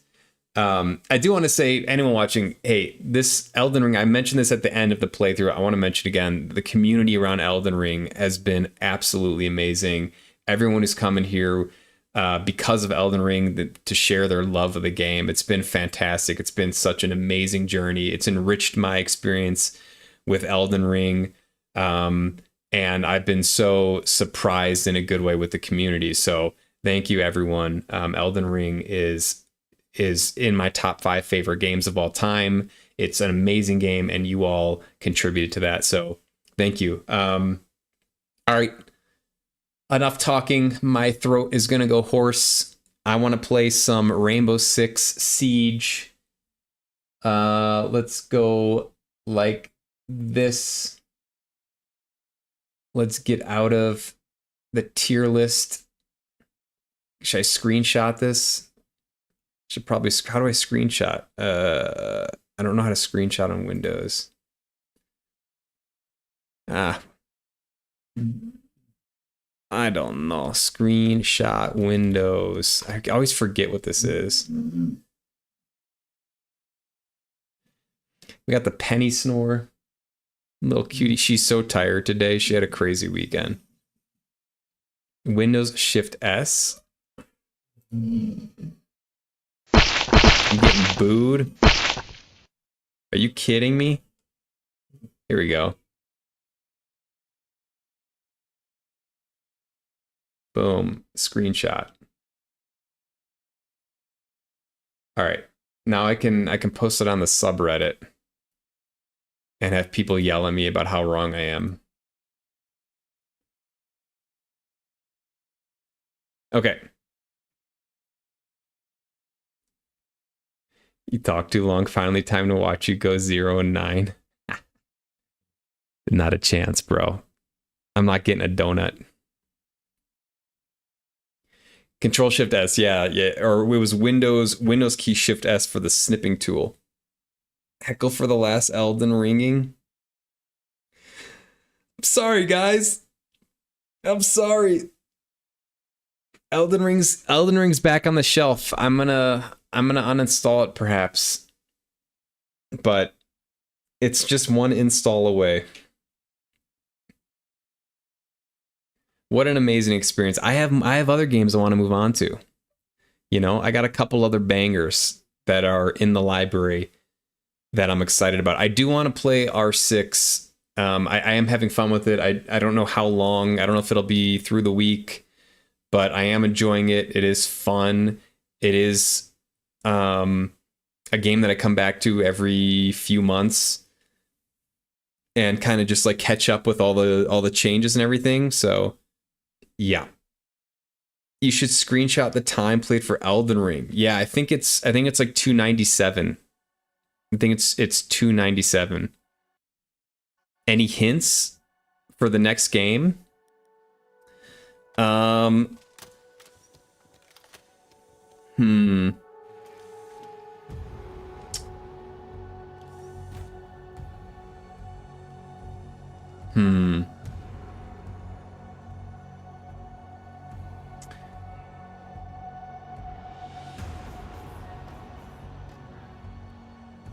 think I'm looking for something a little more nefarious. I think the next game will be more nefarious.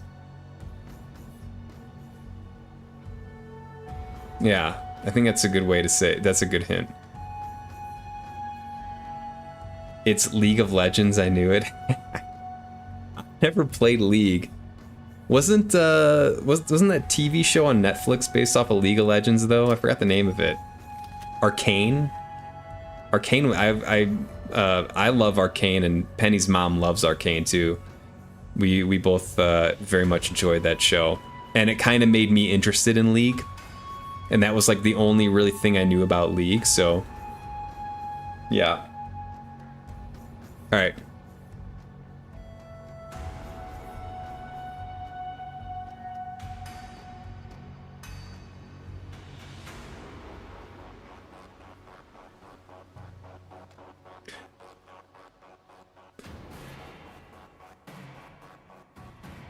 Okay. Don't ever play it, please. Why not? Is it like addictive? Kasai, you love Arcane. You're rewatching it right now. It's really good. I was surprised. By the way, Rhea, I'm gonna shout you out. I am so wait, what did I do?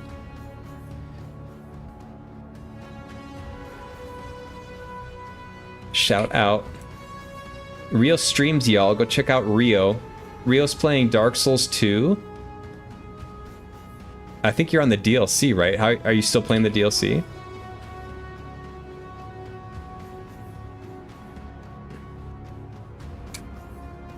I'm pretty sure Jack's still modded here, so if he should be shouting you out, and he should be shouting himself out for the record.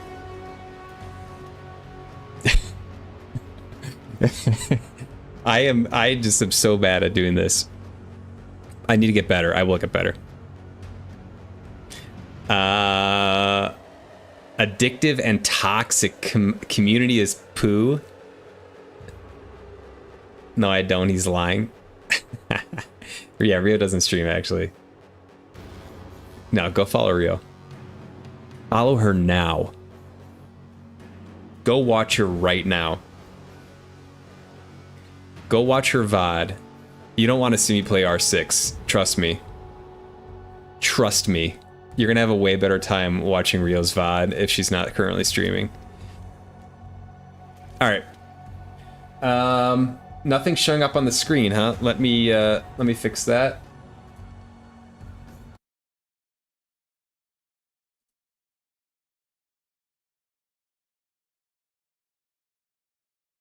Rainbow Six Siege. This should work here. Okay.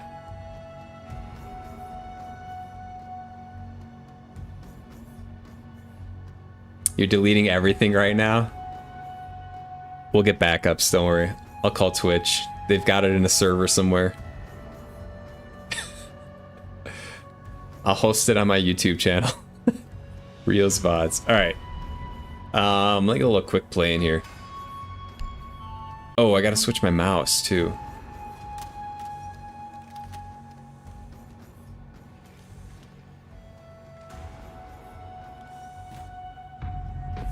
Shoot, wait, I gotta do this.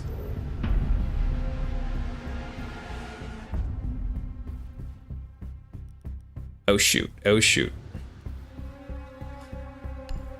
I don't know what I want to do here. I don't care. Sure, Dokubi.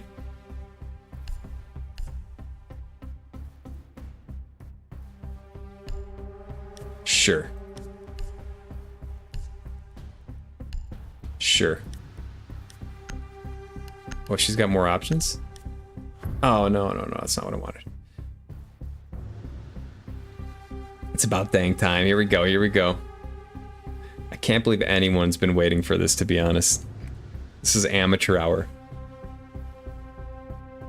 Friendly drone deployed. Had me dying with that Shrek clip. I think I've seen that one too. That one's hilarious. Click on the battle pass after this and claim some of the free rewards. Okay. Being very daring with the telescopic scopes. Dude, I got old man eyes. I need the telescopic scopes here. I can't see anything. 10 seconds to insertion. Your boy can't see nothing. 5 seconds to insertion. You've located a bomb. Make your way to its location and defuse it. I think the mouse is good. Yeah, okay.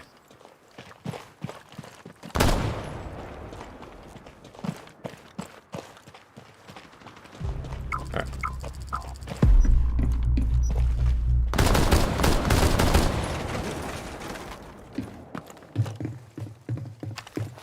Oh my god.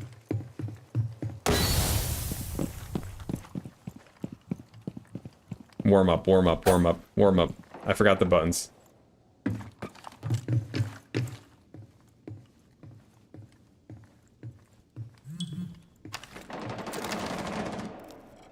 Deploying code. Buttons forgot.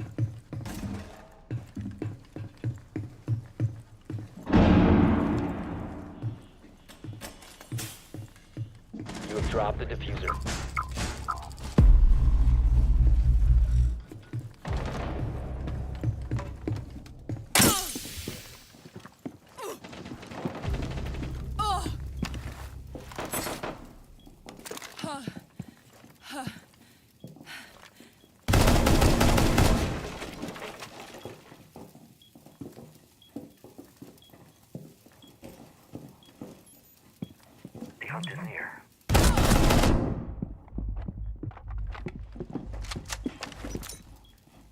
down some cover.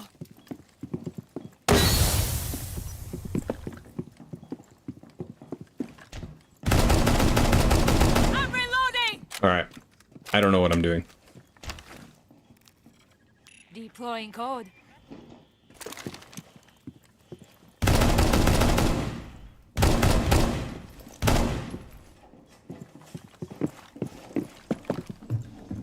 Drone activated.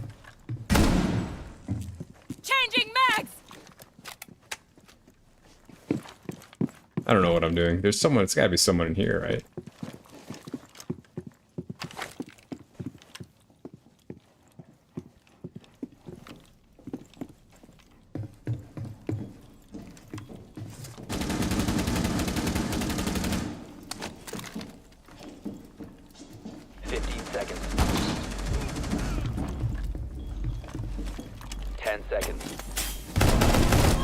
Friendly, last operator standing. Yikes. Alright. I think I might get this game if it goes on sale on Steam. Isn't it free? Is this game not free? I don't think I paid for this game. I'm pretty sure it's free. Maybe I did pay for it. I don't remember. I think it will be great for streaming first time. It's a fun game. There's a learning curve. So the one caveat to this game is that I think it's great. I think it's one of the best shooters available right now. I love how strategic it is. There's tons of characters that you can choose from with different, like, really cool abilities, but there is a learning curve, and part of that is understanding the maps. The maps are very important to doing well in this game and affect how you play the game and affect how strategic you can be at the game. So I think that is definitely something that will be a challenge for new players. Messaged me. Back in the ball. Is learning the maps. But yeah. It just is what it is, unfortunately. And it's part of the fun of the game is the maps. Like, once you know them, that makes it, like, they're well done, they're pretty detailed, and there's a lot of, like, interesting stuff you can do with breakable walls and things like that, and a lot of strategy. So it's kind of like, yeah, you have to learn them, but once you learn them, there's just so much potential. It's free on Xbox Game Pass or Ubisoft Plus, but it's $20 on Steam right now. Oh, okay.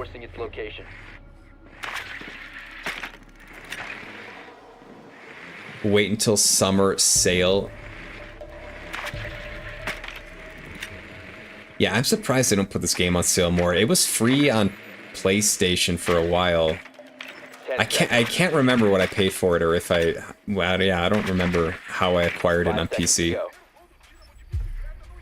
If you've got slow granny fingers, then this game will be fine. Take Schnoz for an example. Bro. My eyesight's bad. These fingers, there ain't nothing wrong with these fingers though, okay? You have found the biohazard container. Ain't nothing wrong with the fingers. You got me on the eyesight though.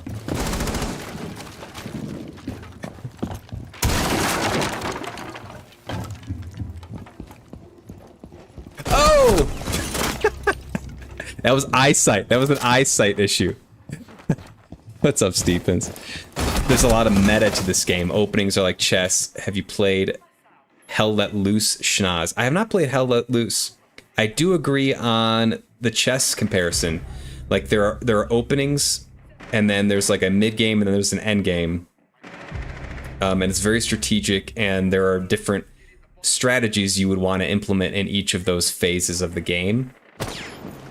And then also, as part of the learning curve, is understanding like the objective and like your timing, how much time you have left, how many people are left in the round, where your teammates are, where the bomb sites are. Yeah, it's multi-layered.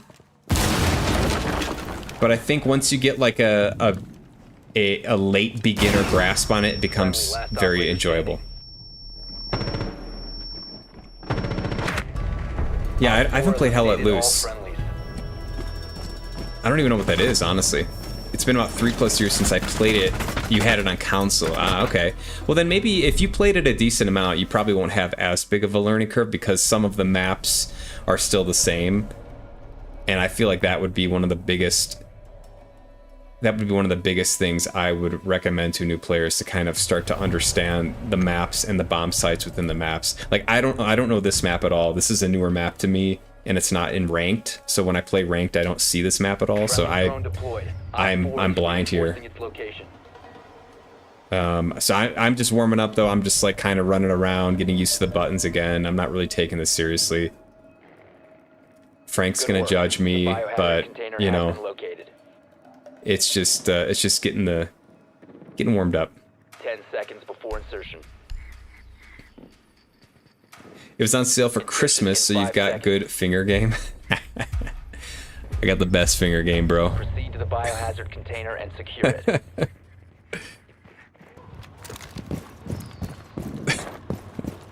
Should I try the Queen's Gambit? Might fit your playstyle. I should try it. I usually go for the Queen Sack, not the Queen Gambit here. The self sack. YOLO!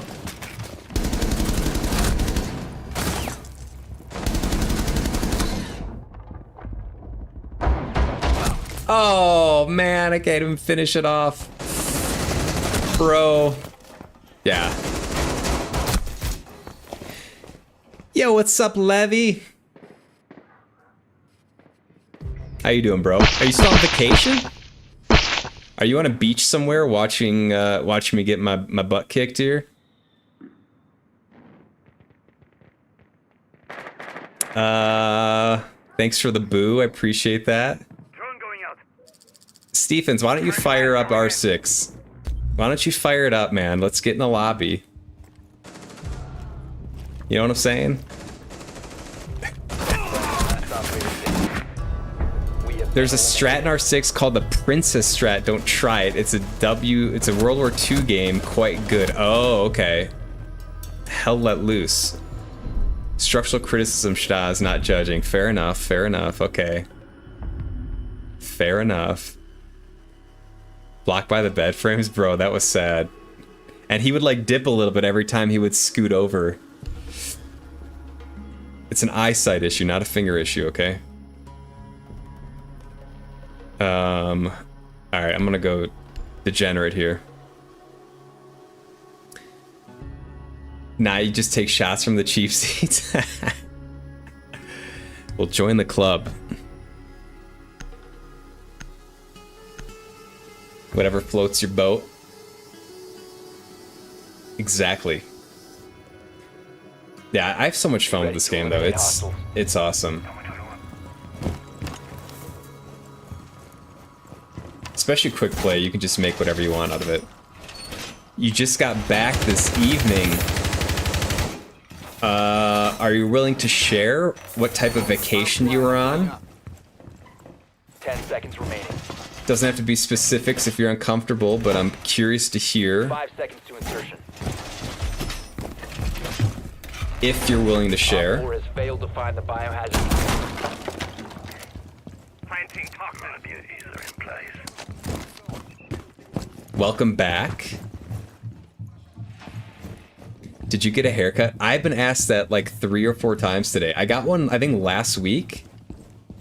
I wasn't wearing a headset earlier, and I wonder if people just were not used to seeing me without a headset.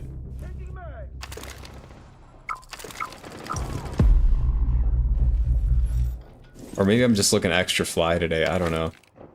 All right, watch this.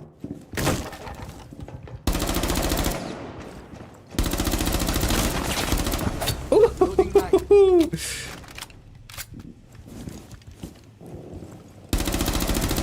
Op 4, last stop standing. Bro, check your angles, guys. Check your angles, guys. Successful. All right.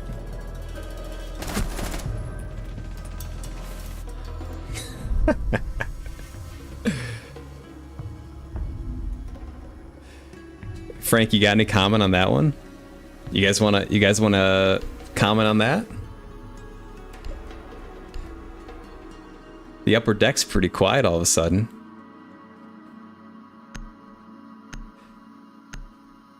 It's either you became delved into the gaming trying to win or mess around and hope for something to happen. You talking about quick play? Because that's how I view quick play. You love a Hell Let Loose. If you get on a cooperative team, it's really engaging and fun. Each time just takes an hour or something, so no longer have time for it. Oh, each match is an hour. Yeah, that's similar to R6 though too. Like each ranked match can push like over 30 minutes easy, and it's very time consuming. That is a challenge with it because you just like don't have enough time to like get good at it. Using shield. My beauties are in place. Must be option 1. Nice haircut. Thanks, Rio. No way, you like that, Frank? Didn't get an ace, so it's bad. Watch this.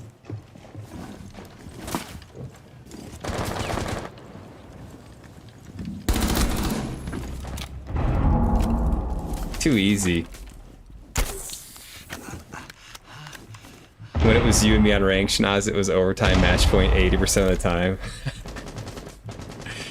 Bro, fire it up. Let's go. We'll get a game in. Get them sweaty palms. You were in the Wisconsin Dells. You and your wife, side of the family, go there every year during this time of year. It's always a good time. Hell yeah. I used to live a couple hours, I think it was a couple hours south of the Dells in Wisconsin. The Dells are pretty awesome. I haven't been there in a long time, like for a vacation, but if you got like kids.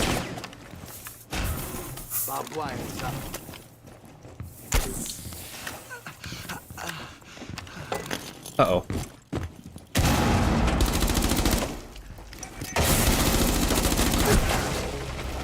Why was none of my other team like looking through that door there? He got blessed. Did you stay at like one of the resorts there in the Dells? I think the only time I was there in recent memory, I stayed at the Kalahari. It's been years though. One friendly operator remaining. Tomorrow maybe? Alright, alright. Friendly's victorious. Hostiles eliminated.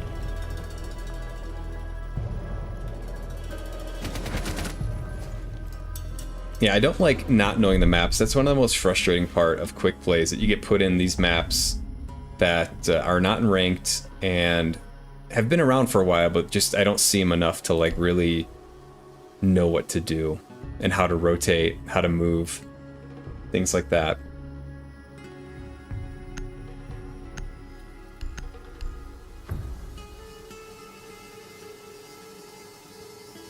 Just don't take 3.5 hours on ranking next time. Eliminate hostiles. If I'm gonna do the soundtrack one, which is up for debate, that's gonna be pushing like at least 5-6 hours. I've got to listen to each score like individually.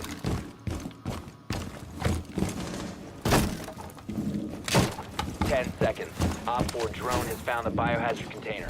I'm gonna put this Down here. to 5 seconds. Protect the biohazard container even at all know. costs.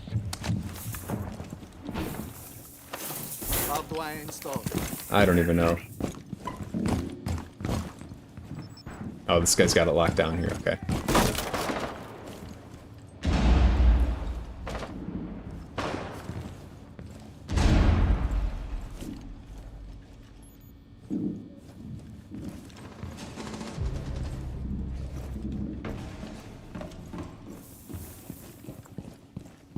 Yeah, I don't know this map at all. I think I can drop down here, though. Nice. Okay. I should probably watch the 6 here. Okay. Op 4 is securing the biohazard container.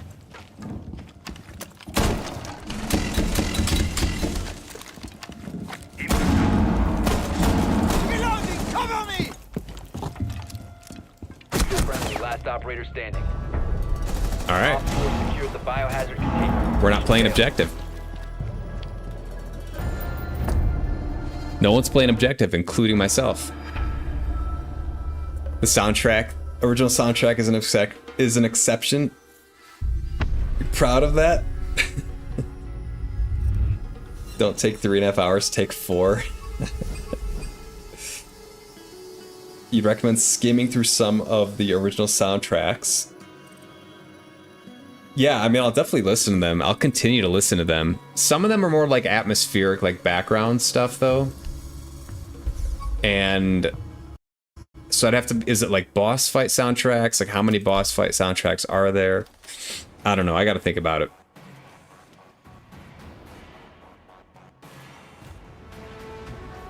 Slammed. That's right. My brain will rot if that happens. Schnozzy failed. All soundtracks, bro, that's like a full... Jesus. Alright, I want to play some ranked. You've got an 18-month-old and a 5-year-old, and then, yeah, her side of the family also has a bunch of kids, so we really go for the kids, to be fair. Oh, 100%. That's the place, man. You stayed at resort near there. That's awesome. Yeah, that's a perfect place to bring family. And you have kids, you know, you can kind of supervise them while they go have fun and all the stuff there is to do around there. Love it.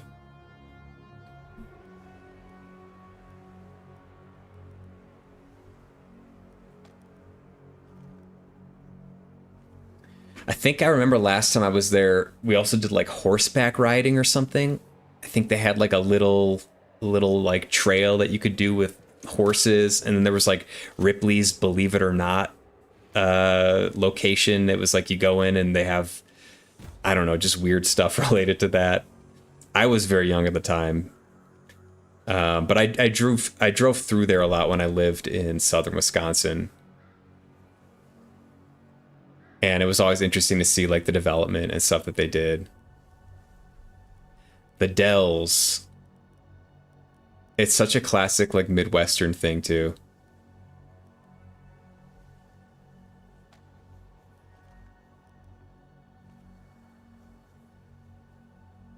Your wife won $600 at the casino over there? Dang. Hell yeah. I didn't know they had casinos there. Is that like part of the, is there like a Native American thing? I think that's what they do in Wisconsin, right? Like if you're Native American or have roots there, you can have a casino. That's awesome.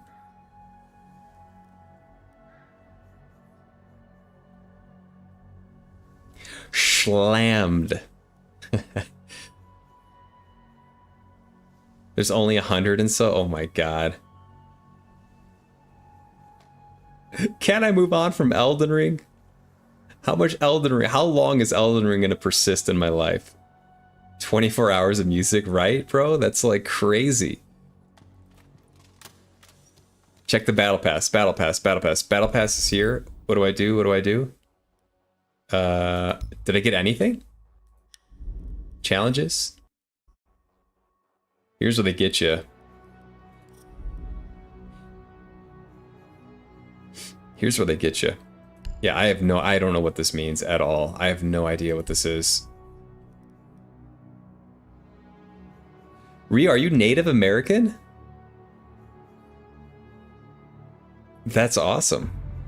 If true. Yeah, Wisconsin had a pretty like rich history with Native Americans. And I think that like, yeah, I think this is pretty common, right? Like part of the deals, like I guess like if you're Native American, you can run a casino or something, even if gambling's illegal in the state. I think that's how they did it in Wisconsin. So all the casinos are like have like a Native American name or something like that. Because I know gambling is not legal in Wisconsin, or at least like casino gambling. Rio, do you own a casino? That would be pretty epic.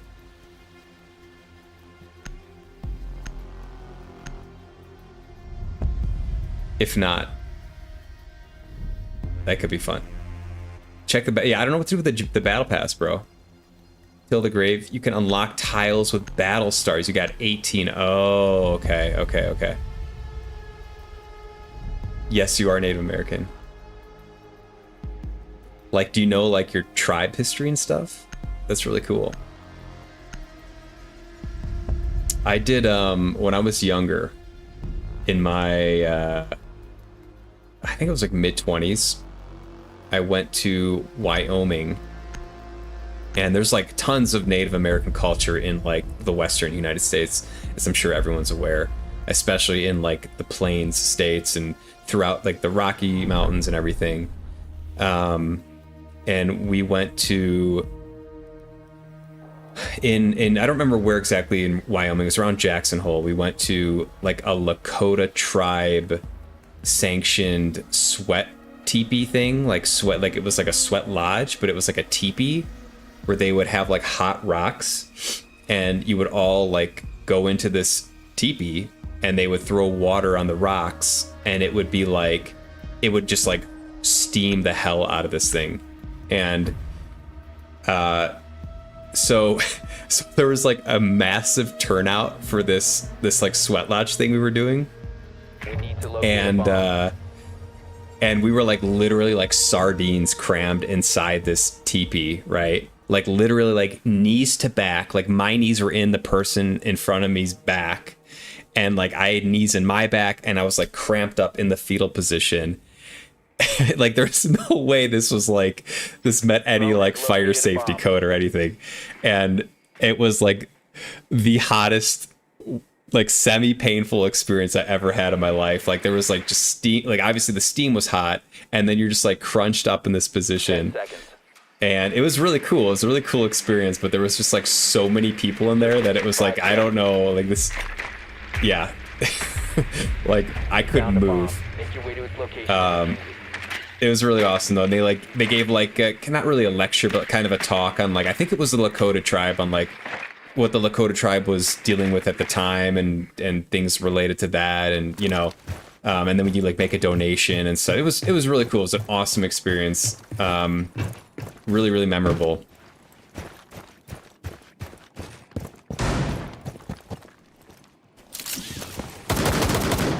Okay, we're playing ranked, so I gotta focus up here just a little bit.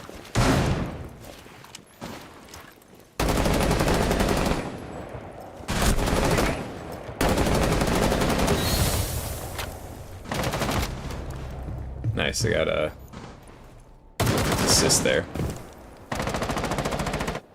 Your aunt's cousin's husband actually does, but he's a dick. He has a casino? That's kind of cool. Yeah, not the business I would necessarily want to get in or am attracted to inherently, but Rick got me. You're Hopi, I'm probably gonna butcher this. Hopi, Navajo, Italian, German, and Irish. Wow, okay. Quite a mix. Yeah, I'm also German, Italian, and Czech and Croatian or something like that. Like I'm a European mutt. I'm American. I identify with American. Op 4 last stop standing. But I'm just basically a big mix of stuff. The diffuser is MF out. yeah, same. American. Down to one friendly. Went to Ripley's before. Have you heard of Wizard Quest? I have not heard of Wizard Quest. It's Native American casino. Yeah, that makes sense for Wisconsin there. You know, the casino that we were at is Native American, unless that was someone else you were talking to. Yeah, I'm chatting with Twitch. Yeah.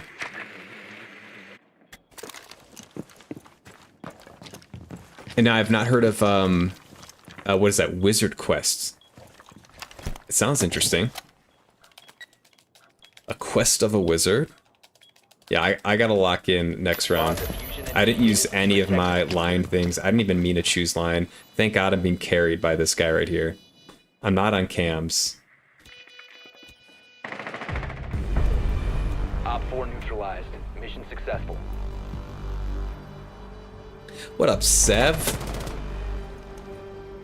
What's good, bro?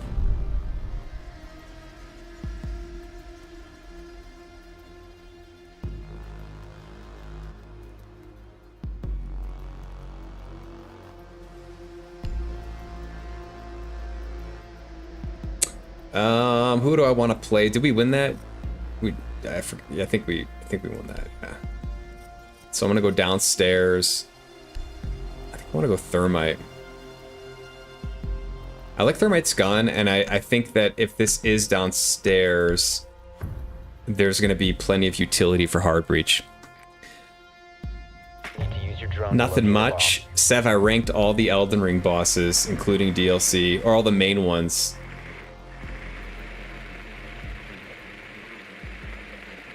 And it's probably pretty controversial, but bomb.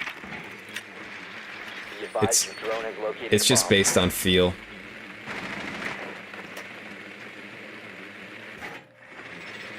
Okay. So I think the plan, I think what I'm thinking here is I'll try to get the main wall, and if I can't get the main wall, I'm gonna come in on the side and do like one of the 5 side seconds before walls. insertion. Oopsies. You found a bomb. Make your way to its location and defuse it. Uh-oh.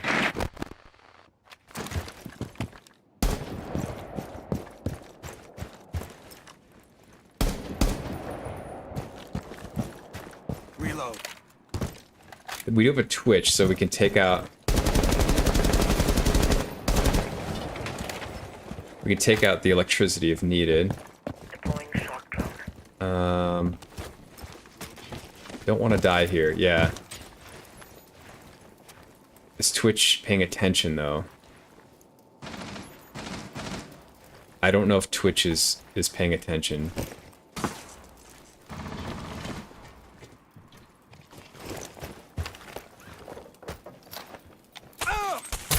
Yeah, I don't think Twitch is paying attention. Unfortunately. That's kind of sad.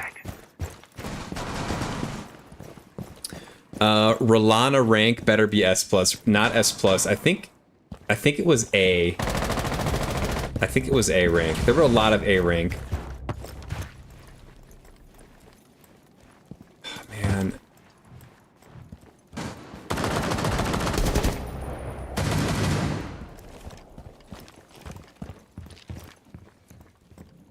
I've got you. You'll be all right. Ready to breach.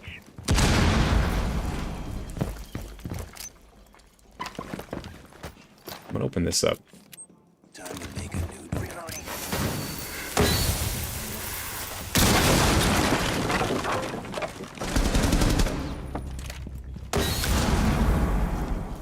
I should probably give the bomb to someone else. Op 4 last operator standing. Okay, this could be good. I'm gonna smoke this off. Okay, yeah, I was gonna smoke that off, drop down, and then I have one angle here I gotta cover.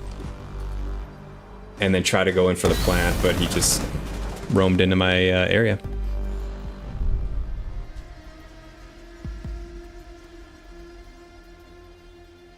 Ralana. No, I think I had 4 S tier bosses. I think there were a total of 4, which I consider like bosses that I could not really come up with a reason to pick on them. Like they were very good bosses. Quote unquote perfect.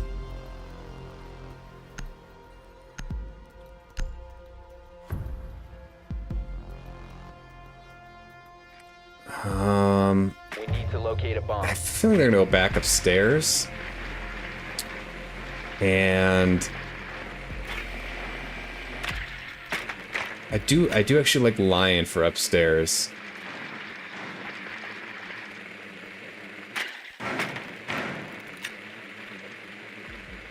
Drone has located a bomb. Yeah.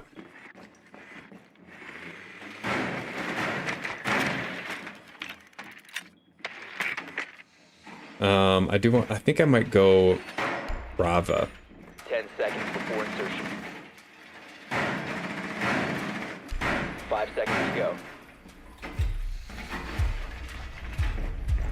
You found a bomb. Make your way to its location and defuse it. Okay, hope I don't die here. Don't die, don't die. Okay. Gotta reload. I want to get a drone in. I want to start messing with their utility.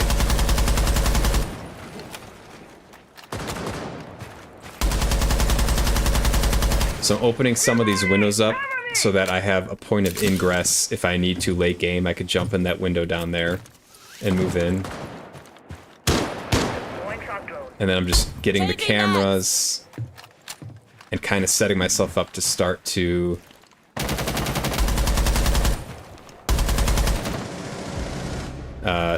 do some work with my utility here. So I'm gonna get to a safe spot. Throw this down. So this allows me to like take control of the enemy's devices. So I gotta find them first.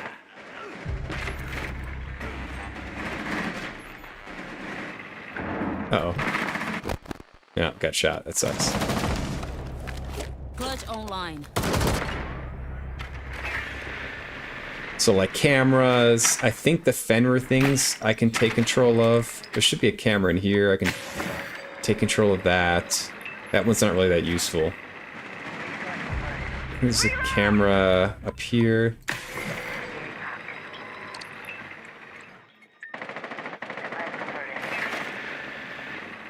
I'm trying to look for his Fenrir things. I don't see them.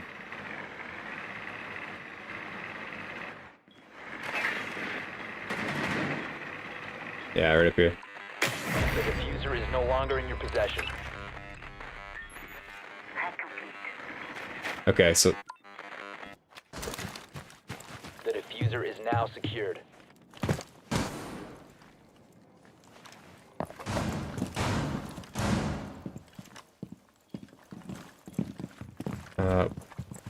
so we don't have any way to hard breach, do we?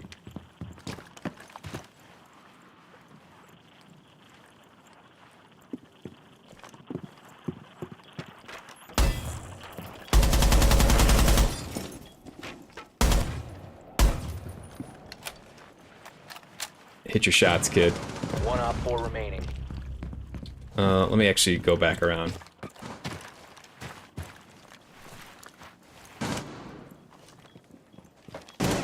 Seconds left. 10 seconds remaining.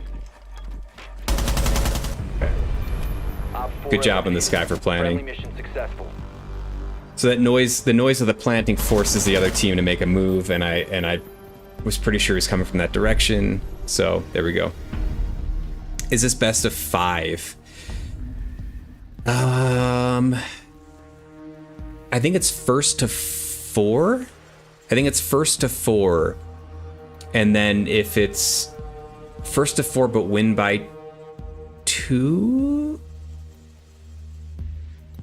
Yeah, so you can't. I don't think you can win it if it's 4-3. You play 1. No, wait, that doesn't make any sense. I don't even know. I don't even know. I think it's. Yeah, it's first to Secure the 4. area, keep the bombs protected.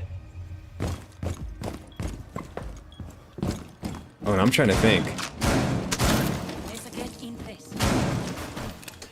But I think if it's 3-3, it goes to overtime.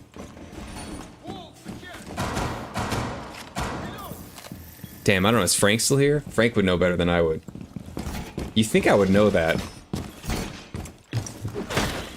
I should know that. I always just plan on rooting the team 4-0 anyway, so I don't really think about overtime, and you know, I never really have to do that because I'm just Bomb location secure. usually on the winning team before it even gets there.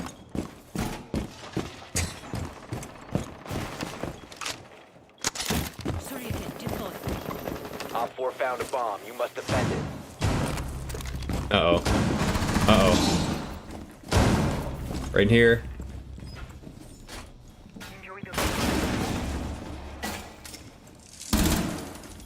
I gotta put this camera down. Placing camera. You will be spotted. Yeah, they had us. Last operator standing. So they used an operator that gets in the window really quick, and that operator took out 2 people, unfortunately. I'm too confused for this right now. First to win 5 rounds. If both teams win 4 rounds each, the match goes into overtime. And the first team to win 2 more rounds, All friendlies were eliminated. a total of 5 is declared the victor. Oh, so it's first to 5? I thought it was first to 4. I think it's first to 4. I think if we win this, we win the game. So you start off on either attack or defense, and you play 3 rounds in that position, and then you switch to either, you know, the opposite. If you were attacking, you're then defending. And then I think if you're up 3-0 and then you win that next one, then it's game over. I'm pretty sure. I'll have to pay attention now, because I don't even know. I don't even know what to play. I'll play Rooney again. Wish I didn't miss your stream when you were doing Elden Ring PvP. PvP is the real end game. Bro, I would have loved to have you there. If there's enough interest, I would consider doing like a PvP with viewers type of thing. That would be fun to mix it up. I prefer to do that sooner than later. I did that at the end of the main game. I did it at the end of the main game, and we did for like two-ish days, like 2.5 days. It was a lot of fun. I don't like this at all. 10 seconds to insertion. So if we get enough interest, that could be something 5 seconds and counting. on the docket for future. Op 4 has located a But yeah, bomb. PvP is tough. Wall's done. Also, your thing is still on, just chatting? What's on? You're right, actually. Wait, yes, remember, it's casual. Yeah, casual is the first of 3 if you tie 2-2. Yep, exactly. What's still on? I'm confused.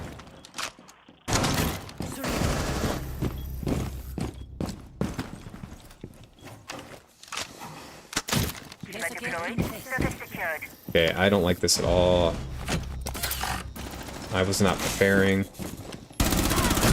Yeah, get out of here. Last operator That's the standing. operator that can jump in very quickly through windows. Op 4 eliminated. Mission successful.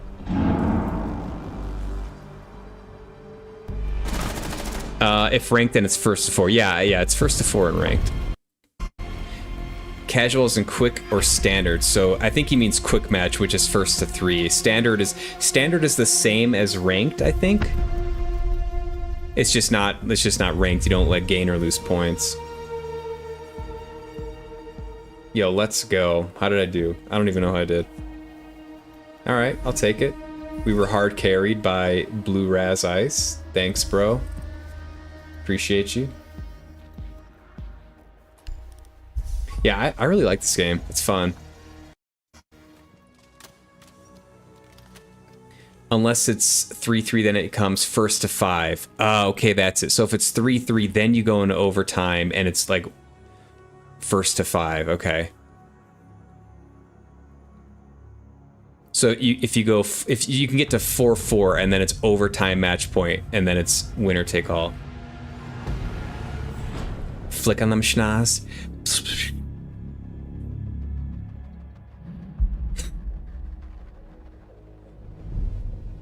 Because quick match is first to 3, standard is first to 4, same as ranked. Is standard shorter times though? Do they make the rounds a little bit shorter? Because I know in quick match as well, the rounds are shorter, and I think the prep time is shorter too. So it just makes it more like casual friendly. So you're not like, there's no bans or anything, so you don't have to sit through the ban screen. You don't have to sit through like 30 seconds of prep or something. Except from overtime match point. Battle Pass. Oh, I forgot about that. I'm going to keep saying this until it's done. Okay, that's fair. I do want to do the Battle Pass. Standard is normal, same as rank, but without overtime match points. Just normal match point. Okay, so you can win at 4-3. Okay.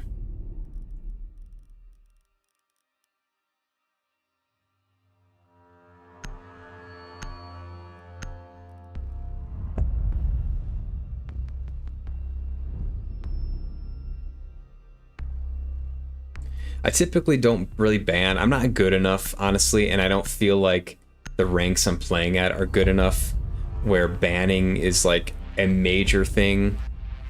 I'd rather have access to the characters and learn how to defend against the characters or play with the characters than like have some ban strategy in mind that's gonna make me win the round. Like, I'm not good enough where I don't want to be collecting data on those characters.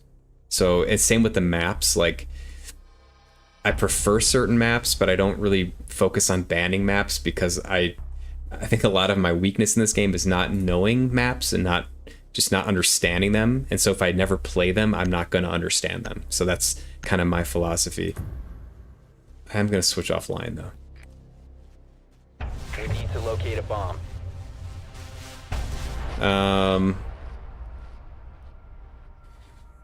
Who haven't I played in a while? I think I got kind of a strat. I might do Twitch. Got kind of a strat for this. I'm assuming they're gonna go bedroom. Be advised your drone Yeah, has they located went a bomb. bedroom gym. So I take the DMR because there are soft walls in this game and soft hatches, and certain weapons 5 seconds. can like fully destroy these soft walls such that you can move through them. Located a bomb. Make your way to its location and defuse it. The best are shotguns, but the second best are the DMRs. The DMRs can break hatches and they can make pretty big holes in soft walls, but I don't think they can make big enough holes where you can breach soft walls. But you can make like good peek holes. But like this hatch I can take out with the DMR. So she's gonna waste her thing on that. I could have taken that out. We need a hard breach there. Look out. It's live. No, I'm looking for this one. Oh, okay. This Ash just took out my drone.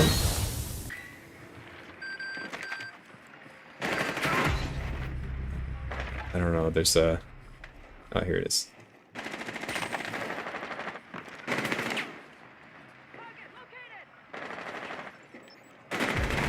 Nice. Okay, I gotta move in because they're moving in.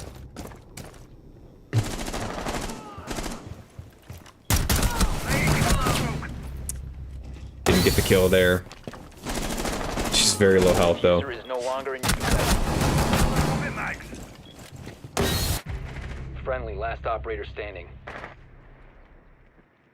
Yeah, a strat there. So like typically, I don't know. What I was planning on doing was getting the Twitch drone out and then helping to breach this wall right here on screen, which usually is electrified, and the Twitch drone can shoot the thing that's electrifying it, so then we can hard breach it. Totally didn't matter this round, so like that strategy was not necessary. And I'm not super comfortable with a DMR compared to an assault rifle, so that's why I lost. That and other reasons. I do like hard breach. I think I'll go ace here. Just choose anyone annoying Locate a bomb. or who's most likely to be played on the map. Like operator wise, sure. Why not? Flank all the way around from garbage where your drone is. Oh, it's for last round. All this makes me want to play Marvel Rivals. Your drone Levy, has do found you a have a bomb. competitive bug? Are you a competitive dude? Yo, by the way, shout out to Levy. He's a streamer as well, playing Elden Ring and Baldur's Gate. Anything else you're playing? Before The insertion. Capcom. 5 seconds to go. Let me see if I remember how to okay. I like forget how to shout out. Proceed to bomb's location. Literally and by the defuse hour. it.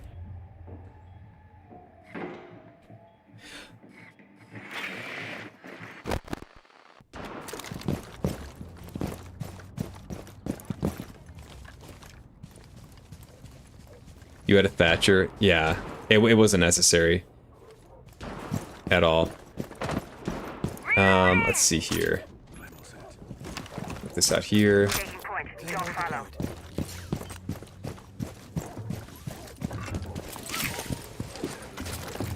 Oh, this might not hit it.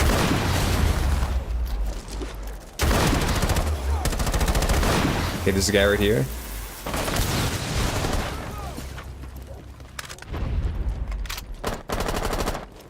I hit some guy over here. I don't.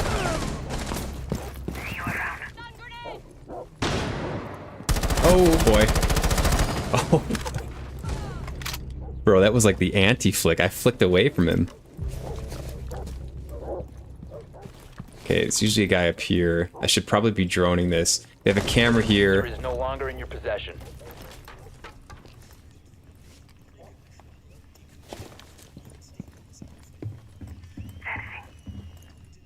One op 4 remaining.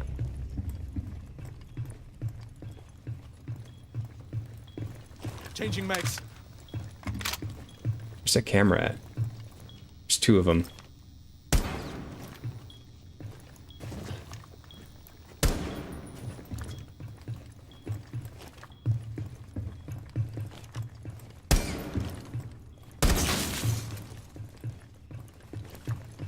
See if I can get an angle here. Reloading. Can't tell if he's down below. I know what I can do. Claymore mine is ready. Should be in cash. Should be in cash. Okay. So he's telling me he's in like this from over here.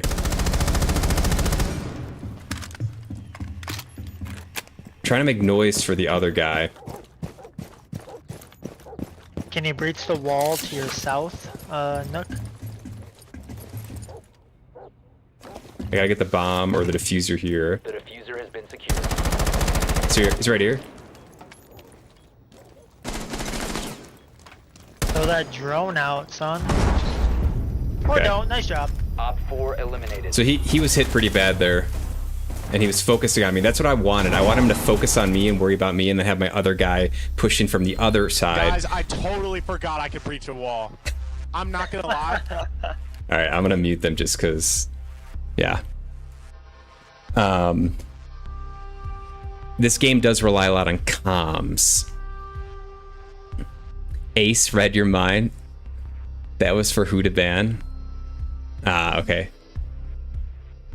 Very much am. Okay, you like competition. That's what I think you're responding to. Mass Effect as well. Oh, okay, that's right. You're playing Mass. You're juggling 3 games. I love it.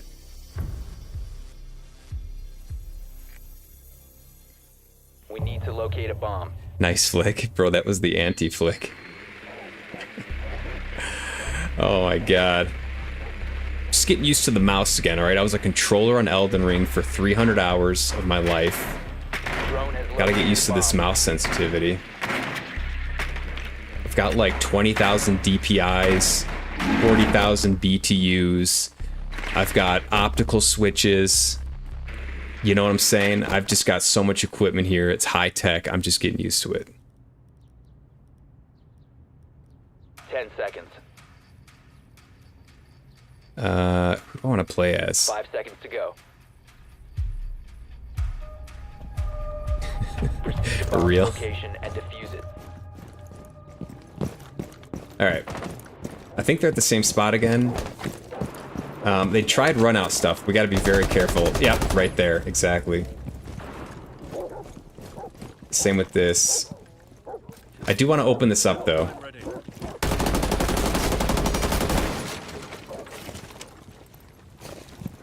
I just like the points of ingress.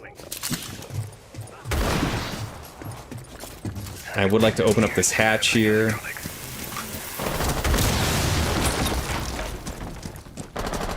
You have dropped the diffuser.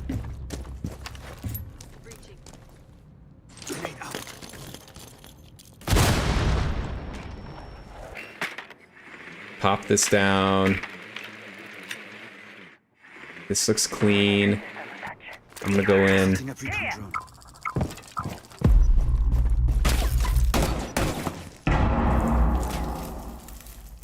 Who's shooting? Oh, was there a Kapkan there?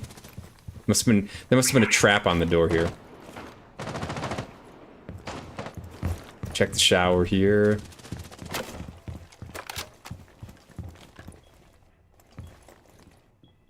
The diffuser has been secured.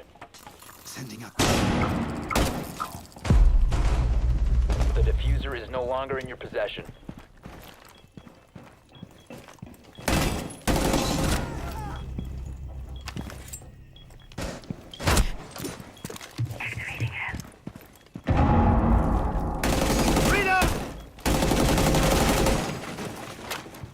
Would like to open this up. Big brothers incoming. I don't know where this guy is. Oh, there he Last is. operator standing. Yeah, this is not very strategic of me.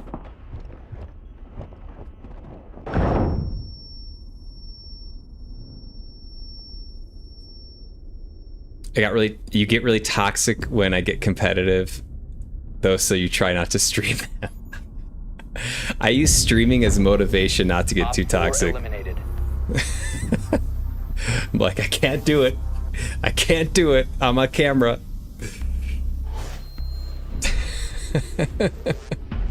It sometimes works.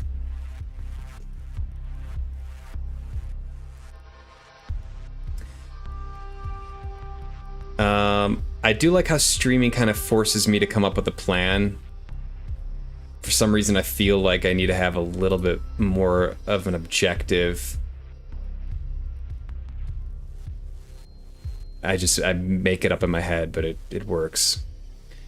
Who do I want to play as? I'll go Doc.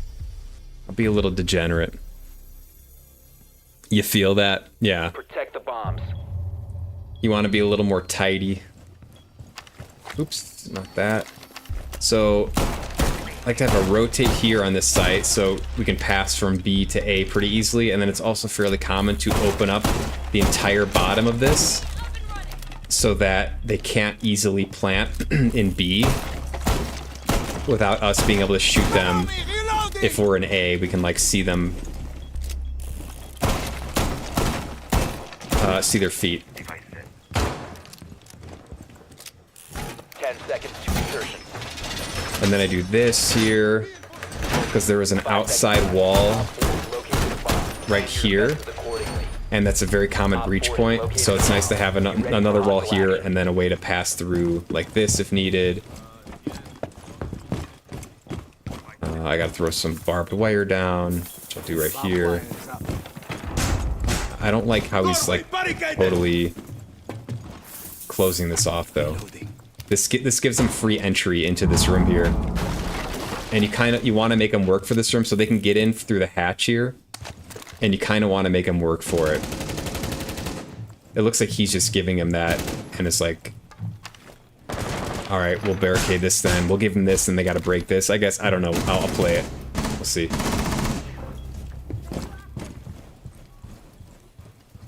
It's would not be my first strat.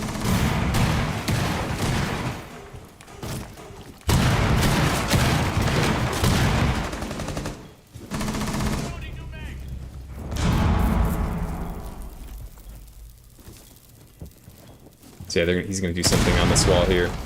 Yeah, he's breaching.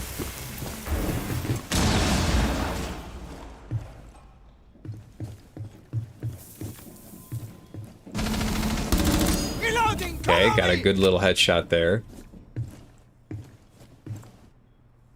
The damage is done though on that wall. I hear someone on the roof here. Op 4, last stop standing.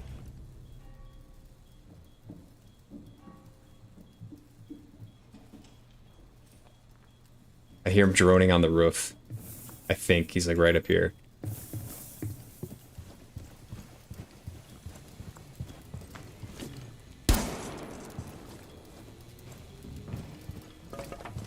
Or he's right here. I think he dropped down here. Yeah. Okay. Yeah, big thing in this game is sound and sound cues.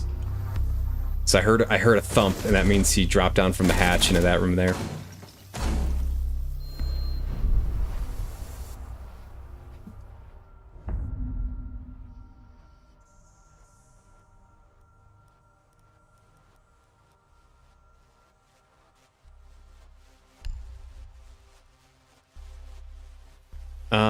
Defense again. We're going cash room, and I like this area. I like using Cade here. Cade has an ability to electrify the hard walls, the hard breach walls, so that they're more difficult for the other team to breach. I think it could be pretty useful. It is pretty easily negated though if they have a Thatcher. There's like a few operators that can negate it, and yeah, that's what happened last round. So they negated the electricity. Making a rotate here. Op 4 has located a bomb. Plan your defenses accordingly. Gonna close that up. If they can have an angle, if they open that up from like this room all the way over there, they can just peek through into the site, and I don't like that at all. So I'm gonna 10 seconds left. put a hard breach there to make it more difficult for them. 5 seconds and counting. This wall to the right here leads to the outside, so I'm gonna electrify it just to make it again harder for them to get in. It's not fully necessary, but oh, Jesus Christ. This is a silenced long-range shotgun with a scope. It's awesome. I don't know how I took damage there. That's weird.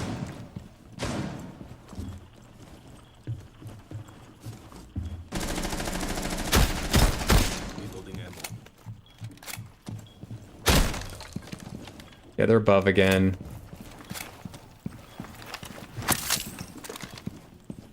I'm looking at this main breach wall. This leads to the outside. I want to assist with my gadget if needed. So he's shooting me from in the drone hole here. So yeah, they're trying to get this main wall, I think. Yeah. I didn't even hear him. Didn't even hear him walking up the stairs. One friendly operator remaining. It happens.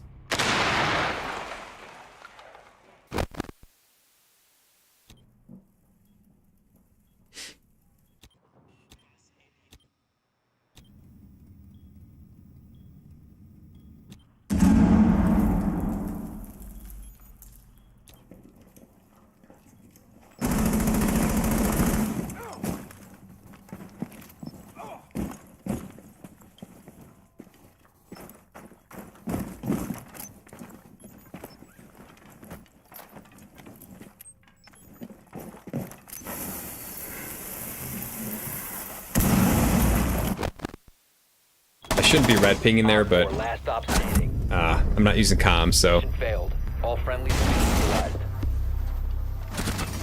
red pinging is called like hard pinging. It's when like if I'm red pinging the other, like I'm scanning and pinging the other team members, the enemy team members, they get a little warning on their screen that says like they're being watched essentially.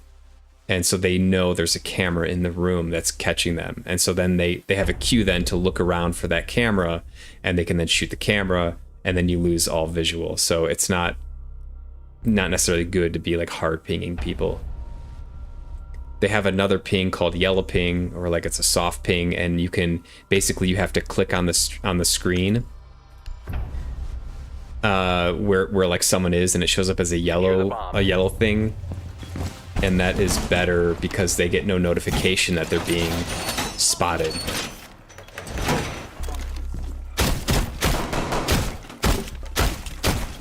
I'm gonna do pretty much the same site setup here.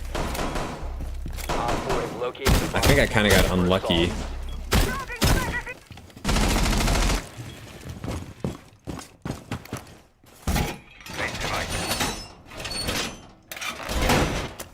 Device placed.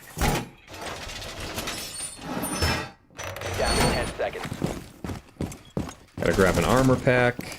This allows me to self-revive if I get shot down. It's really nice. Get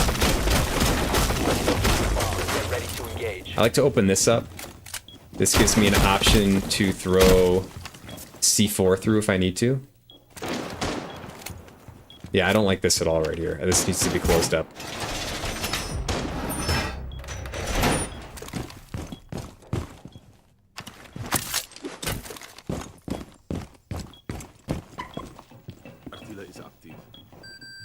Oh, he's right here. It's right here.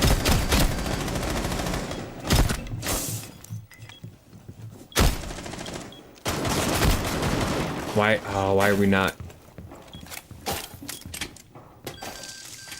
Get up here, man.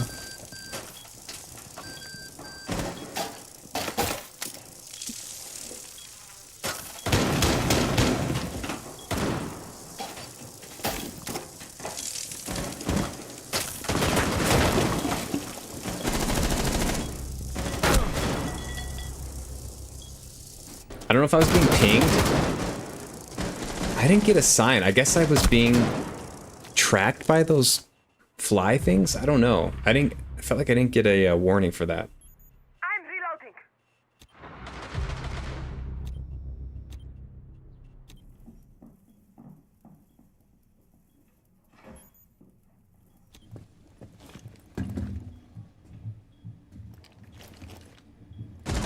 1 op 4 remaining.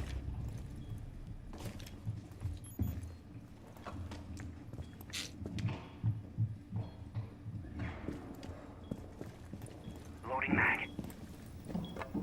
I feel like this team is playing much better than they were initially, this enemy team.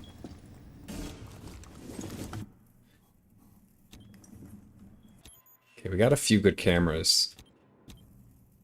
This one particularly is very good.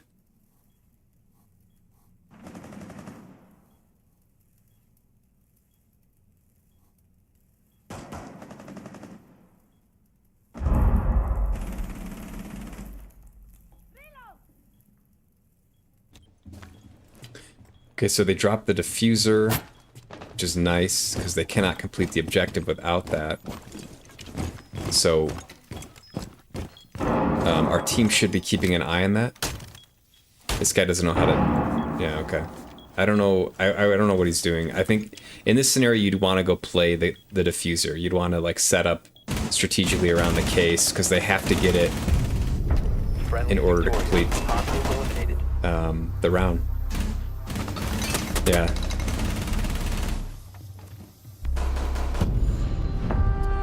Nice.